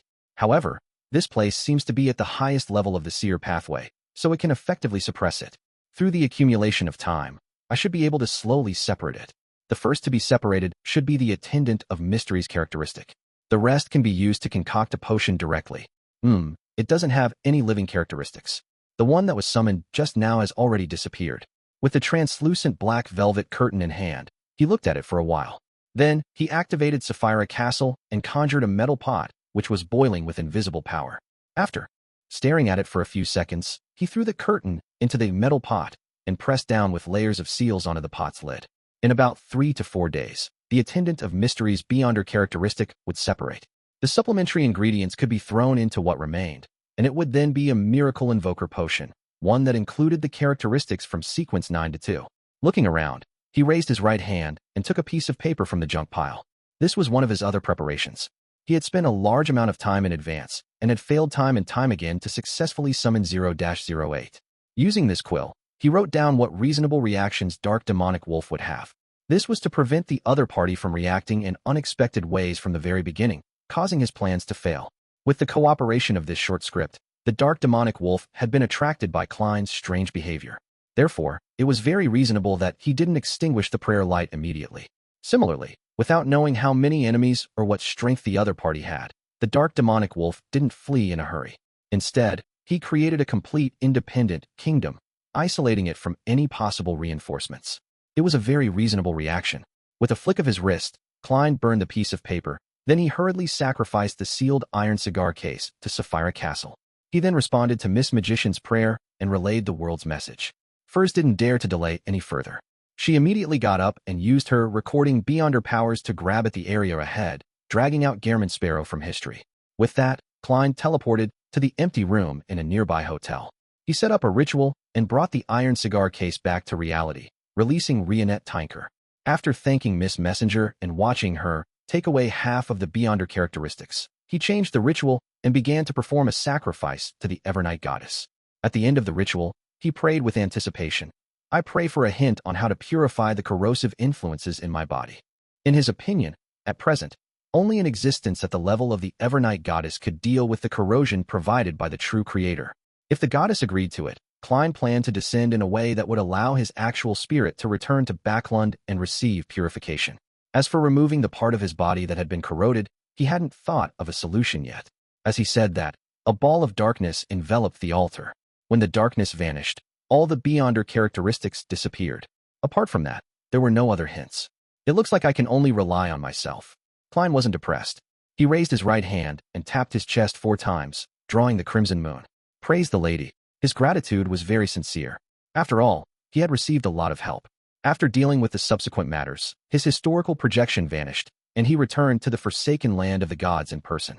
He held the lantern he had pulled out from the past, and he looked at the silent and desolate plains under the dim yellow light. He felt much more relaxed and couldn't help but sigh. Finally, Chapter 1248, A Thousand Years of Waiting. In the primitive forest outside Byam City of the Rorstad Archipelago, the leaders of the resistance gathered in a mountain cave as they looked respectfully at the sea gods blessed. He was wearing a black cloak, his brows were yellow, and his blue eyes were dark blue. Lord Danitz, this is an opportunity, a bald man in a wheelchair with a green beard, Kalat, said in excitement. His partner, Edmonton, whose face was colored with short red patterns, immediately said, Lord Danitz, according to our intelligence officers, the situation in Byam is chaotic. Be it the Church of the Lord of Storms or the Governor-General's office, everyone is feeling anxious because of the encirclement of Backlund by the Fasak military forces. Having said that, Edmonton looked at Kalat and got the person in charge of the corresponding field to give a more detailed description. Kalat looked at the solemn-looking Lord Danitz and deliberated over his words. Internal cracks amongst them can already be seen. Some people wish to commandeer the forces of the colonies to support Backlund, while others wish to hold on to this place as the tinder for their resurgence. This difference in opinion has caused the military and the Beyonders of the Church of the Lord of Storms to be at a loss. There are flaws in every aspect. Lord Danitz, this is our chance. We can agree to the conditions of Fasak and the Fainapotter Navy. We can cooperate with them to attack Byam and take back our kingdom. It's indeed an opportunity. But is this something I can decide? It's not like I'm stupid. Danitz listened quietly to the leaders of the resistance and muttered to himself. Having grown up in Intis, this famous pirate, treasure hunter, didn't have any qualms about attacking the lone colonies. He had zero hesitation or uncertainty about it. Of course, he didn't have a strong sense of belonging to the Intis Republic either. In fact, when he was occasionally a part-time pirate, he preferred targeting businessmen from Intis. This was because they often carried more valuable luxury items with them. There was only one reason why Danitz didn't agree on the spot to the request of the resistance's leaders. It was because he had become a conspirer, so he knew very well what his position was. A human mouthpiece. A tool that was responsible for passing messages between Gehrman Sparrow and the leaders of the resistance. Gehrman is most likely Loanese. If I were to agree to it directly, I might not be able to see tomorrow's sun. However, he acts like he doesn't care about loan at all. Dodge *T. I can't be fooled by such superficial appearances. Danitz cleared his throat and surveyed the area. This matter is of grave importance. Prepare a clean and serene altar immediately. I need to pray to God. In an organization that believed in the sea god, such a request didn't surprise the likes of Kalat, Edmonton, and the others. It even met their expectations. Hence, they immediately arranged for people to prepare for the sacrifice. The resistance in the Rorstad Archipelago can't sit still any longer. They were also supported by countries like Fasak, Intis, and Fainapotter to survive this long, or else they would have been annihilated by Lone and the 3 churches. I even got them to extract quite a bit of help from the various countries. After hearing Danitz's prayers, he sighed. Sitting in the ancient palace, he lightly tapped the edge of the mottled table in front of him. After pondering for a few seconds, he conjured the world Gehrman Sparrow. The crazy adventurer immediately took on a praying posture and said in a deep voice, use the current situation to directly negotiate with the upper echelons of the Church of Storms and the Governor-General's office. Exert pressure on them. The goal is to force them to give in and accept the idea of self-governance by the people of the Rorstad Archipelago. The resistance can guarantee that the Loanese will have most of their interests protected, allowing them to mobilize the troops and Beyonders to reinforce Backlund. Inside the clean and tidy altar, Danitz, who received the feedback, straightened his back. He turned around and looked at the leaders waiting outside. He said with a solemn expression, I have received a revelation. God has informed us that every citizen of His is precious. Unnecessary sacrifices for the sake of war should be avoided. We absolutely wouldn't want to start a war, but we are not afraid of having one. In short, let's try to use the present situation to negotiate with Lone with our forces, forcing them to make a concession that will satisfy most of us. If not, we can consider war. God says to remember the hatred, but don't let it blind your rationality. The people around you and a beautiful future are the most important things. After becoming a conspirer, Danitz realized that his powers of persuasion and his ability to fabricate explanations were increasing by leaps and bounds. Many a time, His thoughts would automatically take shape when he opened his mouth. Kalat, Edmonton, and the other leaders of the resistance all had a deep hatred for the lone colonial masters, but the words of the sea god and Lord Danitz had successfully wavered their resolve. They had a clear understanding of how powerful the Sea King was over this period of time. If the war developed to the point where both parties were blinded with bloodlust, the Blue Mountain Island where Byam was located might be completely submerged by the sea and become a ruin. All the locals would end up being dragged to the grave by their actions. The powerhouses from Fasak and Fainapotter were indeed capable of stopping the situation from collapsing. However, how much power could they divert to this peripheral battlefield in the Rorstad archipelago? As for them, Kalat and the other leaders of the resistance didn't trust them much. They believed that these fellows were no different from the Loanese. They were all bandits from the northern continent and could rip off their masks at any time to become the new colonial masters. After a moment of silence, Kalat, who was sitting in a wheelchair, looked at the man in a black cloak on the altar and said, "Lord Danitz, we are willing to work hard for peace." He paused for a moment before saying, "According to the intel, the one who has the final say in the Rorstad archipelago is Sea King John Cotman. It's best if we negotiate with him directly." Danitz nodded slightly and said, "That's exactly what I was thinking. We need to send someone to represent us and enter Byam to face John Cotman." Just as he was about to ask who was willing to go, he suddenly noticed that the gazes of Kalat, Edmonton, and the others were all on his face. It was as though they were saying that the blessed of sea god, the Intis pirate who had a relatively extraordinary status, was the most suitable candidate. Dogsh asterisk T. Danitz cursed silently as he looked at the crowd and quickly thought of something. "Yes, this is an honor, and it also contains extreme danger. I know that some of you are filled with the spirit of sacrifice and want to make the necessary contributions. How about this? Let's draw lots to decide. This is the fairest way. I have no objections." Kalat and company didn't hesitate to give an answer. A few minutes later, Danitz looked at the card in his hand as his facial muscles twitched. City of Silver, at the top of the spire, in the chief's room. Colin Iliad cast his gaze at Derek Berg, who appeared less physically developed when placed in contrast to his surroundings. "Are you ready?" With the leg bone-like object in his hand, Derek held the ghostly blue thunder god's roar, which was wrapped in lightning bolts, and nodded heavily. Ready and good to go. He didn't act like a beyonder from the Sun Domain, but more like a berserk warrior. With white hair and an old scar on his face, Colin Iliad immediately shifted his gaze and looked at Lovia. "Are you ready?" Lovia, who had a head of silvery gray hair and a pair of light gray eyes, no longer wore the usual black robe with purple stripes. Instead, she wore a set of black armor. She nodded her head indiscernibly and said, "Ready." Demon Hunter Colin, who had become a silver knight, cast his gaze on the others in the room and asked if they were ready. After receiving a positive response, Colin Iliad slowly walked to a wall, removed the two swords hanging on it, and carried them behind him. "Let's set off." The City of Silver chief gave the order in a concise manner.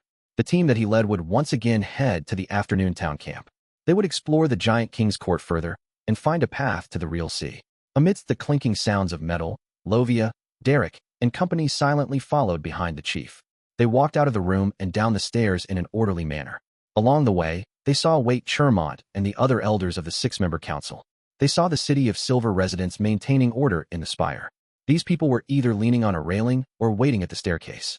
Their expressions were abnormally solemn, as though they were sending off the team that was carrying hope. No one spoke. The entire place was silent, but when Colin Iliad and the others passed by, the City of Silver residents raised their right arm and clenched their fists. Amidst the sound of this action, Colin and the other members of the expedition team left the spire and hit the road. They immediately lit lanterns covered in animal hide. Under the dim yellow light, residents of the City of Silver walked out of their houses and stopped by the roadside. They looked at Derek and company with admiration and anticipation. One by one, they raised their right arm and clenched their fists in front of their foreheads. Derek subconsciously straightened his back, his heart burning. Just like that, the expedition team followed the path to the city gate under the watchful gazes of the crowd and walked out of the City of Silver. As though they had a tacit understanding, Colin, Derek, and Lovia, who had just left the protection of the city walls, turned their heads at the same time to look at their home, which had stood in the darkness for 2,584 years. They saw that the residents of the City of Silver hadn't left. They were all standing near the city gates, looking at them. With a swoosh, everyone raised their right arm and placed their fists in front of their foreheads. This was the highest form of respect, and also the deepest heartfelt blessing they could give. Colin Iliad stared silently for a few seconds. Then he closed his eyes and raised his right arm, waving it downwards. "Set off." Derek and company immediately turned around and carried the animal hide lanterns which emitted a faint yellow light. They stepped onto the dark path in silence and determination. Destination, Giant King's Court. Chapter 1249, showcasing his Migh. Boom, boom. In an underground shelter in Baffling, Audrey, who was dressed in hunting attire, listened to the distant explosions. When she turned around, she happened to see Melissa looking at her in confusion. The young girl, who had just reached adulthood, asked in a dreamy tone, "Miss Audrey, will the war end if we're completely defeated? Will we no longer have to worry about bombardments, raids, and having insufficient food?" Audrey looked at her deeply and said, "But if that happens, you will have to change your faith." Melissa hesitated, not knowing how to respond. At this moment, a commoner curled up against the wall blurted out, "I believe in the god of steam and machinery. Even if Fasak and Intis win, I don't need to change my faith. When that happens, life would return to its original warm and peaceful state." These words stirred the commoners who were hiding in the shelter. They whispered to each other and discussed possible developments. There were no lack of Evernight believers. To most people, faith wasn't that important compared to life. After all, a true deity would eventually still protect them. The police officers who maintained the order of the shelter didn't stop the commotion from spreading. They watched on coldly, some even having a hint of anticipation. However, the defeated will definitely suffer something far crueler than you can imagine. It's not something that can be summarized with just a change of faith, be it a lesson from history or her conclusion deduced from the human psyche. All of them made Audrey more pessimistic than everyone present. She looked around and could not help but sigh inwardly. The goddess's anchor is already greatly shaken. If not for the grain support from before, it might have completely collapsed. As for what this situation meant, Audrey knew very well in her heart. She closed her eyes, tilted her head slightly, and muttered to herself silently, "The battle of gods is about to begin." The final outcome was about to appear. After nodding at Melissa, Audrey turned and left the area, arriving at the entrance of the shelter. The golden retriever, Susie, was seated there, looking like a qualified guard. "You don't seem like you plan to return?" Susie's nose twitched as she asked with a suppressed voice. Audrey had hidden herself in this shelter from the beginning of the siege that began today. Therefore, she hadn't had the time to return to her own residence in Empress Borough. As the battle had decreased in intensity slightly, Earl Hall had already sent 2 people to urge her to return, so that she could head for a sanctuary for nobles. Audrey shook her head and said with a faint smile, "I have to do what I need to do." Without waiting for Susie's reply, she smiled and said, "Stay here on my behalf and secretly placate them. Don't let any commotions happen here. If they want to pat you, let them do so." Susie hesitated for 2 seconds before saying, "All right." Audrey didn't say anything else. She left the shelter, completely ignored by the troop of soldiers guarding the shelter. The sky outside was dark, and there were many buildings that had collapsed. They burned with flames that were about to be extinguished. The streets were empty, with no carriages or pedestrians. This was completely different from what Audrey remembered of Baffling. Baffling was originally blue, yellow, and beige. It was lively, bustling, and full of vitality. But now, it was gray, black, and scarlet. It was in shambles, disorder, and somewhat silent. Looking left and right, Audrey identified her bearings while in her hunting attire and walked towards the city borders. What she wanted to do was simple: join the war and do her best to help Lone not collapse before the end of the Battle of Gods. If the winner of the Battle of Gods was the opposing side, she would use various methods, such as hypnosis, mental plague, and other means, to prevent the soldiers, officers, and beyonders from venting their emotions, as well as reduce the damage brought by the war. Amidst the flickering flames, Audrey quickly passed through them and ran into the distance. Rorstad Archipelago, City of Generosity, Biome. In a room at the top of the Cathedral of Waves, dressed in a black cloak, Danitz met the legendary Cardinal of the Church of Storms, the high-ranking deacon of the mandated Punishers, C. King John Cotman. Glancing at the muscles that filled up his priest robes, Danitz swallowed the words he was about to say, and he deliberated for a moment before saying, "I come with good intentions." For some reason, he felt that his skin was numb, as though invisible lightning was dancing on them. Good intentions? The tall, muscular, well-defined John Cotman grunted.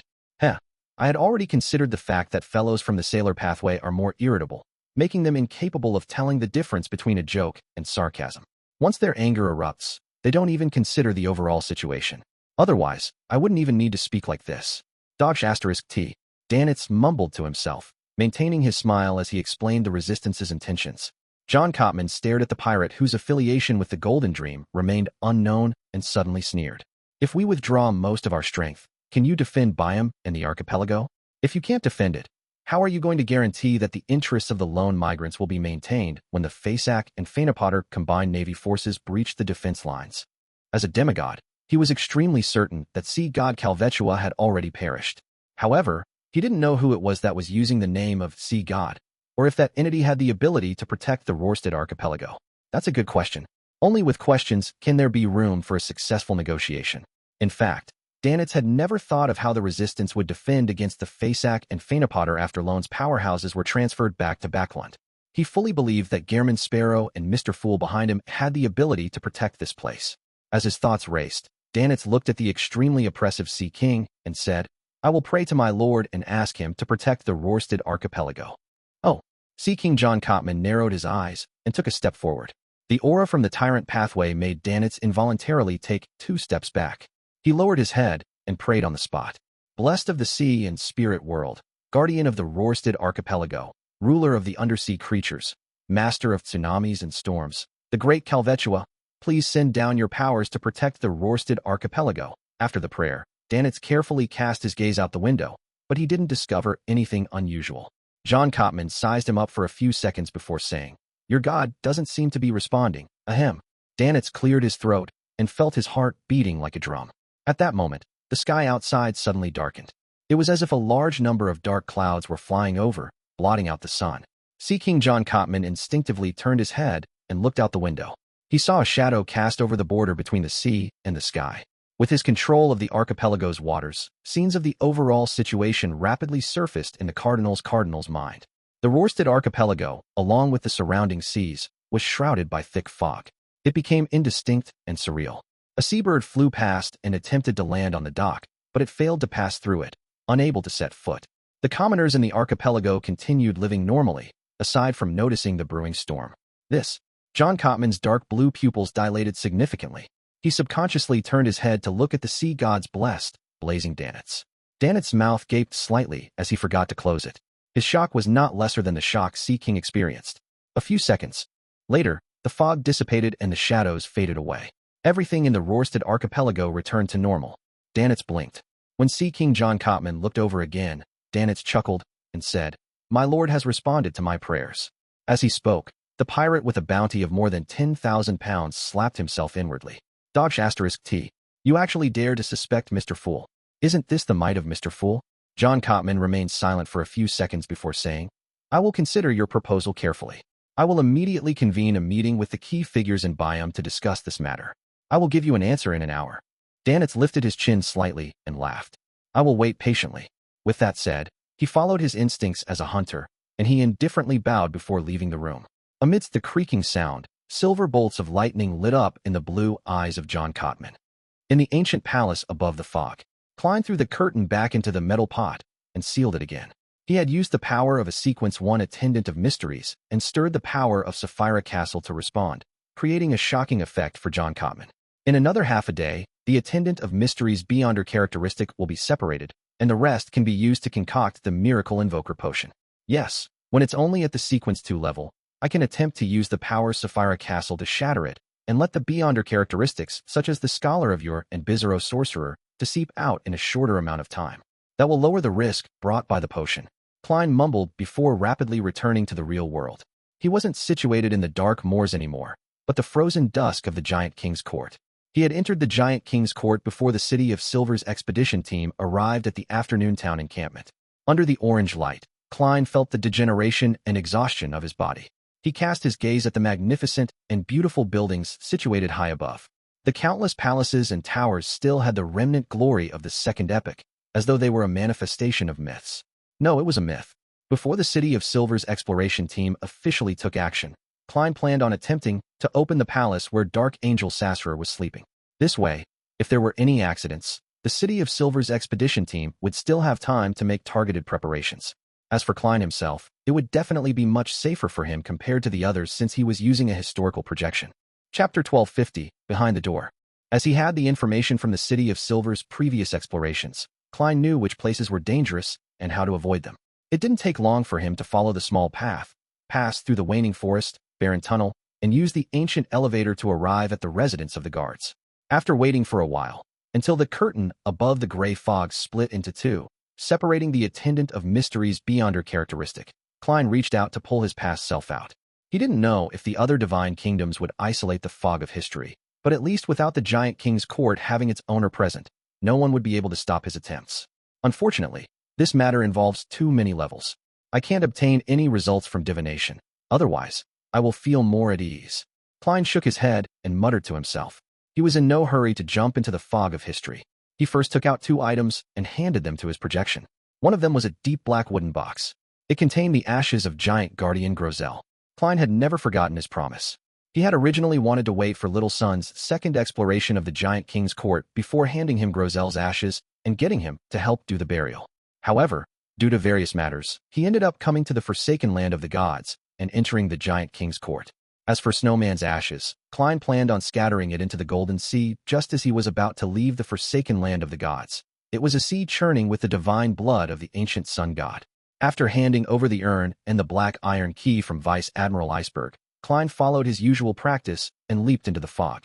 He dashed to the fragment of light that represented a time before the first epoch, and he allowed his consciousness to naturally shift to the projection he had summoned. This projection didn't hold the staff of the stars and only wore creeping hunger. This was because the palace that the giant king lived in was still quite a distance away.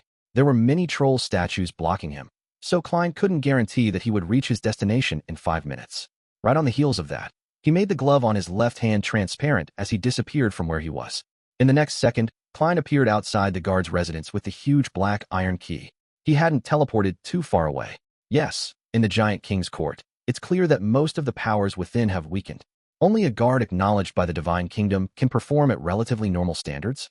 Beyonder powers similar to teleportation have also been suppressed. I can only do blink within a relatively small area. From the looks of it, even if I were to summon the staff of the stars, I wouldn't be able to appear outside the giant king's palace by outlining the corresponding scene in my mind. As expected of an ancient god's divine kingdom, Klein seriously observed the influence his surroundings brought him. After making a preliminary judgment, he turned and walked back to the guard's residence. Opening the wooden box in his right hand, he solemnly scattered Grozel's ashes in every corner. According to the scene he saw in Grozel's dream, this guard's residence was where the giant lived for a long period of time. It was the home that he had the deepest impression and was most fond of. It could be imagined that during that period of time in ancient times, Grozel and the other rational giant guardians from future generations would rest, rabble, gossip, talk about music, and think of fun games to play. They didn't need to worry about food and ailments. They would live every day of their lives happily. With the shaking of Klein's hands, the ashes scattered on the wall, the ground, the bedside, the tables, chairs, and stone pillars. The orange light outside the window shone forever, making everything look peaceful. When the last speck of ashes was scattered, the dusk suddenly deepened. It dyed the scattered ashes orange, becoming a part of the divine kingdom. Klein closed his eyes as though he could sense Grozel's joy. A vagrant who had been forced to leave his hometown for 3,000 years had finally returned to the place he had missed day and night. The light of the dusk softened, making Klein feel that he was less ostracized. It's equivalent to being acknowledged to a certain extent. I've become a guard that has been accepted by a number of people. Klein emanated his spirituality to confirm the changes. He didn't stay any longer. He used creeping hunger and the paths scouted by the City of Silver's expedition team to constantly blink and take detours. From time to time, he would pull out the unshadowed crucifix. He passed through the hall where the fateful plot was made with relatively little difficulty, and he arrived at the residence of the giant king. There, he saw a row of huge stone columns on the left that formed railings. Beyond the railings was an orange-red gas and a churning dark blue sea. Taking a deep breath, he returned to the hall he had just exited. He reached out his hand and dragged out the marionette, Inuni, who hadn't been parasitized by Amon. Even if it was a historical projection, he didn't want to open the door himself. Looking at the slightly dazed Inuni, Klein handed the black iron key that he had tucked under his armpit over to him. He controlled Inuni to leave the hall and follow the railings formed from stone pillars to the tallest and most magnificent building in the giant king's court. The dusk's glow seemed to be corporeal as it covered the palace's surface, bringing with it a strong sense of decadence, as though the curtains had drawn on everything in the world. Lining both sides of the palace were separately steeples and spires. The grayish-blue front door was covered with mysterious symbols as it stood at a height exceeding 10 meters. To the left of the door, there was a pitch-black hole that was the size of an adult's fist at the height of 3 to 4 meters. Inuni stared at it for a few seconds before raising the black iron key that resembled a 7-string guitar and inserting it into the deep crevice in front of him. It fit perfectly without leaving a single gap. As the gigantic black iron key entered the deep hole, Klein held his breath in the nearby grand hall, constantly preparing to remove his existence. With a click, the black iron key in Inuni's hand reached the end. It suddenly turned soft, as if it had fused with the hole as it emitted grayish-blue light. The various symbols, labels, and patterns on the door lit up as they protruded. All the lights quickly interfered in a constructive manner, pressing down heavily into the inner chamber as it slowly opened the grayish-blue palace door. The gap between the door widened when Inuni's eyes suddenly reflected a turbulent pitch-black, viscous, and illusory sea. Not good. Warning bells sounded in Klein's mind. Without any hesitation, his consciousness returned to his body as he severed the connection with his historical void projection. In the next second, his vision suddenly darkened. The left side of his head felt a sharp pain, as though someone had inserted a red-hot chisel into it and kept rotating it. At the same time, he heard indistinguishable ravings that seemed to come from an era older than ancient times. Klein's expression instantly twisted, appearing extremely ferocious. He could still barely maintain his rationality, but he had no energy left to remain in the historical fragment. Without a sound, Klein landed in the guard residence of the Giant King's court. With a thought, he entered the world above the gray fog. Before undertaking such a dangerous task, he had no doubt found a reason and excuse to arrange for the members of the Tarot Club to pray collectively to awaken Sapphira Castle's ability to summon its master. This allowed him to skip taking 4 steps counterclockwise and reciting the incantation at critical moments to return above the gray fog. However, just as Klein's spirit body saw the grayish-white fog, he heard a familiar roar. He felt himself be rejected by Sapphira Castle, as though it had accepted an order from someone else to stop him from entering. In his shock, he saw a black shadow leap past him, heading straight for Sapphira Castle. It wasn't a mon, but a shadow that exuded an aura identical to his. Subconsciously, Klein influenced Sapphira Castle and made it reject the intruder. Then, he succeeded. The shadow was also blocked by the grayish-white fog as well. Right on the heels of that, he and the shadow fell back into the real world at the same time. After his spirit body returned to his body, Klein bent down in pain, like a curled shrimp. The half-top hat on his head fell to the ground. He took several seconds to eventually recover. He slowly straightened his body and cast his gaze on a glass window ground from orange gems. The window reflected his current appearance. With the bridge of his nose as a border, his right face was the same as usual, but countless objects were crawling out of his left face. Klein narrowed his eyes. He hurriedly took a deep breath to calm himself down and regain the clown powers of control. His mind outlined a clear image of his appearance. He was dressed in a black trench coat, had black hair and brown eyes. The right side of Gehrman Sparrow's cut face was the same as usual, while the left side had become translucent and was formed from twisting maggots. As he looked down, his neck was in a similar state. It was the same with his body that lay beneath his clothes. The edge of losing control. Man, I need to resist the inclination towards intense madness. Why? Suddenly, he sensed something. He instinctively lowered his head and looked at his feet. It was empty. He was missing the shadow that was supposed to exist. The orange light of the evening shone through the window, but it didn't create a shadow by his side. Haha, I understand.